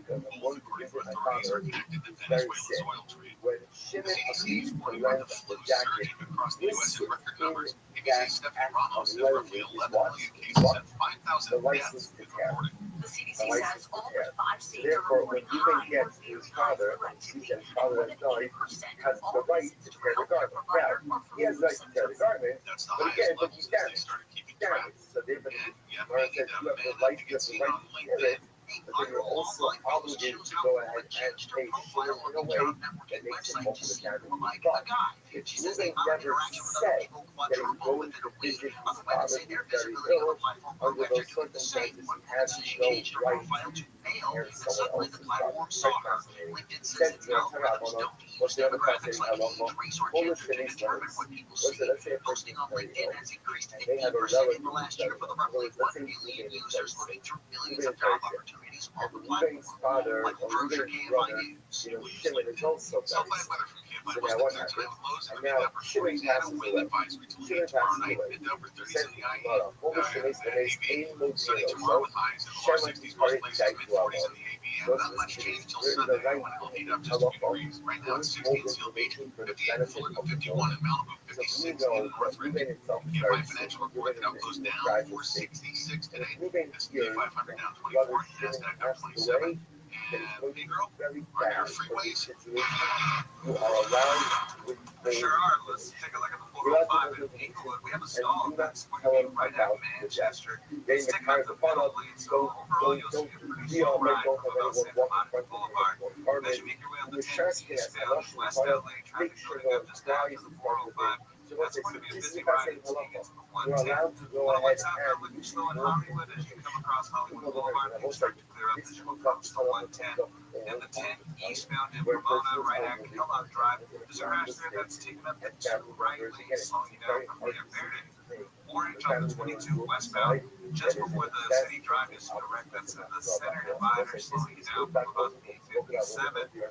As you travel the 91 in Anaheim Hills, that's eastbound at Chesapeake Road. There's a crash that's blocking the fast track lanes, adding to the delays back up on the Imperial Highway. And the 15 going down in the Cajon Pass, you'll see a bit of slowing. Just after Kenwood, things start to clear up as you make your way up to the 130D. With Southern California's most accurate traffic reports, I'm Pedro Moreno. I'm at center of the ViralRabbi podcast, and I want you to join me at this year's Consumer Electronics Show in Las Vegas, starting January 6th through January 10th, 2026. We're doing 10 radio-style podcast episodes about most big tech conference, and I'll be joined by host guests to tell you what's in the tech industry in 2026. Today, I get 5 hours of back-to-back. Sometimes people listen to ViralRabbi on America's #1 podcast network, Icon. Open your free Icon app and search ViralRabbi and start listening. That's not necessarily true. Sometimes the person has what they share and what they don't share. You know, as we were ever the Palisades and Eden fires, one lesson is clear. Most homes burn from flying embers. Brand new vents on ember-resistant and code-approved to help stop fires before they get on your home. Don't wait for the next fire. Visit brandguardvents.com and protect your home today. Sometimes share things It was a week in that order changed to make lives themselves forever. feel better. Make myself feel better. And how do I make myself feel better? Something's really going on in my life. So what do I do? I share it. Now why am I sharing it? Because I don't know that I'm actually down. Again, if I have a problem and my spouse can help me with this, then that's fantastic. But sometimes you share things, you don't realize what I'm actually doing is I'm taking the load off me and I'm putting it on someone else. When I take the load, when I put the load off myself and put it on someone else, often that can be a selfish endeavor. What I'm saying is like I'm selfish sometimes rather than putting it on you. So the article of this right there is really quite a fascinating. So that sometimes sharing is good, but sometimes sharing is selfish. And that a person has to understand that within the dynamic of a relationship, what am I sharing because maybe the other person will want to know, or because ultimately again the other person needs to know, or the other person can help me, versus what is it just an exercise of selfishness because I want to make myself feel better. But in the pursuit of making myself feel better, what I'm doing is causing pain to someone else. Because sometimes there are things that are troublesome and difficult, and the other person. We got reports out of the Santa Monica area. We've got a brush fire in the Palisades Highlands. Right now, you can see the smoke. Not sure about the size of this baby. They're usually quick to step to those there near the Palisades. We now have a fire, Palisades fire is what they're calling it. In order to go ahead and exacerbate the pain of everyone else.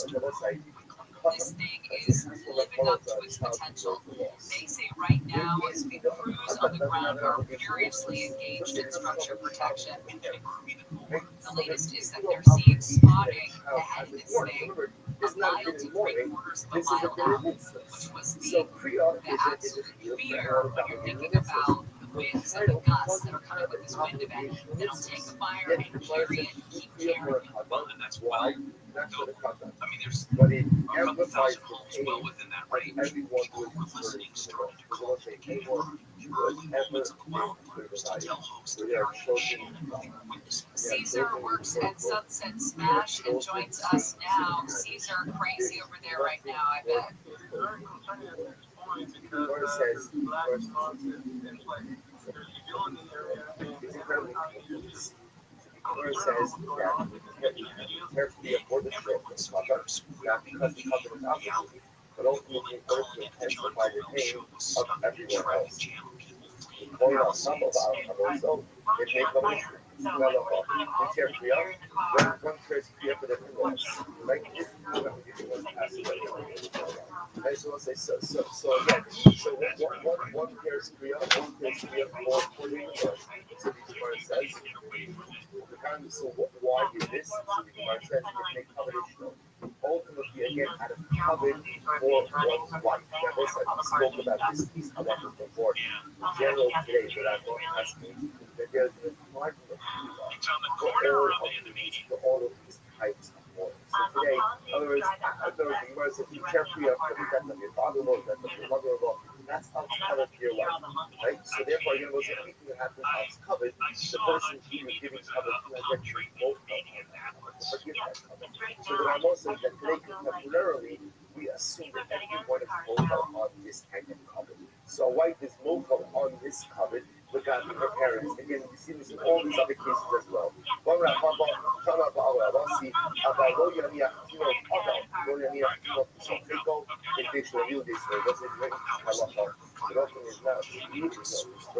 And other is not something to have a baby on the ground. I will say, at least to the point a lot more.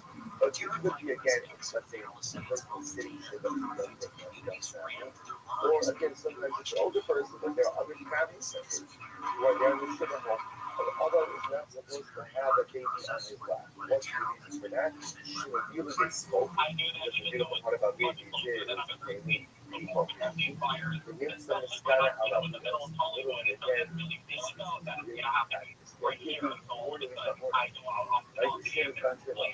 it's not about them needing experience to get the fire. Also, we'll discuss this at the end of the right now. The entire dynamic is a fully development in the dynamic of laws. And therefore, anything that diminishes from that is untrue.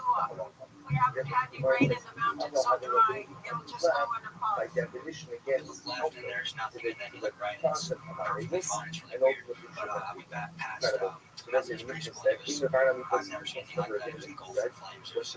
come overboard, right? Those who come to go ahead, they won't say, here's the concept, but the practice is that other people, non-Mormons, would go ahead and see that's not well. You look at the right after the Lamaya, people would come out that was not right. Here was the difference. The elbow would do that meal on the overturned bed, right? Remember, yes, everyone else can sit on a bed that is upright. Says we are turned out now, probably the base at email, in higher legal gospel, yeah, we will meet those wheels, the in-love, give out the social what's the example of the right says. If you're very close with the adults, you're very close with the adults, you eat together with them on an overturned bed. But if you're not very close with the adult, you eat on an upright bed. Marco story, Robert Restream, Robert stands about the sitting Alba Rabbi, Alba Marco, Peru,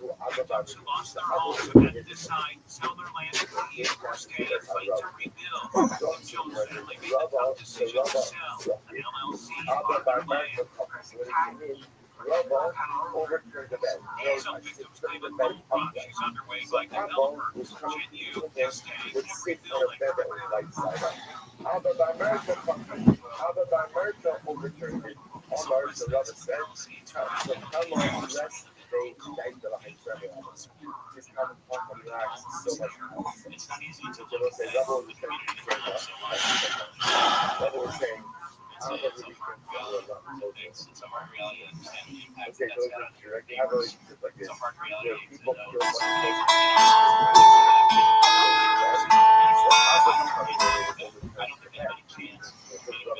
no.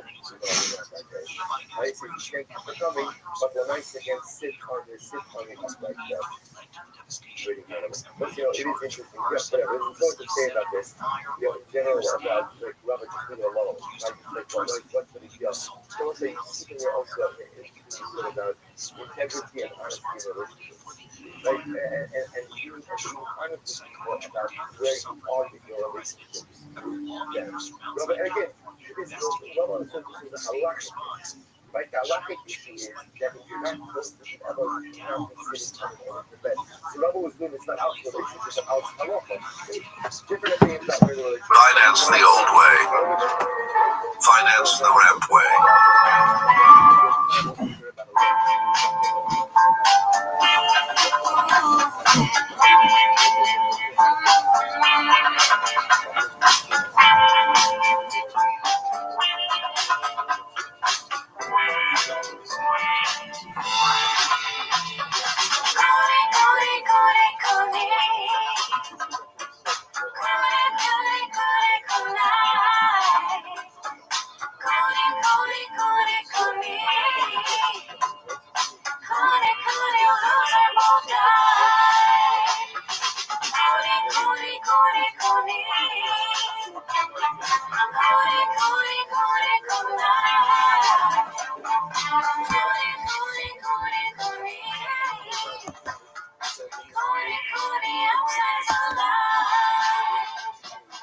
Welcome back to Raccoon Thanks for tuning in. As always, join the Patreon, join the Discord, join the Reddit. On the Patreon, you get early access of our other show, 10 Minutes of Shop. So join that, and you get some of the songs coming out of that show.